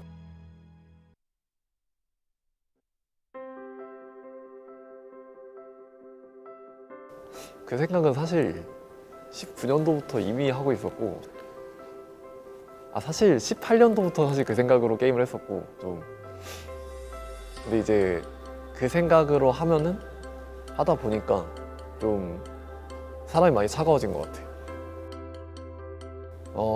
사실 이번 연도까지는 그랬는데 내년에 이 성격이 좀 바뀌었으면 좋겠어. 有请微博 Gaming 上单的晒。 来德泰去了 WBG 之后，会不会带来战术体系上面一些变化呢？ 우선 내가 생각해 난 이번 연도가 제일 잘한 것 같고 내 개인적인 그러니까 대외적인 실력으로 봤을 때 그 전에는 그냥 다 비슷했던 것 같아. 18년도 때보다 우선 훨씬 잘해. 그냥 훨씬 잘하고 챔프 폭도 훨씬 넓고 그러니까 이거는 이제 게임적으로 봤을 때 그냥 이제 거의 모든 부분이 훨씬 잘해 이번 연도가. 今年我们引进了很多新人选手，而他们的名气也好，他们实力也确实挺好的。这个时候德赛对他就是其他4个的选手的信任也好，期待还是蛮高的，所以我们整个团队的氛围还是真的很好。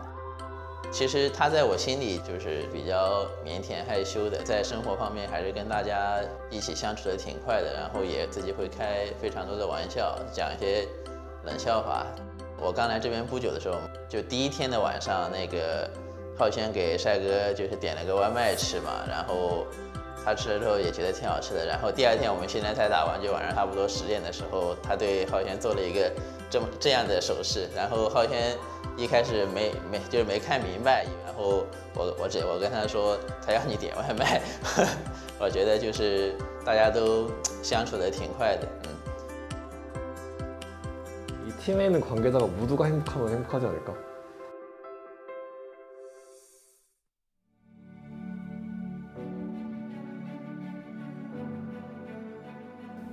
우선 이제 매우 어렸을 때 이제 사회생활을 하면서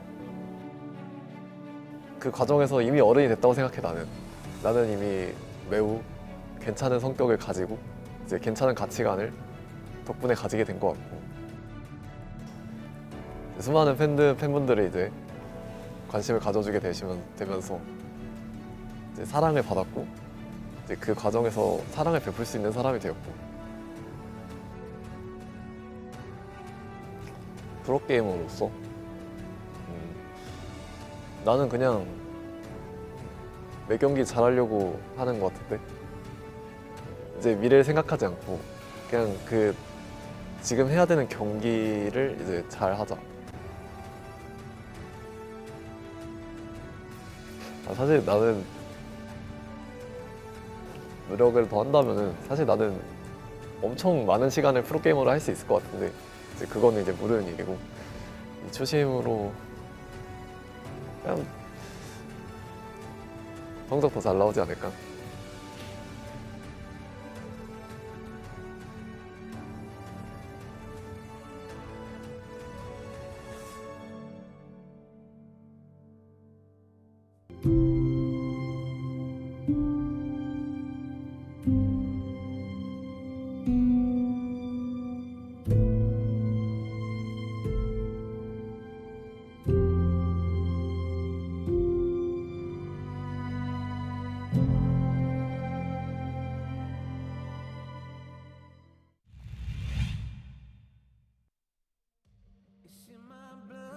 To lift it up and hang my halo on a miracle. And you don't see the scars in me. I defeated the demons of recovery. Every inch I was resting in the rubble. Never gave up, I weathered every trouble. I'm a hero, dying in my own light.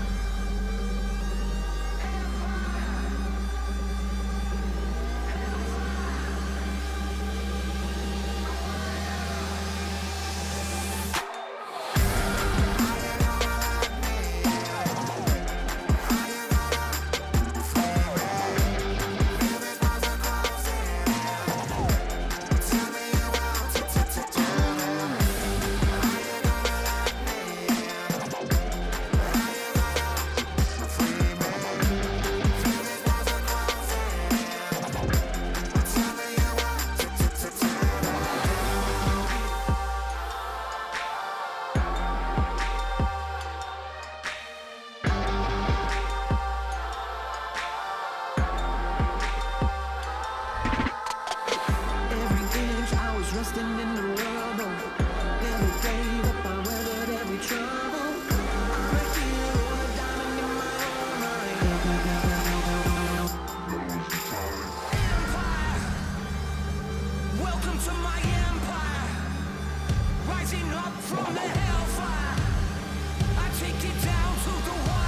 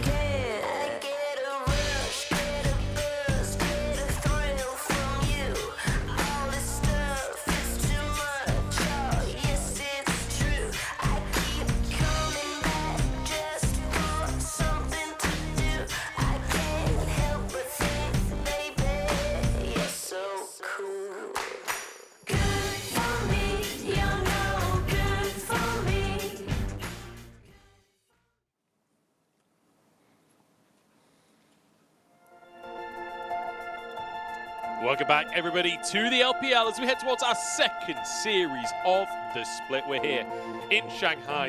And when I say we, I mean the royal we, as in the league is in Shanghai. Shanghai is on your screens. I'm actually in Nottingham. It's TT versus FPX coming your way. It's much harder on the cast. After we just witnessed Ultra Prime do some pretty magnificent stuff in the first series, managing to win out against AL. And now we've got some pretty exciting stuff because we just had a rookie AD carry coming into the LPL, getting a pentakill. Ji Cho Yi, fantastic stuff. Fantastic entrance into the LPL. Well, we've got another rookie AD carry just promoted from the LDL in 1XN on TT. We'll see if he can live up to the bar that's just been set in the first series. Mate, I don't know. Like, can you even beat he gets a quadra? Well, I don't know, man. We just saw. Not good enough. Not good enough. It's just not good enough, mate. Yeah. I'm very excited to see TT try and replicate some of the magic, from Spring being able to place as high as they did. First time in the organization's history that they were able to do so well in the regular season. All you can really do is go up, right? Or at the very least, stay roughly in the same area and then look towards playoffs. So I think now that we're also seeing another rookie AD carry come in, maybe the mojo is just working for these guys today. We'll have to see because, I don't think many people necessarily expected Ultra Prime and Anyone's Legend to deliver like it just did. Maybe TT and FPX does the exact same thing. Maybe. I feel like it's an interesting matchup in the mid lane as well. This one where we've got UCal versus Care, two players that, when they first came into the league, pretty underwhelming, it has to be said. But they've individually had some really good performances over the last year. Like UCal especially had this massive glow up on his solo kills, like really having a big impact. Like I would say he was a driving force, but behind TT making it to playoffs last split. Care on the other side, less success in terms of the team overall, but I think individually he's growing split by split. And I'm hoping that that should lead us to quite an interesting mid lane matchup where, first matchup of the split for both players. I'm sure they're both going to want to come out swinging. And it does feel like this is a meta where really you can play whatever you want. We've seen carries, we've seen tanks, we've seen all sorts, and we're only one series in so far. So I definitely feel like this is the kind of meta where you can kind of strut your stuff a little bit in the mid lane. Yeah, no, I actually 100% agree. And I'm going to love to see what the evolution is for both of these players. Because I think for UCal picked up a very hard carry mantle in Spring, right? Even TT as a whole kind of shifted, their own meta in a way. They started running a lot more AD mids to then facilitate the jungle role to have a lot more AP picks in it. Things like the Maokai came out very consistently, very early on, like full AP adaptation. I think it was also Beichuan that was the one that pulled out the Lilia, if I remember correctly, one of the few junglers loves the Lilia. He loves in the league that did it in Spring. So, that was kind of the adaptation there. Now that we're starting more, utility focus-esque picks, I wonder how UCal is going to change with that meta, if at all. To be entirely honest as well, could just stick towards what they know, right? Thunder Talk. Whereas for Care, I feel like has lent into that kind of play style before for FPX with a lot more utility focused picks, things like the Galio, things like the Lissandra of old. Last split, honestly, they tried to lean him a lot more as a carry. It felt like it was very inconsistent.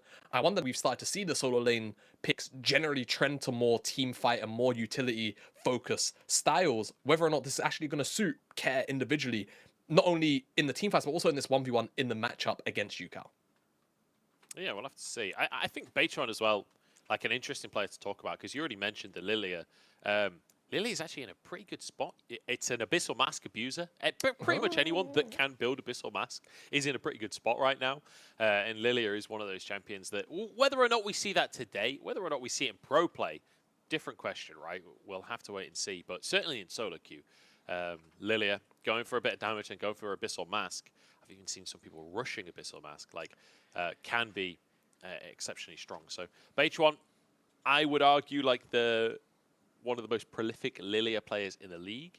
Not necessarily the most successful in terms of scorelines, but certainly in terms of how much he loves that champion. Very much up there. So we'll have to see. And Yu Yanju and Chocho as well, up against each other. Both previously under the top esports organization, so should be excited to see them duking it out in the bottom lane. Yeah. And when I say duking it out, I mean locking in enchanters. Locking in enchanters, yeah. We'll hopefully get a little more. No, we're probably just getting enchanters. I think it's been enchanters all day long. I think we're just back to. Well, I say back. We never really left coming out of MSI. Really, I think it's more about the mid lane matchup in terms of what could maybe change in terms of the picks for the individual players. I think the support matchup is likely to just stay towards the Lulus and maybe the Yumis if this area is up and available. I do want to know what AD carry picks could come out, right? We saw one really interesting one in the Kog'Maw, but nothing else in the rest of the Ultra Prime and AL series. I want to see some more creative picks come out with all of the item changes that have occurred. Yeah, I would love to see shenanigans, to say the very least. But then I'm just, you know, like I have every reason to just want shenanigans. We do already have a rookie AD carry coming in, so that for 1xN. Little fun fact, by the way, 1xN. I say fun fact, this is more like a fun speculation on my part. The guy's name is Li Xiu Nan, so Lixiu. I'm thinking 1xN, probably his initials, right? 1/3 Li XN. We'll see. I mean, we probably won't see, but maybe someone will DM me on Twitter if the Chinese side have talked about it. But I think for today, we're going to call him 1xN. Love the little roar coming onto stage there. All about that. Yeah, that was hype. Gave us the big old flex of the muscles as well. He's it. Yeah, he's in it. UCal's here to play. And also, shout out, that's No Name, as in the No Name that played in LMQ in the 2014 LCS all those years ago. He's the head coach for TT. So excited to see him in the scene still, all these years later. FPX, though, stepping out onto stage next. A team with a disappointing performance last spring, like 7th and 8th in summer, like making it to the second round of playoffs, so then 15th place in spring. They had a lot of changes to the roster. It's only Care and LWX remaining from last year. And they haven't re-changed the roster. This is still the same roster from spring. So hopefully the extra time has given them space to improve as a unit. Hopefully we'll see something better.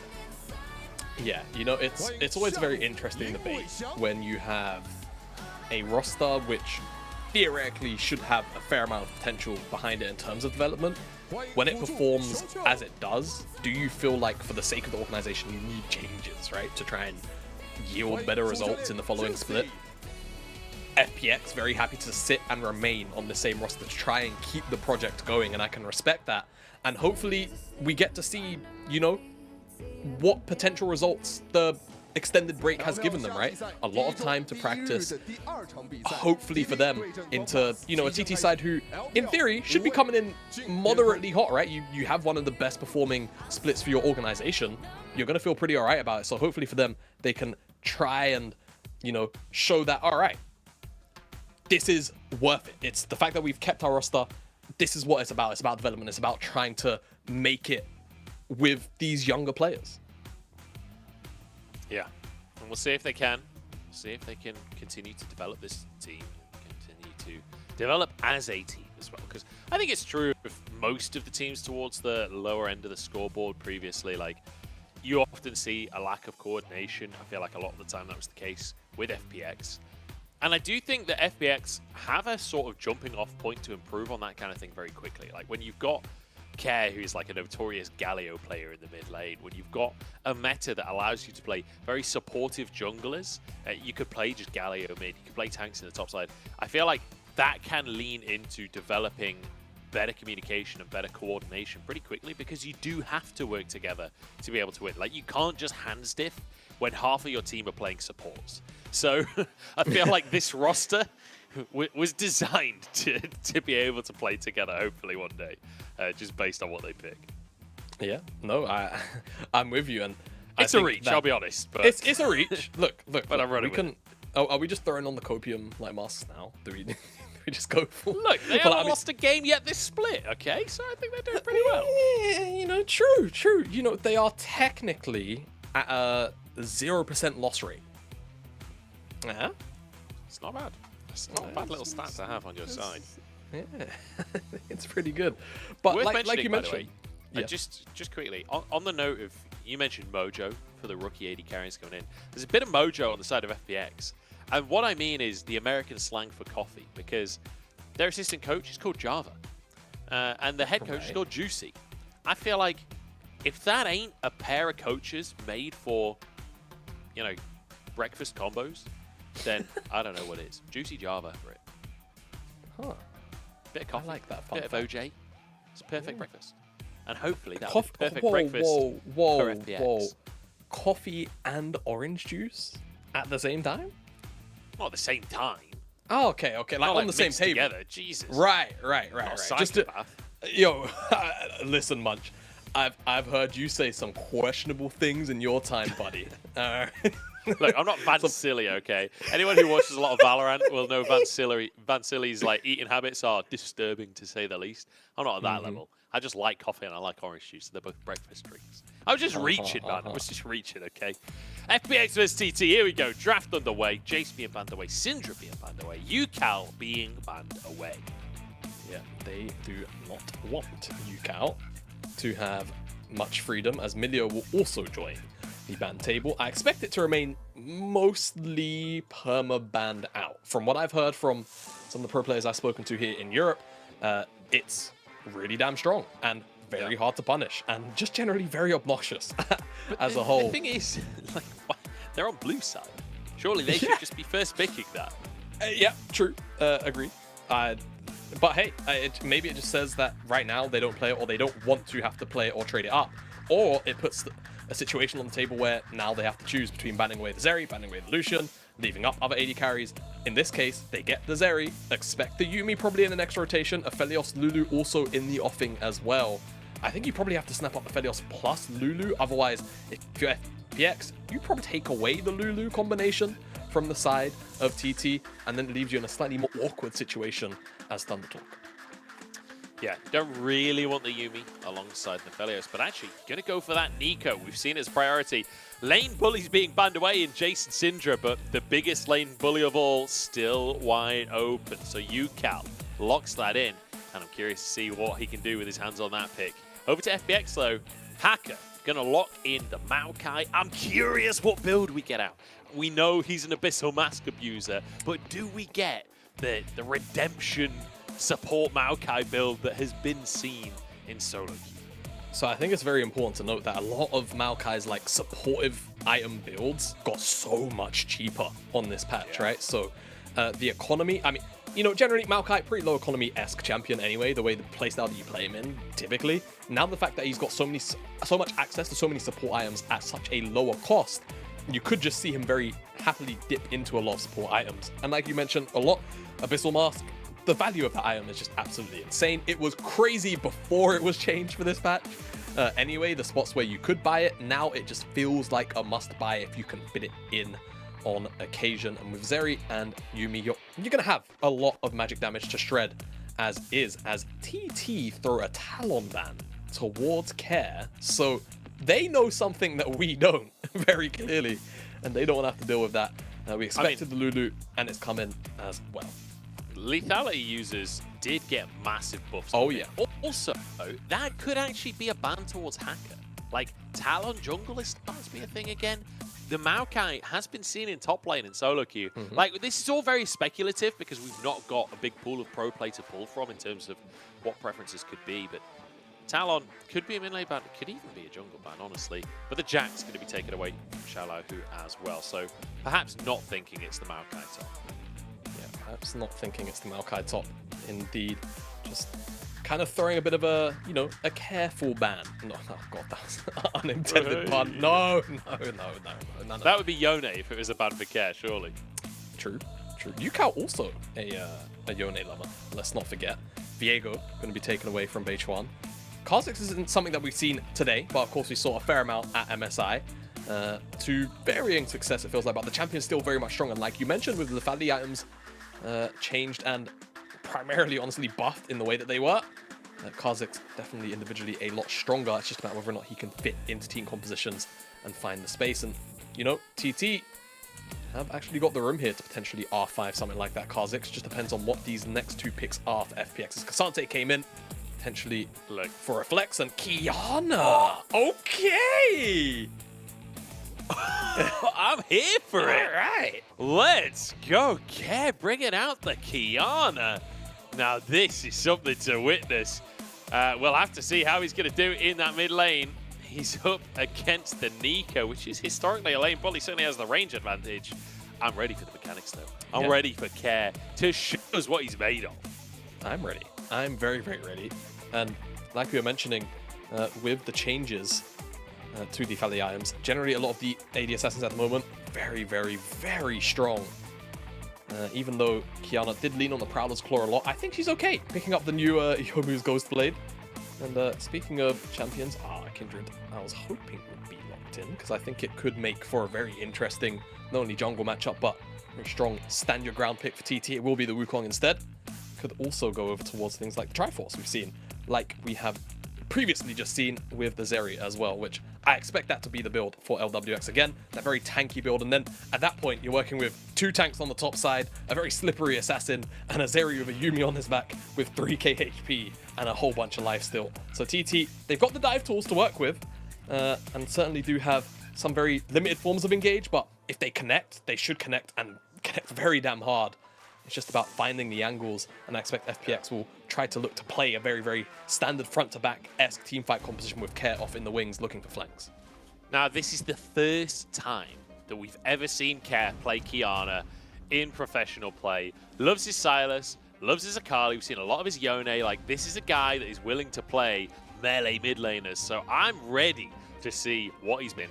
Never played it before on the stage. Now stepping on up to be a big difference maker for the team. You can see being very vocal in that team environment already as well. Ready to jump into the game. Juicy and Java have set him up with a draft. Let's see if they can get Juicy and Java-y in the Rift. Yeah, I don't know about that one. They're up against TT though. And TT bringing the power 1xn, another rookie LPL AD carry coming on in. We saw Leave come into the LPL and pop off. And we saw our new player earlier on today, Cho Yi. I'm really struggling with that name. Cho Yi gets a pentakill in his first ever series. Now, 1xn, what have you got? It's the year of rookie LPL ADCs. Let's see what you've got. Elk already set the standard. Leave as well, don't forget, on EDG. Did a very similar thing here domestically, even though EDG didn't quite make it across the finish line to MSI. The rookies for the year really have been phenomenal, and hopefully, like you say, 1xn can continue that trend as we make it onto the Rift for game number 1 of the second series of the day. Let's see how this one's going to go. You can hear the gyos there for TT. I think stronger gyos for FPX. They do have LWX in their mix. I know, a bit of a fan favorite over in China. But a very passive start to things. Some deep wards, one on the blue buff, one over towards the Raptors from the side of TT. No deep vision whatsoever on the side of FPX. None at all. Q will connect. A little bit of extra poke. Okay, walk back into lane. There's no ping on that ward, so I don't know if they know it's there. But I think, like you mentioned, Care pinged around the area after he got hit, like, Right. Just like, I think there's a ward here. Maybe just did the wrong ping, I don't know. But he pinged a bunch in the area anyway. But Hoya should have a little bit of an advantage to start this lane off. Got there first, managed to stack his Q and just get a little bit of a trade onto Xiaolan Hu, so not a bad start for him. I'm looking at LWX and Chocho though, like, they've got Yuumi Zeri. I feel like this is the bot lane to get. This is like the bot lane, honestly, with the way it looked earlier on. It looks even stronger than it did before, which is saying something because it was God tier before. Yep. Well, let's see what they can do with it. Yeah, you know, I was joking around in the break. Katie saying that I feel like for FPX, one of their core win conditions is just getting LWX on something like Zeri plus Yuumi, and then ensuring that he gets to a stage later on in the game where he can really carry her. I felt like that was always what it felt like it was about for FPX in spring. Whether or not WX could get to a situation where, you know, he could really try and take over team fights in the later stages, Care as well. To kind of be sometimes a bridge, this time around, a much more carry-orientated position with this Kiana. And you mentioned already, right? The Nico lane bully pick. Care is going to struggle to CS. He's going to fall behind. naturally in this 1v1. But once the level 6 comes in, that's where the kill threat is, and he's going to have to find these windows, perhaps with Hacker, to actually try and extend or build a lead, and then try and actually push it out onto the rest of the map. Yeah. There can be windows at level 3 in certain matchups for the Kiana as well once you do get all of your abilities, but generally speaking, I feel like that's more like catching out people that don't know how to play against Kiana as opposed to like every matchup you go in at level 3.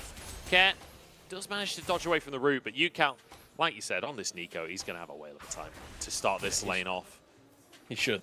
Definitely should. Now, Yukal's running out of mana a bit. He's got biscuits, but definitely wants to probably find a reset soon. Not overextend for too long, right? The worst thing that you could have happen to you in this lane is actually just be killed, like in any capacity, by Care or Hacker, or as a duo combination.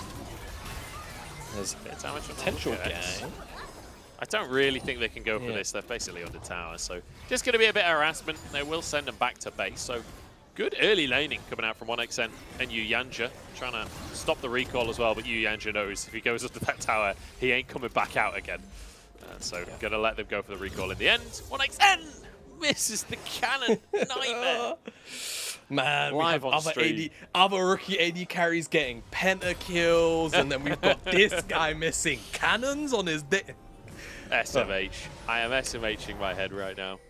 Yeah. Jokes aside, he already has a plate and has a pretty sizable CS lead for the first couple of waves, so definitely having a very, very good opening to this laning phase. As to be expected, it feels like a lot of the time Lulu, typically into Yuumi, it feels like you should be getting the edge in the first couple of waves, right? And with the Calibrum start for the Aphelios, it just means you have a little bit more range than the Zeri, so you have a little more wiggle room in some of those trades. Speaking of wiggle room, or lack thereof, Care is going to have to take a reset as finally he's exhausted his resources. Yeah, he does have TP, but Yukal has no mana to actually crash this wave, so should be able to get back without really losing too much. In fact, cancels his recall, decides he's going to stick around. Yukal with no mana can't really stop him CSing the wave. And like I said before, with the TP available, should be able to just get back after this one and rejoin the fray. So good stuff from Care to try and stay as even as he can in this lane, although he is pretty sizably behind in CS already. It's over a 10 CS lead in favor of Yukal, who's almost got a tower plate for himself as well. Yeah, I think Care was maybe waiting for a cannon wave this way. He'll only really miss like one creep because of the wave clear that Nico has available on this reset. If it was a regular wave, then maybe perhaps you would lose as many as like 3, 4, right? So this feels a little bit better in the immediate, and perhaps was also saving for the Dirk, right? Had a little bit short of that 1.1k mark. Returns to the map with the serrated Dirk, and you know, to some, you would say that's a full build Kiana. So we'll see exactly what Care can get done now as he crests over level 6. The laning phase again will still remain very, very rough, but it's about whether or not you can find the window to maybe assassinate Care, or actually just slip out of the lane, maybe give up a bit of CS, but actually look to attack a side lane. I mean, that's going to be the big thing, right? We've been talking about the difference in the waves as Beichuan. Oh, great little follow-up from Hacker here. LWX straight over the wall. The laser's in, and Beichuan is donezo. First blood for LWX on the Zeri. Yeah, that was so sweet from Hacker there.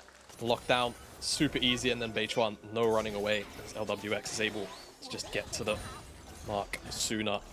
Doesn't even have to do a flash, just uses the ghost to get over there, touch faster. And now that's a kill in the Zeri's back pocket, and, you know, passingly joked about how we want LWX to be in a position where he's, you know, a little bit accelerated, has those items on this Zeri just a bit sooner than what 1xN can have available to him on the Aphelios. That first blood definitely going to set him on the right track. Certainly is. Great little start there for LWX. Like you say, after how the laning phase has been going so far, it's a good little kind of redemption almost. I feel like redemption seems too strong. Like he wasn't that far behind. Pick me up is probably the best way, you know? Yeah, he's chugged a Warhorse. I will say, Warhorse, pretty good, by the way. We had it for free at Finals China. Obviously, a sponsor on the Chinese side. It's actually great. It's flat, which I didn't expect. Weird first sip, but I enjoyed it. I did a lot of damage to the insides, chugging it all weekend. LWX taking massive damage, and that's going to be an exhaust proc there. Nice little bit of an all-in coming out from 1xN and Yu Yanja. Beichuan, he wants to punish that fact. Yeah, this is potentially dangerous now because the level 6 ticked over from the Dragon take. They see him on the vision. But he can still just attack this. He can follow up below the flash of LWX. Yeah. There we go. Flash burn. LWX needs to be cautious. He's going way too far forwards for this one. It is a 2v1, but Baytron happy to go for it. Baytron, I think he's gone too deep on this one. Oh! No! He actually gets it! How has he pulled that one off? Care now arrives on the scene. Go for you, Yanja, but doesn't have the damage to finish it off. And everything looking good for TT. Care slowed down, flashed on the Gravitum. Not quite in play. And it means they can't follow up with another Calibrum. UCal, or should I say, yeah, UCal. I thought the name had changed with the Heron Glimmer. Trying to walk on forwards. Oh, the Herald. Look at the Herald patience bar here. This is so... This it just has to reset. This is janky. This is janky. He gets knocked back on the all-out. He gets the eye. They actually pulled it off. Xiaolahu now trying to escape. And he will just about flash at the last second. Who got it? I'm pretty sure it was UCal. It was TT. My good... So he all-outs Hacker away, and then UCal hits the eye. That was cracked. What? Riot? No, I have to be a Twitch chat for a minute. Riot? What? No. Normally in those kind of situations, the Herald patience bar would just kind of hard reset, right? It would just send it back into the pit. I think it's because Hacker's hanging out around the pit. It's so, he went I back think to that's the exactly what it is. of the pit and it reset the bar, I think. Yeah, so there's no, like, you know, when you take jungle camps now, there's the marking on the floor to show you where the patience will expire. That technically should exist for the Herald, right? It's just invisible, unlike the rest of the jungle camps. I think you're right. I think because Hacker was standing where he was, it was just releashing it and actually regenerating the patience bar. But that is so unique. You do not see that. I feel like that was intentional from Hacker as well. When you look at his positioning where he was playing, like it looked like he'd moved back there to wait DPS on the Herald so he can move back in and smite, right? Like that looked like that was the plan, but K'Sante exists, gets all out and out of the play, and denied his potential opportunity. And I will say, UCal, fantastic start to the split, right? 30 CS lead with an assist there as well. He's got 2 plates already and now can slam a Herald for a third. Like, it really couldn't be going much better for UCal. Yep, good early start here. Stage 1. Hacker wants revenge here. Final chapter across the team as well. They've not even hurt FPX just yet. Oh my It's the clone knocked back as 1xZ tries to escape. Moonlight Vigil for sustain, and he will keep going for the time being. Knocked back by Hacker though, and they don't quite have the damage. There we go. And now LWX has to sweep up. Here comes UCal. But can he get there in time? LWX is going to slide over the wall. This could be aggressive. Thinking about it. Goes the other way, gets to the blast cone, and has Care to get him out. Yeah, he didn't want to flip it. He didn't want to give over a shutdown to UCal because he's so strong already. Decides to not commit for you, Yanja. Will just make it out with his life. But still, so happy to pick up those 2 kills. Now 4 and 1.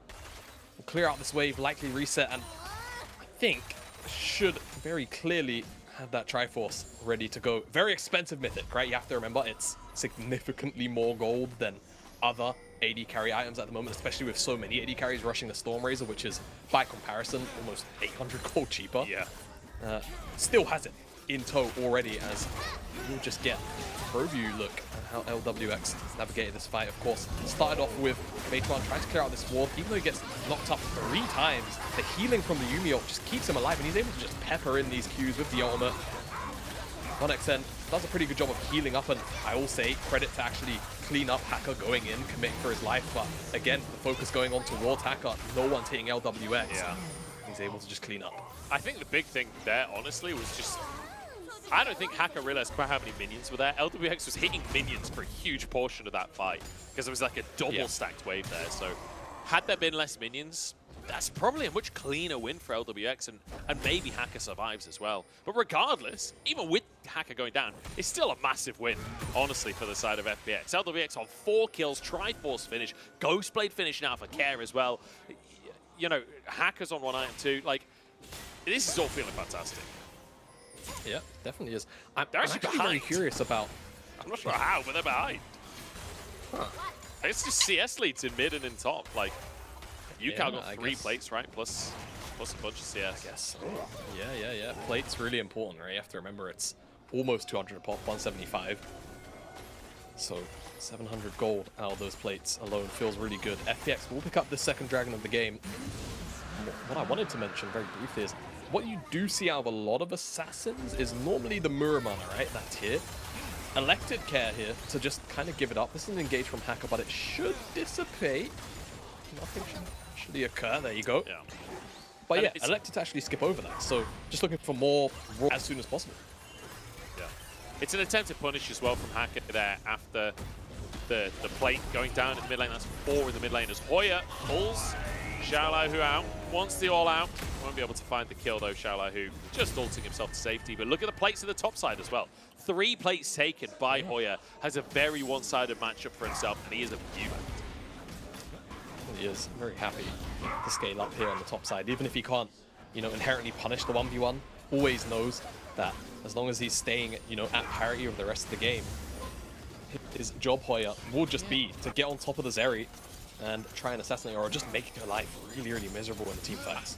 I wish I could see gold diff between AD carries right now, because with the big CS lead that 1xN has, and also the fact that they took, I think, 3 plates in the bottom side as well, like, this is just a straight-up plate diff across the map. Like, 1xN might be on a similar amount of gold. I think it'll be slightly behind, but honestly, not a lot. Like, 4 kills versus 1 kill, 3 plates, and a 20 CS lead. I think it's really deceptive. I actually think LWX is quite far ahead because items, I guess, yeah, if you actually look at the like items, the items are so expensive. That's true. That, yeah, like the items are so expensive. Like I 100% see what you're saying, and at first glance, it's very easy to be like, yeah, you're right. I forgot. No way this works, right? No, they were. He's moving. Wait, I love that he's moving around as a control on the brush. Like, I feel like I'm watching people play prop hunt here. This is pro prop hunt at this point. I wonder if you're a ward in a bush, does the Maokai sapling still detect you? This is science I need to learn. Hopefully, I think from it this does. game. Yeah, like you still interact as a champion, even if you're pretending not to be. Right. But it wouldn't reveal you, it would just proc on you, so if Which they I happen guess is to the not same. be looking at their screen, then you can get away with it. FPX starting the Herald here, Care jumping over the wall, TT are here to contest, Herald's down, Hoya on the wrong side of the plate, dashes out to safety for now, perhaps could find an all-out opportunity to set the rest of his team up. Nobody moving over the wall just yet, they're aware of that ultimate, they're aware of the danger of that situation. But FPX, they get the Herald and they walk away. Yeah, they didn't want to give him the escape angle out and maybe even donate their life over, right? Here's the engage from Hacker.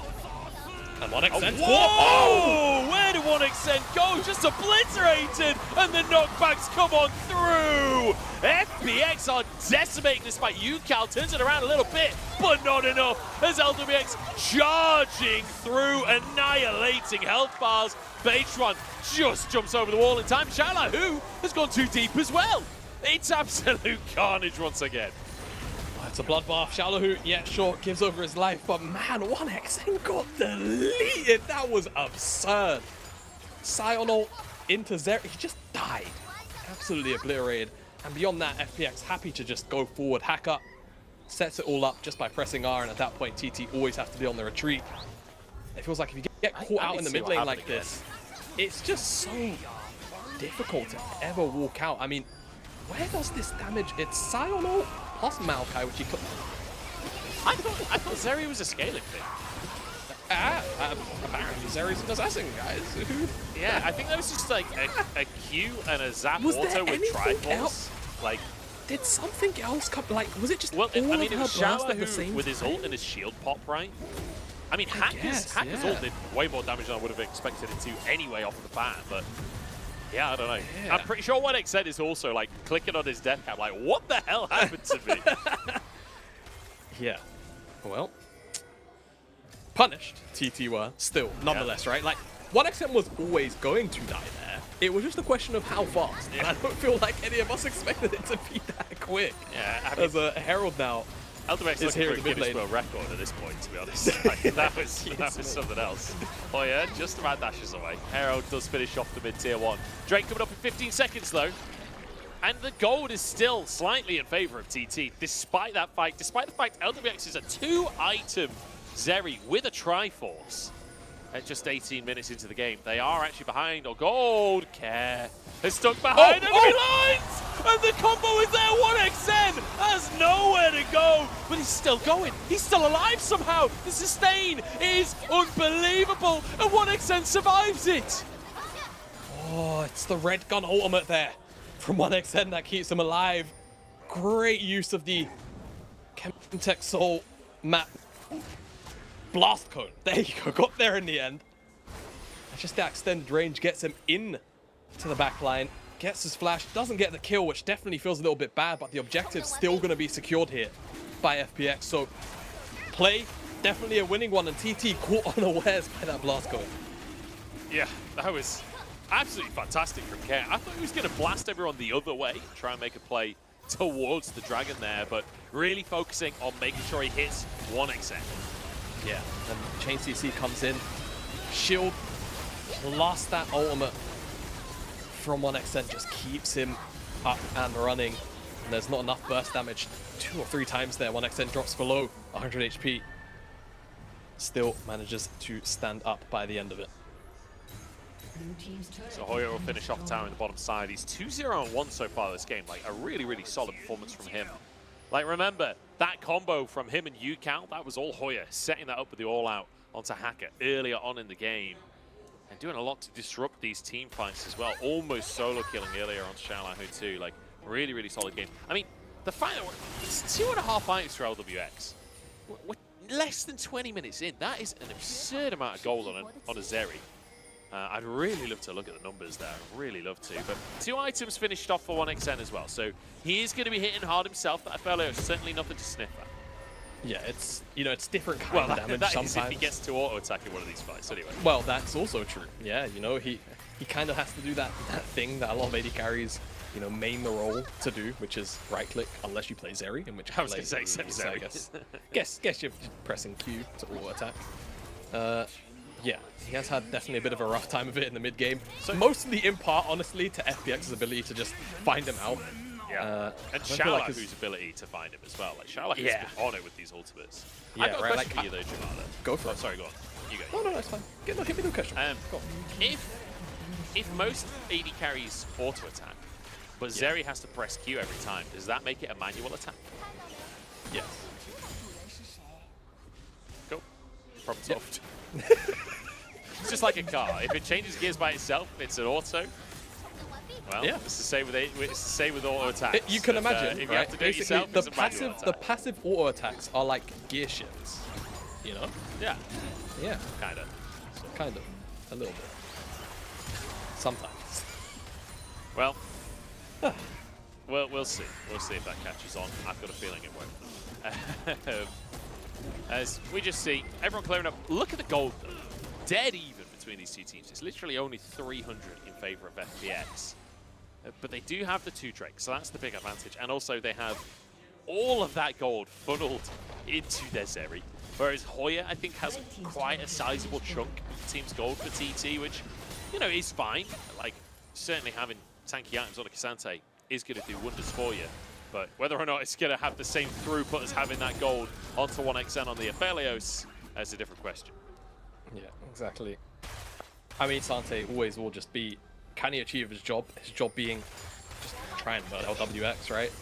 I think the fact that Chocho's always going to be there with the exhaust and pretty much, you know, attached to Zeri 99% of the time. This is the 1% where he's on Hacker right now, just because LWX wanted to collect the wave, but soon will join his partner in crime again. Will he be able to get through all of those, you know, all of those tools whilst providing the space for 1xN to actually get through the front line? I think even though he's overstepped once or twice and been punished very heavy-handedly, I think he's probably learned his lesson this time around. And now with the Gale Force on top of, you know, Flash Cleanse and having the Lulu, should be a lot safer than he was in the previous sequence of plays. I do want to quickly mention an item that's been picked up as well. Care has actually gone for the Serpent's Fang, which not an item that we see super often, but look at the comp he's against. This item is cracked in this situation. Hoya, nothing but shields. UCal, massive shield with his ultimate, and Yu Yanja will be shielding permanently onto his team. So yeah, that's actually a fantastic pickup for Care. Like the value he'll get out of that Serpent's Fang should be phenomenal. It's really good, and also I think it's important to note that Hoya will eventually likely go towards the Gargoyle Stone plate. as a third item is very, very common on the Cassante, so that's also going to be something that preemptively he's built for as well. If he's, I beg your pardon, ever attacking Hoya, that's going to be something that's going to come in and feel really, really nice. So yeah, like you mentioned, it's really just built to get through that overheal shield, make sure it never comes back into fruition again in a fight. It's wide out care this time, so unfortunately he won't have as optimal a flank as perhaps he would have liked, but you still enjoy the idea, and actually he could be getting collapsed on and still know he's here. And this is UCal. That's a lot of damage if Care goes that way. Knocked up by the Cyclone. Flashes into enemy territory. Baseron flashes after him. Just going to be knocked back. The ult hits onto 1xN, but Shallow just face plants into the wall. So 1xN slide. UCal, I mean, Care getting out of this one. UCal with a big knock up, but taking damage himself. As LPX trying to get this damage off. Care is there to finish UCal off, and now Hoya on the front line, buying space. Shaola, who flashes out safety. Hoya, next target. Look at the cleave coming out from LWX. He's just churning through the health bars, lightning flying everywhere, and FPX dominate the fight. Yeah, FPX just run them over. And now that the Hydra is completed, I like to call this one the lawnmower build. Joe, as he's just cutting them down. It's really, really difficult for TT to get on top, and it has to be Hoya, or it feels like it's just going to be free reign for LWX. It starts off with a pick, and I have to give credit to Care for buying so much time, right? Xiaolu forgets for a second that his ultimate actually can't go through walls, and does hit it face first, but at the end of the day, it's all about this, right? This step forward here, blowing the flash as well of Yandra on the backside, whilst you can see a lot of space being bought in time by Xiaolu, whilst the rest of the team catches up, and sure, almost gives his life up, but eventually once LWX actually starts attacking the front line, they start losing their life quite quickly.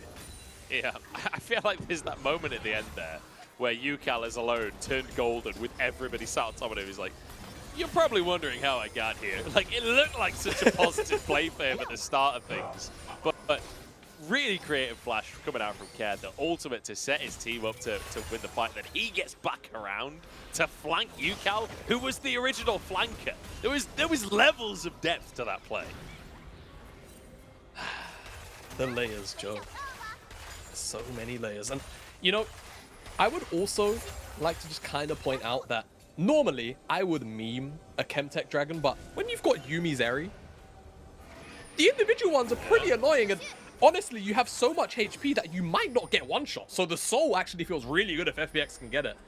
To a point where I feel like it might actually push them over the edge. Care, like you mentioned, well, which one's the real one? Oh my god. He's actually got away with it. Oh, there is man. a ward where UCal stood, but other than that, okay, he's going to be spotted now. Yeah. So his position is given away. He knows it as well as he will clear the ward. Shala, who being the front line, being the bouncer. They know Care's behind them, but does it matter if they know? He's going to get a huge ultimate here, but no! UCal Zonya's it, everyone else dodges it. Hoya pulls him into the pit, but that ain't a 1v1 that he wins because it's a 2v1. And LWX just going to be stacking off of him. LWX, in fact, not even used his ultimate. There we go. Time for LWX to pop up, flash away, cleanses, keeps himself alive. That cat on his shoulder, doing everything. We've had one pentakill today, and it's a quadra coming out from LWX. He wants Yanja, but he's not going to find him. Oh, the blood was in the water. Couldn't you see it from the double kill? It was looking like it could have been the second pentakill of the day. Not a smidge of emotion for LWX there. I know, man. Just cold as ice. Man, oh man. They will pick up this Baron off the back of that team fight, and I think at this point the game is likely very close to finished for TT. Feels like the avenues to come back in are pretty damn limited. The items are starting to be a little bit too overbearing, and with this Baron buff, you imagine sieging power gonna be just a bit too much. Chocho even picks up the Mikhails just in case LWX ends up being stunned up in some capacity. Get the replay look here as does actually walk face first into this W here and actually kites into a position where he can be all out away from his team, but does he care? No, he's got a Yumi on his back with exhaust and heal, and look how quickly the rest of FPX come and collapse on the rest of the team, and as soon as this dash over the wall reveals how exposed the rest of the team is, it just emboldens Taka to go in, disrupt the backline, and even though the dive return from TT looks pretty good and they come close to taking down LWX, too many shields, too much healing, there's an engage now in the mid lane, maybe they get him this time. Yanja Wildgrowth himself, but he goes down anyway. Yuka with a triple knock-up, a triple stun, but is it enough? 1xN can't get the damage in, but he's still surviving. The sustain is there. Oh, Care arrives at the last possible second. Saves the day. The triple kill for Care's Kiana. And that might just be game. Zeri has to be permabanned for the rest of the split, Joe. It's so damn nasty, man. Goes into the GA, spit out so much damage, but it's Care who comes in and crosses the T's and dots the I's on the game 1 of series number 2 of the day. FPX will take game number 1 happily, and TT are gonna have to dig a little bit deep. Oh my god. That's not okay. That is not okay. Well, I don't know if anyone else knew it, but I am officially of the opinion that Zeri is a very strong champion in League of Legends, and Yuumi might also be slightly problematic. I feel like when we were watching that big replay of the massive fight around Baron as well, like, LWX played pretty disrespectfully, honestly. Like, he got caught multiple times. He walked into the all-out to get 1v1, and then he walked into the big combo out of vision, and he still just walks away with like a, what was it, a quadra kill in the end? Like, that says everything you need to know about the state of Zeri and Yuumi right now. No, Zeri Yumi's balanced, man. It's fine. No, it's really okay. I'm sure AD carries aren't just sweeping up all of their LPE right now on live. It's okay. All right, jokes aside, as we know, I'm the CEO of AD Carry Hate. Yeah, I mean, it was still a very, very phenomenal game from FPX. I think generally their ability to play around their assassin, tank, mage, DPS. Am I missing any? Don't think I am. No, I think that's good. Yeah. No, I think that's all of them. Was really, really powerful. And it was a little bit too much for TT to deal with. It was only really Hoya that could try and lock down the Zeri to then maybe give room for the likes of Yukao to come in and actually find the knock-up with the ultimate. But we never really saw that combination come through. And honestly, a couple of times it got to a point where it felt like he was just face tanking the Nico ult anyway, so who cared? Like, yeah, just way too much gold. I think that skirmish on the bottom side really broke the game, right? Where LWX got, I think it was 2 extra kills on a play where he didn't really deserve to even maybe get away. Yeah, at that point, 4-1, walking out of Triforce whilst the first time hadn't even been completed by 1xN. It just felt like a bit too much of a mountain to climb back up for TT. And it's kind of tough for TT, because when you looked at that early game, TT was sort of lane gapping across the board, right? We had, what was it, 3 plates at least taken in every single lane, like massive individual advantages. LWX was massively ahead individually. It was like 6-1 at one point, and was still like, the team was still behind in gold. Like, that says a lot about the advantages that TT were able to get during the laning phase. Wasn't enough. Simply wasn't enough for them. And I mean, FPX in those team fights looking fantastic, and clearly understanding the meta. I think that's the big thing, right? Yeah, like, I think that this is one of those weird games where, like, I don't inherently feel like TT's draft was like terrible or like unplayable, but I just feel like they didn't have Zeri Yuumi, and they didn't really have consistent ways to kill the Zeri Yuumi on the opposite side, you know? And sure, they have a Felios with the Lulu, but it felt like, to me, sure, lane leads are great, but we're still in a team fighting meta, right? And if those pieces aren't connected together in a very coherent manner, and very quickly, in this case, to actually shut down something like the Zeri plus the Yuumi, you're just going to get run over. And, you know, again, like you said, they held a very consistent lead for a majority of this game. But team fighting is still what matters around the objectives, right? The first 20 minutes doesn't mean jack squat if you get picked off once or twice and then you lose a Baron, right? And I think that's what we came to the realization of at MSI, and it felt like TT probably came to that realization about 21 minutes into this game. So perhaps they tried to shift things up and move towards a slightly more team fight geared team composition with a little less nuance, right? I think that's the key thing, because for FPX, the comp kind of drives itself, right? Sure, you've got Care off on the side, but it kind of just does the job. Sion presses R, Maokai presses R, and then LWX murders whoever's in front of it. That's it. With TT, there's more to it, right? There's more moving pieces at the same time, and in some cases moving in different directions. And I think if you remove that nuance, you typically just have a much easier time, I think, exposed in the team fighting department, but still the laning phase is something that they should walk away comfortable moving into game 2, knowing that they should have a fair amount of advantages with. Yeah, definitely. I think part of it as well is, like, if you're... I don't inherently hate the idea of playing into Zeriyumi. I think it's hard, but there are ways to beat it. Right? Exactly. Like, Yeah. Like Vi-Ari, these kind of combos that can really set up a big pick and find that moment to assassinate. But it didn't feel like they had the tools to do that. So tough one coming out here at FPX. Fantastic start to things. Fantastic start to this one. Bringing out the Kiana, first of his career. I love to see it. We're going to jump into a break, and then we'll be back with game number 2 to find out what TT have in the tank.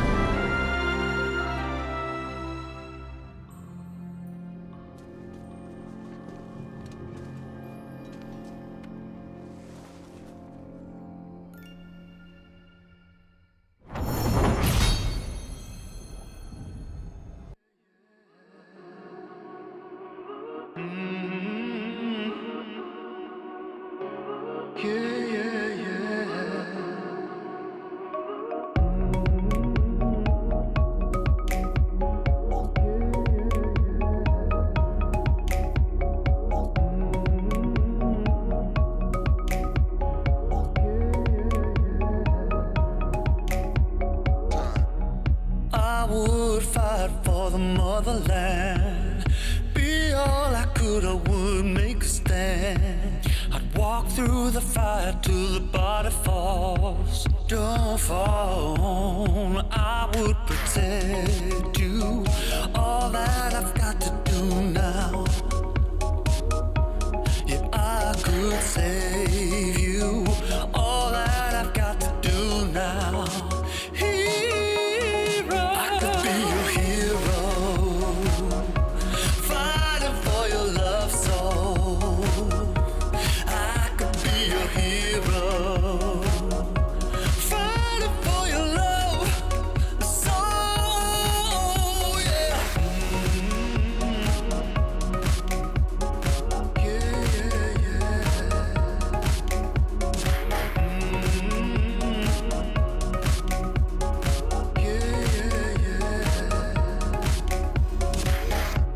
You make something worth fighting for. And nobody gets to choose everything.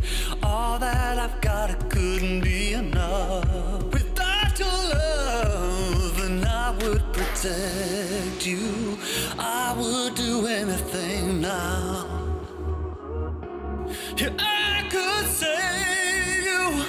All that I've got to do now. I could be your hero, fighting for your love soul. I could be your hero, fighting for your love soul. Yeah.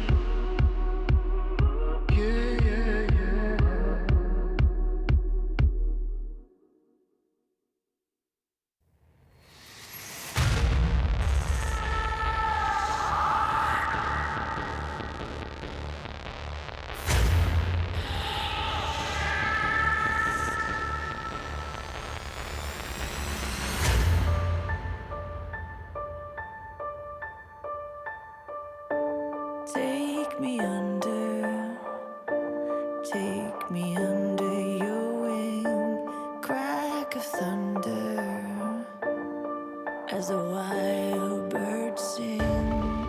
You can hear hunger crying out, a sonic echo that leaves no room for doubt. All the shots bring it back to what it's not. Make a move, do we do? As the world class tears in our hands, are we all part of a bigger plan? Call the shots, bring it back to what it's not.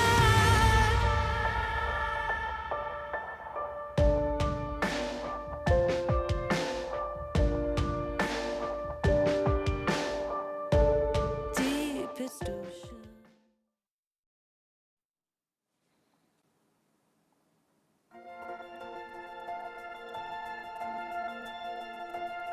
Welcome back, everybody, to the LPL.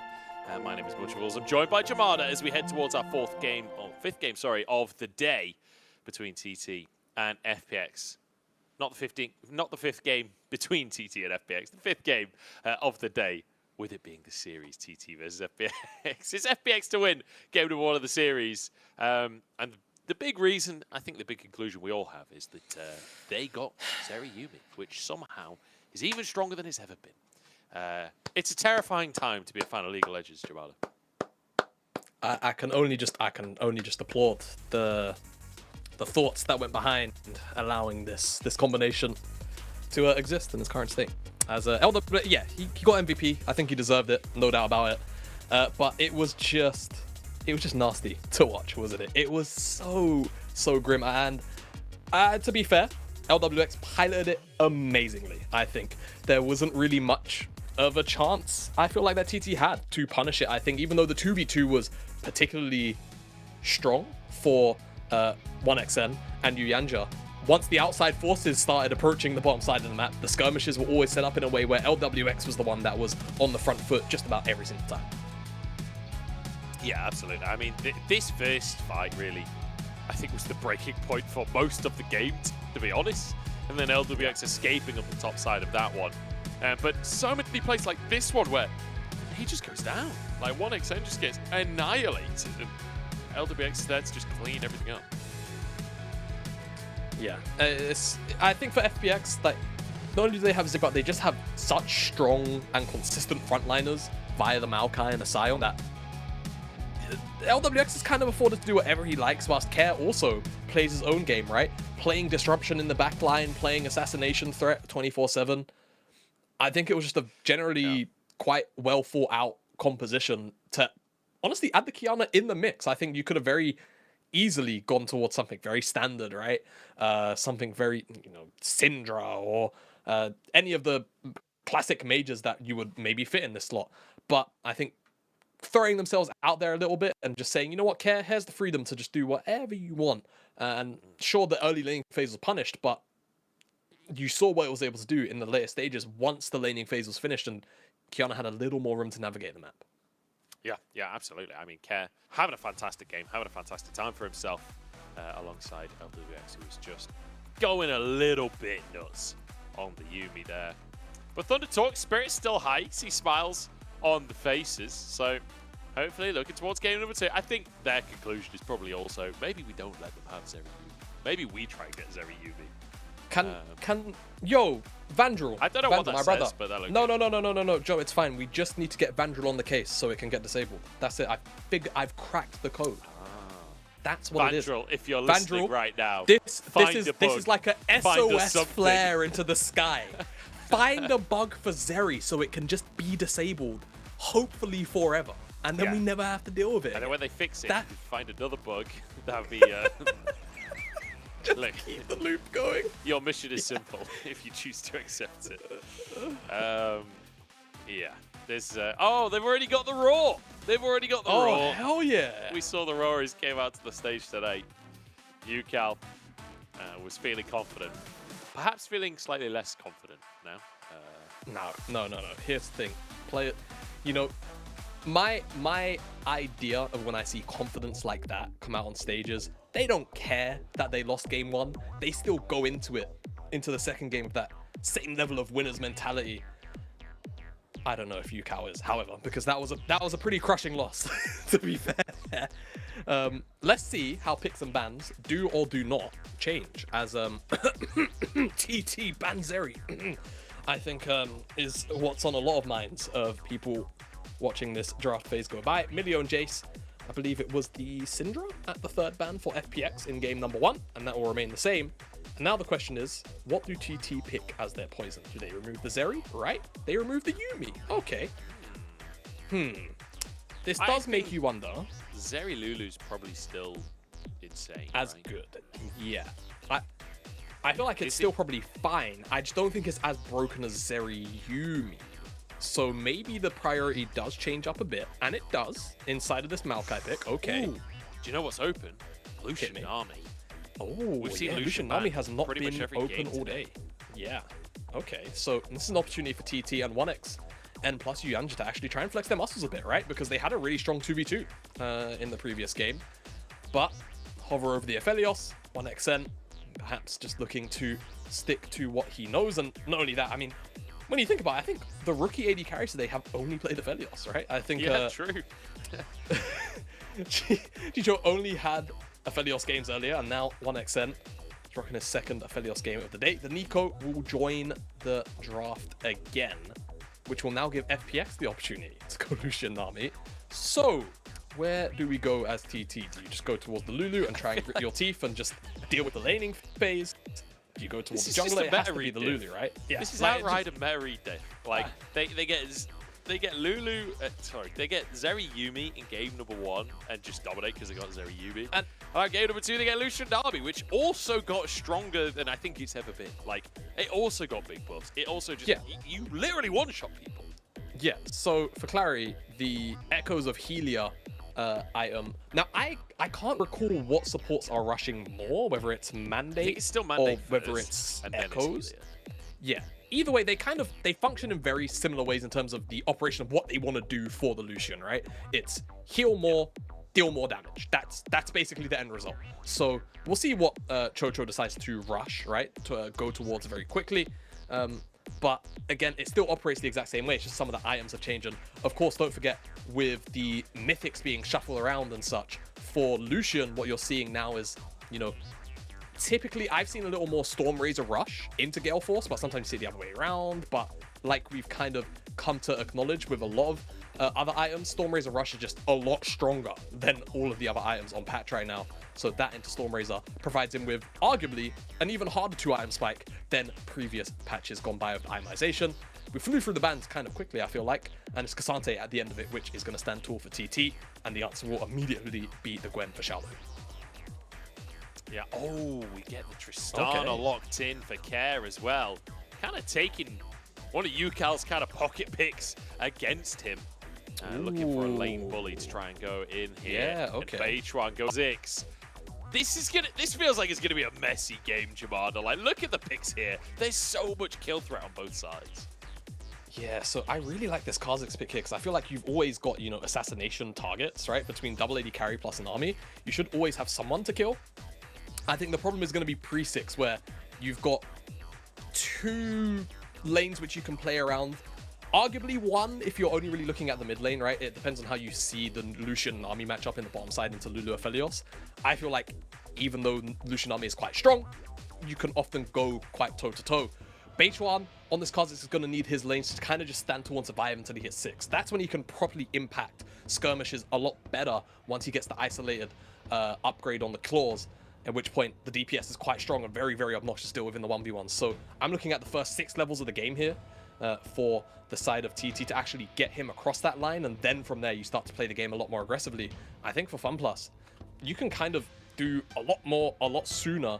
And then you've also got the guaranteed scaling of double AD carries, a frontliner, and also an AP carry to boot from the top side. Yeah, feels like a lot of not just damage on their side, but like cohesiveness with the composition, right? They also just all want to go in. Like, look at this comp. They want to go in. Every single one of them. So, except maybe Nami, but she wants to watch them go in and shoot some water.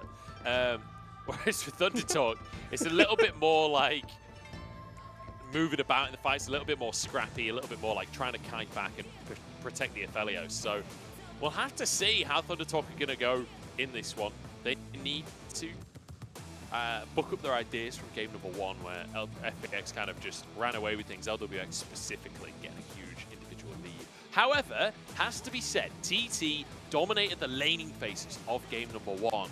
So Jamada, looking at these two compositions, how are you feeling for game number 2 when it comes to those laning phases? Is that going to be the window for shenanigans? That's been a trend today. We've been coming into the games kind of late. And yeah.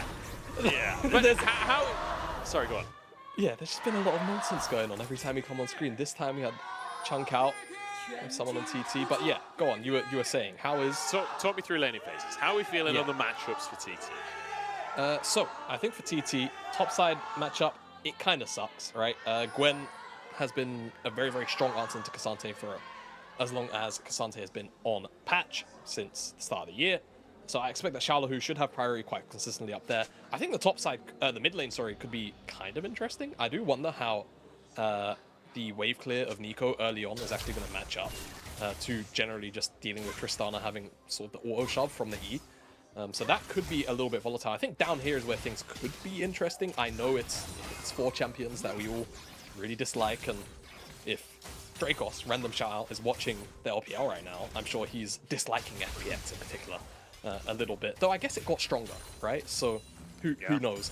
But 1xN and Yuyanja on this Aphelios and Lulu should be able to just weather the storm, right? You can see they outrange the first couple of levels. It's kind of difficult for the Lucian army to actually trade back efficiently. It's at level 3 where things can get a little bit dicey, but even then, you know, the turn back trades are always really powerful for that duo down there. I think it can go either way. The level 1 looking like it's leaning, however, more into LWX and Chocho's favor. Yeah, and you know, once you win the first like trade or 2, or at least find the minion advantage the first trade or 2, it becomes very difficult for anyone to find the level 2 spike, right? So I think 1xN and Yuyanja just kind of backing off from that potential spike out from LWX and Chocho, not wanting to give any advantages away for no reason. So Baytron in the meantime pathing downwards, but that little sapling will spot him. Hacker hovering towards the mid lane here. Perhaps thinking that Baytron was going to try and make a play towards Care. There we go, Baytron now spotted on the sapling. That sapling nearly took the wolf, to be honest. Wait, Care's going in onto Yucal, just gets rooted up immediately. I'm not sure he even won that trade, to be honest. No, I don't think he did. And there's pots available as well from the side of Yucal now. Does Hacker... I don't think Hacker knows. And the thing is, you always have the isolated damage here, so this should go over. Yeah, there we go. Yeah. So Baytron gets the buff, gets his Gromp, gets a chunk out of Hacker. Just and quite happily walks away, yeah.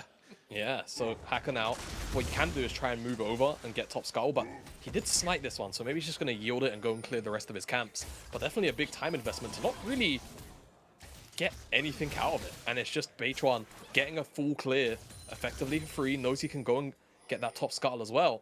And given the pacing and the tempo of where Hacker is, where Baytron is, and the fact that he's going to have smite again available, he could even look for an invade, right? Yucal has mid lane priority, has a biscuit, even though he's out of mana. And so does Hoya. Even Hoya can shoving in, so, yeah, this could be a pretty nasty invade. And again, Baytron should win out because the isolation on the Q should just be a little bit more than Hacker's Q. Yeah, it's gone. Great stuff. I mean, Baytron just gets everything. He gets a grab despite the presence, and then gets an invade off the back of it as well. Bit of trade the bottom side. Gravitum, though. LWX in trouble. Has to dash away. Heal comes out. Yuyanja takes a heavy chunk back at the back end of the play. It's 2 sums for 2 sums. Yeah, it felt like maybe a little bit of miscoordination there between 1x1 and Yuyanja, because it seems like Yuyanja was very happy to go forward, extend the trade further, whereas 1x1 was done with the trade as soon as the cleanse actually came out. So does force the heal out of the Lulu. Could have been a slightly more positive trade. Still 1-up trade in some of the spells nonetheless. So spot onto Hacker there. I didn't see it ping, but they must have seen it as he walked over. Player vision. Recall going to come through from you, Yanja. 1xN going to stay in lane though for now, deciding not to not to head back to base. I think with Gravitum Infernum, he can clear that wave so quickly that he's actually happy to let LWX and Chocho like feign that they're going to hard shove that wave in, instantly one-shot it, and then just look for a recall of his own on the cannon wave. And he's not going to be that far behind in terms of maybe 6 seconds or so. So he feels alright about it. Could even look to push the cannon wave if he's still got ammo in the Infernum, but looks like he will just opt for that reset now. Yeah, you could even leave a couple of minions up on the previous wave, right? So that the cannon wave definitely shoves into you, but maybe just it being stationary in the middle is plenty for you. As an all-out comes out from Hoya, Shala, who pushed towards his own turret. The needlework is just going to force Hoya away from that one. I like the attempt, but not quite the all-out he was looking for. No, that's a train ride that I think Shalhu was pretty happy to take, as Hoya was very quick to try and just make an exit out. Recognizes that he probably will lose that 1v1. It's a very difficult 1v1 to win, generally, this matchup. The windows in which you can actually look for Gwen are moderately limited. And felt like perhaps he could get him over the wall, isolated, and maybe try and take the 1v1. But as soon as he drops over the wall, just acknowledges that, yeah, this is probably a done deal. Away from that, though, seems like Baytron wanted to maybe get his hands on this Scuttle Crab. Is definitely not going to get it as first move from Care. And Hacker already being in the river means that he just has to yield that. Yeah. You can see LWX and Chocho having massive priority in the bottom side. They've been constantly just pushing TT underneath the tower. Hacker is here. Whether they want to go for a dive, I'm not so sure. It does feel a little dangerous, but they do have Lucian Army. That's plenty of damage to work with. Noon Quiver in the pocket of LWX as he'll go towards that Storm Razor first item. Baytron in the mid lane here.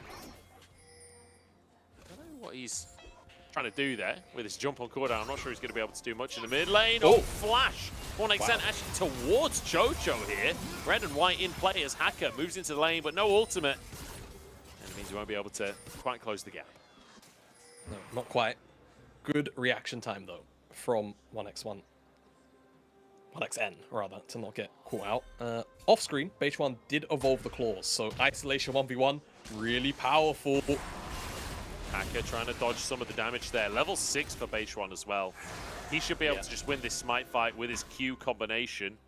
As Yukal moves over to the play as well. There it is, Smite takes away the buff. That's 2 buffs so far this game in 8 minutes in favor of Baytron. I don't think they'll be able to get the big chicken, but I've been wrong before. No, smited by Hacker. The root is going to be there, though, and Hacker might have sacrificed his life for the play. Flash from Baytron, but it was red buff to get the kill. First blood in the end for TT. Yeah, good chain of invades. A little bit unfortunate for Baytron. Just underestimated how much damage red buff would do. Perhaps thought Hacker would walk away with 1 HP. Definitely understand the flash, but either way, picks up the kill, gets the buff, doesn't quite get the second camp, but will pick up the dragon, and Kha'Zix with the isolated Q gonna tear through this one quite quickly with the Dirk and the longsword on top. We'll even have Yuanja come over and just assist in a little bit of extra DPS. So everything going the way of TT this time around. Much like game number 1, the laning phases really, really solid. This time, more tangible leads being pulled out of them. Yeah, certainly. Baytron grabbing that one. We'll be able to reset, and I think might finish an item, honestly, with the kill as well. Not 100% sure on that one, but Hacker sort of overcommitting, I think, there. Overestimating, like, Care's ability to jump in. And I feel like the Nico really ruins anything Tristana can do in that kind of 2v2. Yeah, exactly. It's kind of limited in that regard. I think TT just already having that chain pressure down felt really bad. LWX gonna blow the cleanse, holds onto his summoner spells. But again, you can see the pressure mounting from the side of Thunder Talk's bottom lane.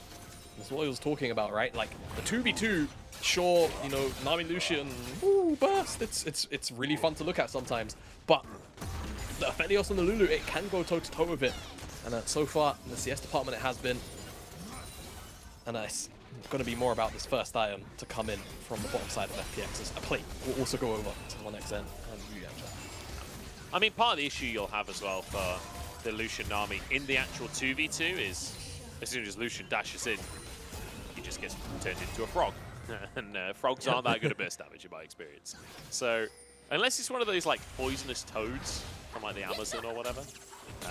Not that you can order them on Amazon, but you see in the rainforest, you know what I mean. Yeah.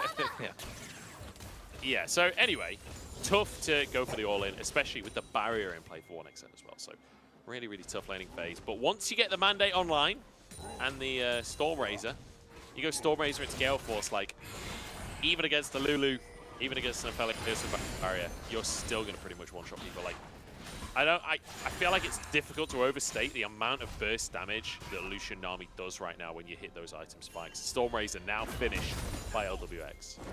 Yeah, it feels like a solid, somewhere in the realm of like 20% extra damage compared to what it used to do. Right, it's so obnoxious. This is an attempt. Xiaolao, who's actually in trouble here. The Shroud already used, No, but he's actually not. the needlework swings that right back around that. Those scissors are sharp, I'm telling you. As Hoya does need to be a little cautious that he doesn't overstay his welcome here. Yeah, it definitely does. Just vamping up a bit from Potts, passive as well. We'll just get back up to half HP, but you can see it's one of those things where if Xiaolahu kind of haphazardly blows his immune shield, then yeah, maybe you can find a little bit of reprieve in the 1v1, but it can always be difficult. Ooh. Like the Yeah, attempt. just spots him, yeah. Haka was headed over the wall, won't quite find his window. 2 minutes until Drake is Beishwan just clearing away vision and trying to maintain control of this bottom side of the map. Tidal wave straight onto 1xN. He used his flash earlier and will just get eradicated. LWX using that culling while it's guaranteed to hit and saving the combo for after the CC. Yeah, really solid. And Herald will get dropped on the backside of this as well. So at the very least, maybe they can squeeze in a third plate, but at the very least 2 will go over. Feels good for LWX. This is a double teleport. Don't forget, teleport changes, right? These kind of things can happen. Trigger, it seems like, pulled a little bit late. They aren't yeah. Ah, man, I still miss the days of, you know, 5-minute teleport on bot lane play. Bring me back. I don't miss that. I'm an AD carry player. I hate that. that. Bring us the fist fights, man. See, You're dominating your lane in phase. You've got the better scaling pick as well, and then suddenly their entire team is in your lane. Like, that ain't fun. Well, whose fault is it for not sweeping the brush and ensuring that they don't get My TP'd support's fault. That's who. Certainly ain't mine. I accept no responsibility for any of these issues. Man. Yeah, fantastic little bit of play coming out from FPX. So double TP burn on the bottom side from TT, and they get nothing. And Xiaolahu, in the meantime, just sweeping up plate, sweeping up CS. If he was at all behind before, he certainly isn't anymore. That rhymed. It's fun. But in the meantime, Beitron doing a fantastic job. We are actually just even in gold across the board, all things considered. I will say Chocho getting the kill, though, can be kind of nice on the Lucian Nami, because it means you get closer to that mandate. Or either trying to all out, or all in, sorry, on the top side. Snip, snip, needlework. Hoya forced away. Xiaolahu has used that ultimate now. So perhaps Hoya just trying to bait that. Yeah, it seems like that's what he was up to. Just wanted to ensure that if he can get that ultimate, then he knows he can try and find a window. Like, if he W's him close enough to the wall here, take him all the way out. Yeah, you are going to get snipped, though. And oh, he flashes over to follow it up. Xiaolahu inside the Shroud, though. He might just win this one against Hoya. The snip, about to come off cooldown. Dashes away, doesn't go for it. Joe, I'm going to be honest. I think if he commits, he finds the 1v1. I think he just kind of just called it a bit early. He didn't want to risk losing the 1v1. Better to be safe than sorry at the end of the day. But is it? Definitely almost found his window. I'd say it's better to be YSKM. That situation. SK just gets one shot by Beitron. Nice little play there. And Haka now could be in trouble because no mid laner for FPX. And Dragon now onto the map. This could be tough to fight. Yeah, it can be. Care no teleport as well. So now that he's dead, he's, you know, off the map, not only for the death timer, but 15-20 seconds. Yukao is behind this play. Oh, Yu Yanji's in trouble. No, heals, gets himself out to safety. And in the meantime, Yukao flashing straight on top. Wow. See you later, Jojo. That's some damage out from Yukao. That was a solo kill, 100-0. I mean, sure, it's Nami, but I wasn't quite expecting that much burst damage out of one combo. And that flank play will find them. Second Dragon of the game. Really, really good looks from TT on this one. Not only for the initial pick, but then to also just kind of have this death brush. 3 brushes with no vision that FPX could feasibly work with. Really well done to secure themselves that second Dragon of the game. Yeah, massive, massive moment for them. As LWX He's got that Storm Razor. He's got a Zeal as well. Looks like he's going Rapid Fire Cannon second item rather than that Gale Force. As Care does just get absolutely rinsed on that one. Yeah, it's level 8, level 9, Kha'Zix. The Q is dealing so much. Wait! If you find yourself by your lonesome, what's up? Doesn't matter. Do the replay first.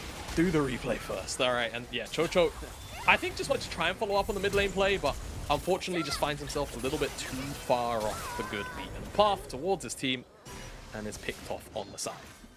Yeah, so it turns out I'm telling big fat porkies. Obviously the item's changed. My brain still tells me Gale Force is Noon Quiver. It's not. It's a BF Sword, it's a Zeal now. So he is going towards that Gale Force. I just forgot that they changed all of the build paths of everything.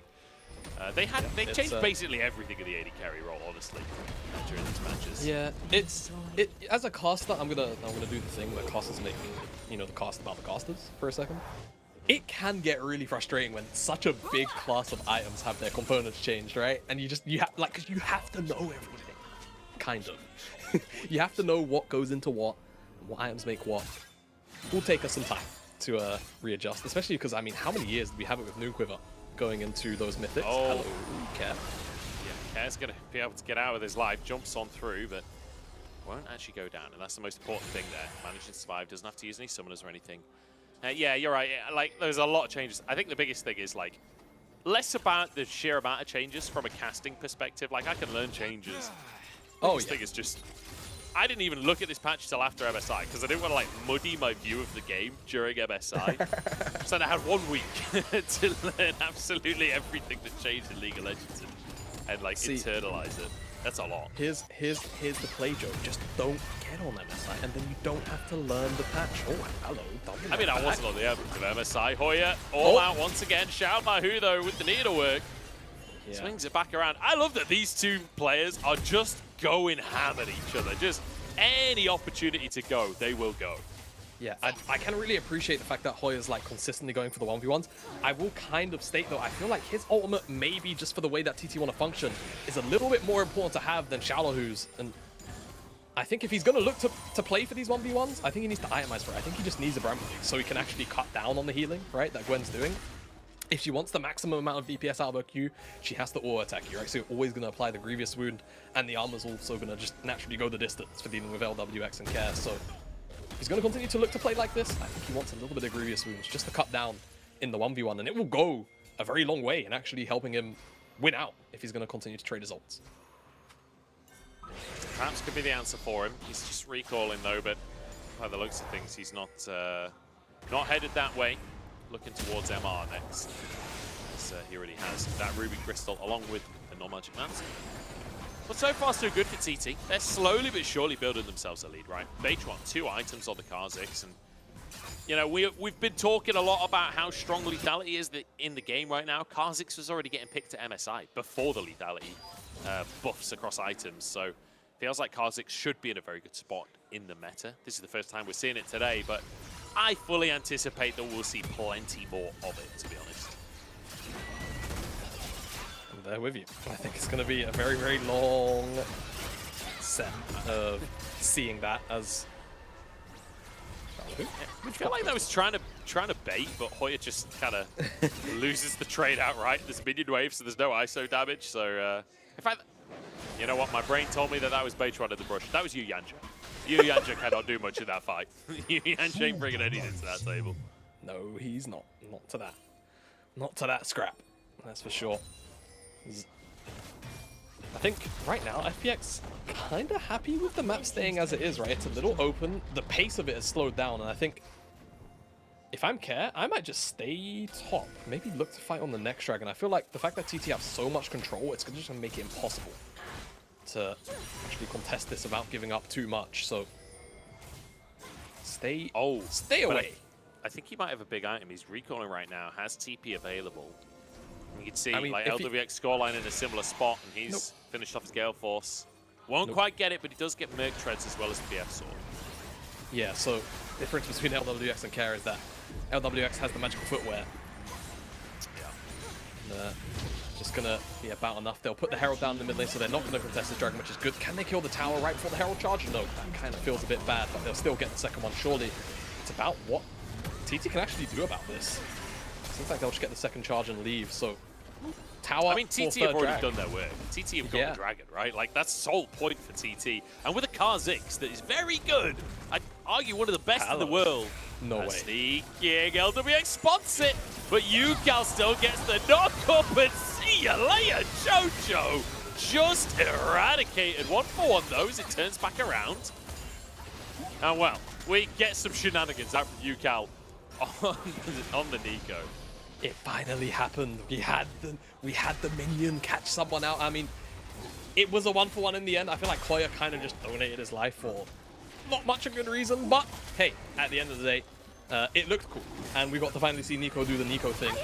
See how many more times it will catch people out throughout the remainder of the year, being meta as Beichuan.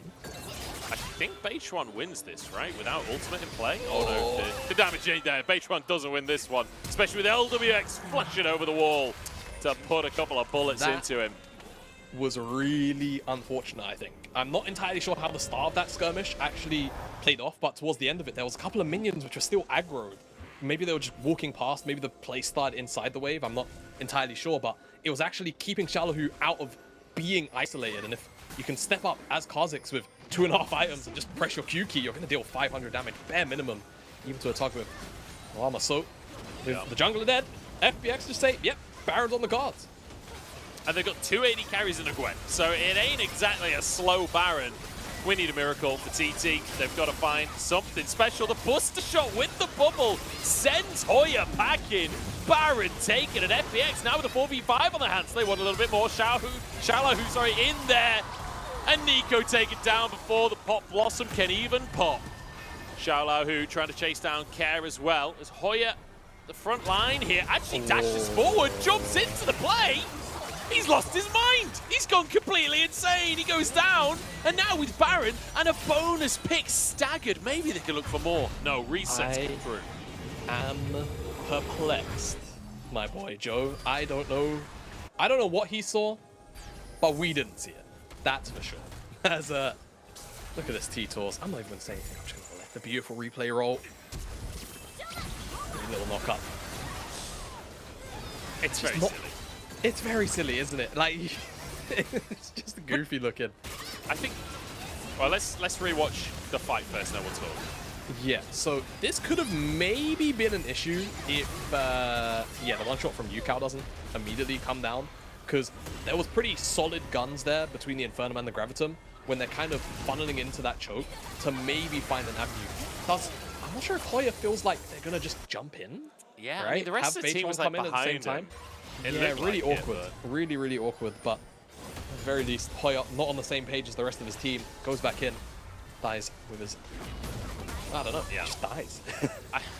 I will say, at least we got to see an Inherent Glamour play that wasn't just Forge messing around with it in the laning phase, you know? Like, that was actually a good initiation from Yukal using the Inherent Glamour. Unfortunately, it was a good go, because now FPX breaking that base wide open, and Beichuan is not respecting the fact that they might just be able to end the game right here. They've got 280 carries in a Gwen, Baron buff, and they still have minions alive. There's one tower down, the TP coming on through as Hoya knocked up. The double wave is there, and Xiaolahu trying to finish with the needlework. Another wave arrives on scene. The Buster Shot ruins Yukal.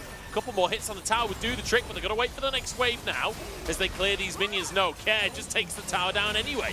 They can clear the minions, they can wait for the next wave, or they can just walk forwards. No towers left. Surely, that's it. Surely, FPX finish this one off in style, but it's not over just yet. 1xN still going strong. Half health on the Nexus. LWX against Beichuan. They finish it off. And FPX 2-0 in their first series. Great first showing here from FPX. Very, very good looks, especially from where they were in spring. Clean up TT fairly convincingly, especially the mid games were so decisive. This game barely had a mid game. 24 minutes, I think, on the clock when the Nexus falls, and TT just didn't really look for too much proactive. It felt like just all on different pages, whereas FPX making coordinated plays across the map time and time again. I'm very happy to allow whatever TT were doing to just kind of fall in their laps. Yeah, I mean, FPX, no roster changes, right? Nothing changed from last split. They were 15th at the end of last split, but I don't know. Some kind of mojo has come into play here because they were feeling good today. That is for sure. TT, on the other hand, they made it to playoffs last split. We're not really seeing that kind of performance out from them so far. Obviously, Huanfeng not playing today. It was 1xN coming in and had a bit of a rough series. Not the worst ever, but not exactly a pop-off either. We'll have to see. We'll have to see what happens for TT throughout the course of this split, because I feel like this is a team that a lot of people were really excited about towards the end of the first split of the year, right? We saw like lots of people really on board the hype train, a lot of people saying they were going to go for like a miracle run in playoffs and things, which perhaps was a little overkill, but even still, a much better version of them in spring than what we've just seen today. Yeah, definitely. So I do wonder what went wrong under the hood for TT in this one, but I think it's a series where we probably just celebrate FPX and generally how they looked. I think you mentioned it in the first draft, or I think at the end of the second draft, the meta read was just significantly better from the FPX side, right? I think both games kind of just acknowledging, all right, hyper carry, front line, or in this case, Nami Lucian, front line, divers, everyone move in the same direction, whether it's forward, whether it's backwards. Bob's your uncle, job's done. And it felt like, to me, there wasn't quite the same level of, I don't want to say level of understanding, because it is kind of a simple concept in that same breath, right? But it felt like to me TT's read generally just wasn't what FPX's was, and it complicated the game a lot more than perhaps it had to. Yeah, it felt like the drafts weren't necessarily as cohesive as what we were seeing from FPX, especially in that second game. Like, I love drafts like that, where you've basically got 5 champions that are willing to just run at the enemy, and you health bar them, you know? You just have so many health bars on top of them that they cease to exist. FPX consistently ceasing to exist in that last game, and sorry, TT ceasing to exist in that last game as FPX just jumping on boards, and I'm impressed by FPX so far. I'm impressed by those 2 games we've seen. You know, not the toughest opponent in the league, it has to be said, like, but compared to Spring, a really, really solid improvement for FPX, and also, like, it makes me excited to look at them against some of the top teams, against some of the bigger names in the LPL, because that's really where we're going to see these names tested. But, you know, we've got some veterancy here. Chocho, LWX, Hacker, even Xiaolao, Hu, and Care at this point. Like, they've all been around for a couple of years at very least. LWX, you know, many, many years. I feel like we're starting to see a bit more cohesion than we got to see at any point so far from this roster. Yeah, no, agreed. And, you know, remember, this is a roster that didn't change between spring and summer, right, for the side of FPX. So, you know, the thought process is, all right, development, getting better between splits, and this is definitely a very good run of it. And, you know, not to oversell this, but, you know, let's not forget, like, some of the TT expectations from spring were surprisingly high once we start to actually see them play, right? Finishing 8th, pretty, I mean, it's a massive accomplishment for the organization, but also just generally kind of above where a lot of us had them. But then, if you recall, the first round of the playoffs, even though they lost to RNG, a fair amount of people thought they were even going to beat RNG, right? Go on to the next round of the playoffs. So for FPX to come out and convincingly beat, you know, basically TT with a different version of the bot lane, it's a good look in my opinion. A really good look. And like the fact that actually in this game, I feel like UCal and H1 looked pretty good. Like we saw some really great moments from this Kha'Zix Nico duo. I actually kind of like this as a 2v2 now, having watched them play that. Like the amount of burst damage that you have, and then the pick-off potential with one stealth champion and one champion that can pretend to be minions. Like, I feel like there's a lot of room for creativity there. Whereas FPX were kind of just like, look, Xiaolao, who has a lot of damage because he was just 1v1ing Koya all game. But generally speaking, this wasn't even that much about fighting. It was about like, hey, look, we're going to find one fight, and then we're going to destroy everything in seconds because every champion we have is amazing at destroying towers. Yeah, I think that was the other thing, right? The sort of the byproduct of this game here for FPX was by having 2 AD carries, every team fight that they had was just so punishing. Like, this was an incredibly low kill game. Like, I think there was, like less than 10 kills in total throughout this game. So, yeah, FPX looking clinical on top of that. The draft definitely helping out. And I think TT ideas look very good. I think just maybe a little bit of refinement in terms of looking for that, it's been the bit of a keyword of the day, a bit more cohesion. It is the first day of the split, so hopefully for them moving forward, they can look for that, because the ideas are certainly creative. yeah, plenty of time and space for that. But FPX looking good so far today. And I'm going to kick it over to Wendy once again for our winners interview. Hello everyone, welcome to the interview, and now I'm standing by with Care from FPX. Congratulations on the very clean, very fast 2-0. My very first question is about your champion pick in game 1. You have that Kiana. We all know you are very familiar, very good at those assassin made. So tell us more, when picking this champion, what's your focus in the actual game? 那首先恭喜你们，今天是非常干净利落，而且很快速就终结比赛的2-0。第一局的时候呢，你也是选出了齐亚娜这个英雄。我们也知道你是玩这种刺客类的英雄都非常的熟练，而且玩得很好嘛。所以说，当拿到齐亚娜的时候，可能你在游戏当中关注更多的点是什么？关注更多的就是打野的动向吧，就是多关注一点对自己打野的动向，然后和对面打野的动向，然后就是和打野更好的联动嘛，因为这英雄就是来打一个中野的组合的。So with Kiana, I really focus a lot to our and also the opponent's jungler's jungle pathing. And also, it feels like Kiana can be a very good pick to have a good synergy together with our jungler. So I really focus a lot around this part and try our best to have a very good mid-jungle synergy in game 1. And also, we all seen that. And talk a bit more about game 2. Game 2, you got this Tristana mid. I believe it's not a very good pick against Nico. So tell us more about the reason of picking this champion and how to maximize the function of this Tristana in the actual game.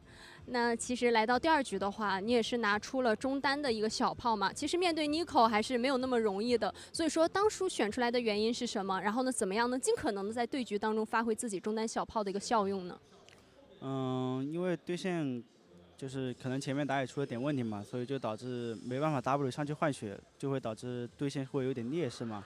所以更好的就是稳住自己的发育吧，就是尽量把线权掌握在自己的手中，然后去配合队友。So there's something wrong around the jungle. We made a bit of mistakes around the jungle area. So after that, it's a bit hard for me to exchange my health with the opponent's mid laner. So I can't use my W skill to have a very comfortable laning phase. But after that, I try to calm down to try to have my dominance in the laning phase to try to skill up a bit to do my own farming for my Tristana. And also, game 2 ended really fast. It feels like from the early to mid game, TT was the team that were able to have so many skirmishers and they would like to just grab the whole game tempo. But finally, you guys were able to use the perfect team fights to end up the game. Tell us more about the communication around the mid to late game in game 2. 那其实说到第2局，感觉其实从前中期开始 ，TT 好像是比较主动进攻的那一方，然后他们呢也试图有进行很多小规模的团战，但是呢，你们是通过中后期很漂亮的团战是直接终结掉了比赛，所以说可能中后期沟通的重点是什么呢？就是我们大树嘛，抢视野是比较好抢的，就是尽可能抢视野，然后抓住对方露出的破绽嘛，然后就后面推进的话，就是因为对面 Nico 一直在上嘛，所以我们觉得就是尽可能尝试一波，因为他回来太慢的话，我们是有机会能把塔拆掉的。Because we have that Maokai jungle, so we can have a very good control around the vision, and we try our best to have a very good vision control. And after that, because the opponent's main laner Nico is around the top lane, so we would like to just try to have the hard engage to make the engage on our team fight and try our best to just punish the opponent's mistake and also to break all the turret to just get the clean victory from ourselves. And definitely a very clean 2-0, a good start for this summer split. So what's your expectation and what's your goal for this FPX in summer? 那其实今天比赛2-0拿下胜利之后呢，也是很好的一个夏季赛的开端。所以说这个赛季对于这个小凤凰，你有没有什么属于自己的期待和目标呢？因为夏季赛的话，我是感觉我们的磨合、还有配合、还有沟通什么，我觉得一切都是在往好的方向走的。我是觉得最开始的目标嘛，那赛季开始，我觉得我们先进季后赛吧，然后进了季后赛再谈吧。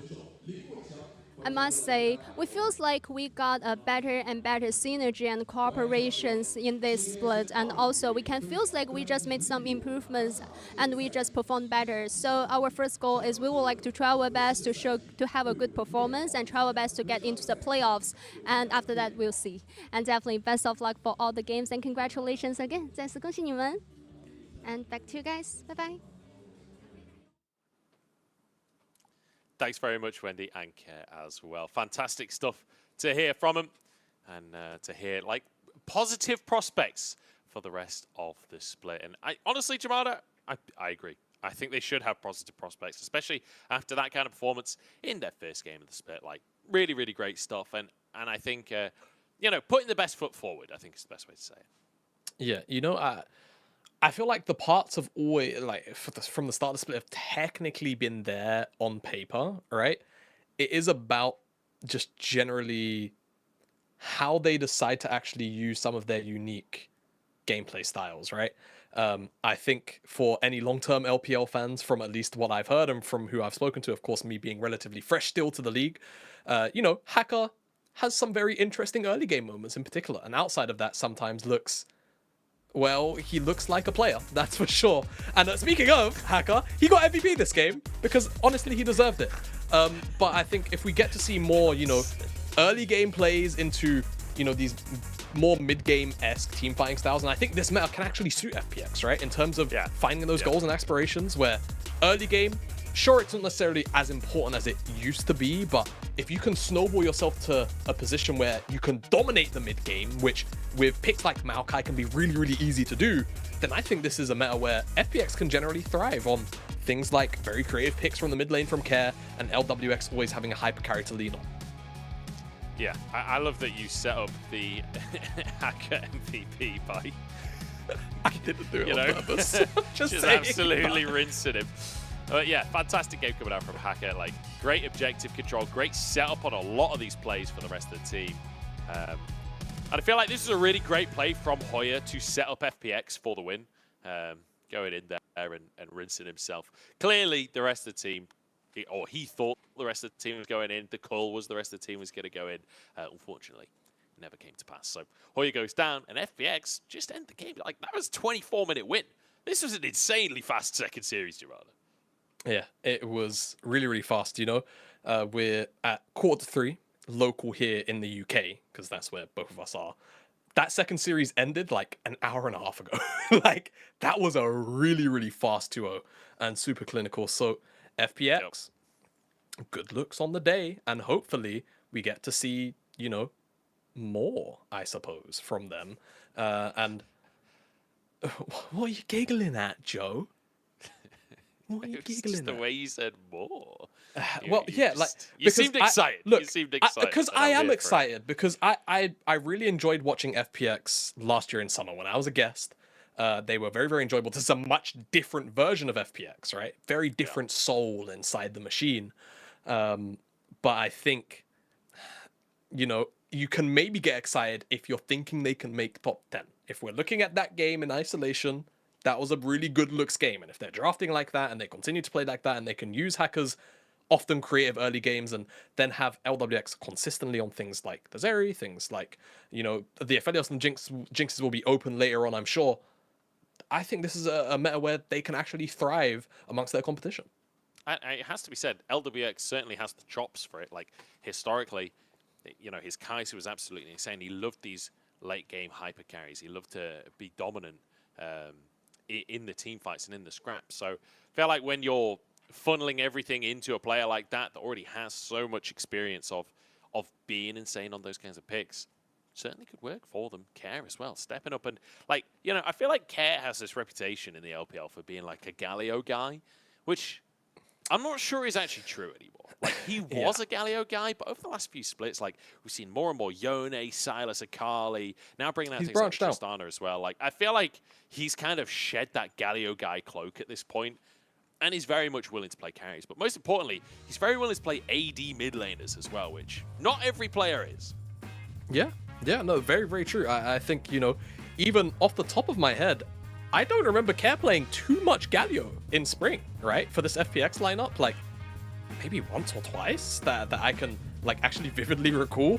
Outside of that, like you say, he has been more on carry duty time and time again, and I think, you know, it makes sense for the general direction of this roster and the players on it. And hopefully we can continue to see that development of Care, but also FPX around Care as the summer season goes on, as that was a very clean 2-0 to start off that story.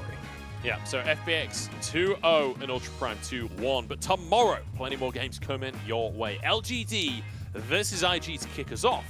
And then it'll be NIP versus EDG. We finally get to see EDG stepping onto the stage once more. It feels like a long time since I got to watch EDG. I think the team that most people were expecting to make it to MSI, right? A lot of people expecting them over BLG. BLG managed to set them, and it feels like a long time ago since that lower bracket final that they played it, you know? So excited to see what EDG are bringing to the table tomorrow. And you know EDG are going to be worked up, angry likely, that they weren't the top two to go over to MSI. Especially considering MSI played out the way it did. BLG going through the lower bracket, taking out T1, taking out Genji, just to make it to JDG and get kind of demolished by the end of it again. They would hopefully look at that and ignite a lot of passion to hopefully not only, you know, make it again to the finals, hopefully to face off against JDG this time, but also hopefully have a strong performance at Worlds. It's a long way away though, and it's a long road until those things come to fruition, but it all starts from tomorrow for them. It certainly does. If there's a team that's good at team fighting, EDG is certainly that team. We all know Leave Zeri is something special. That's going to be it from us, though. I've been Munch. I've been joined by Jamada today. It's been a pleasure casting for you all. It's been a pleasure welcoming in the summer split of the 2023 LPL. That's going to be it from us. So we will see you in chat. But until then, we'll see you in Champ Select.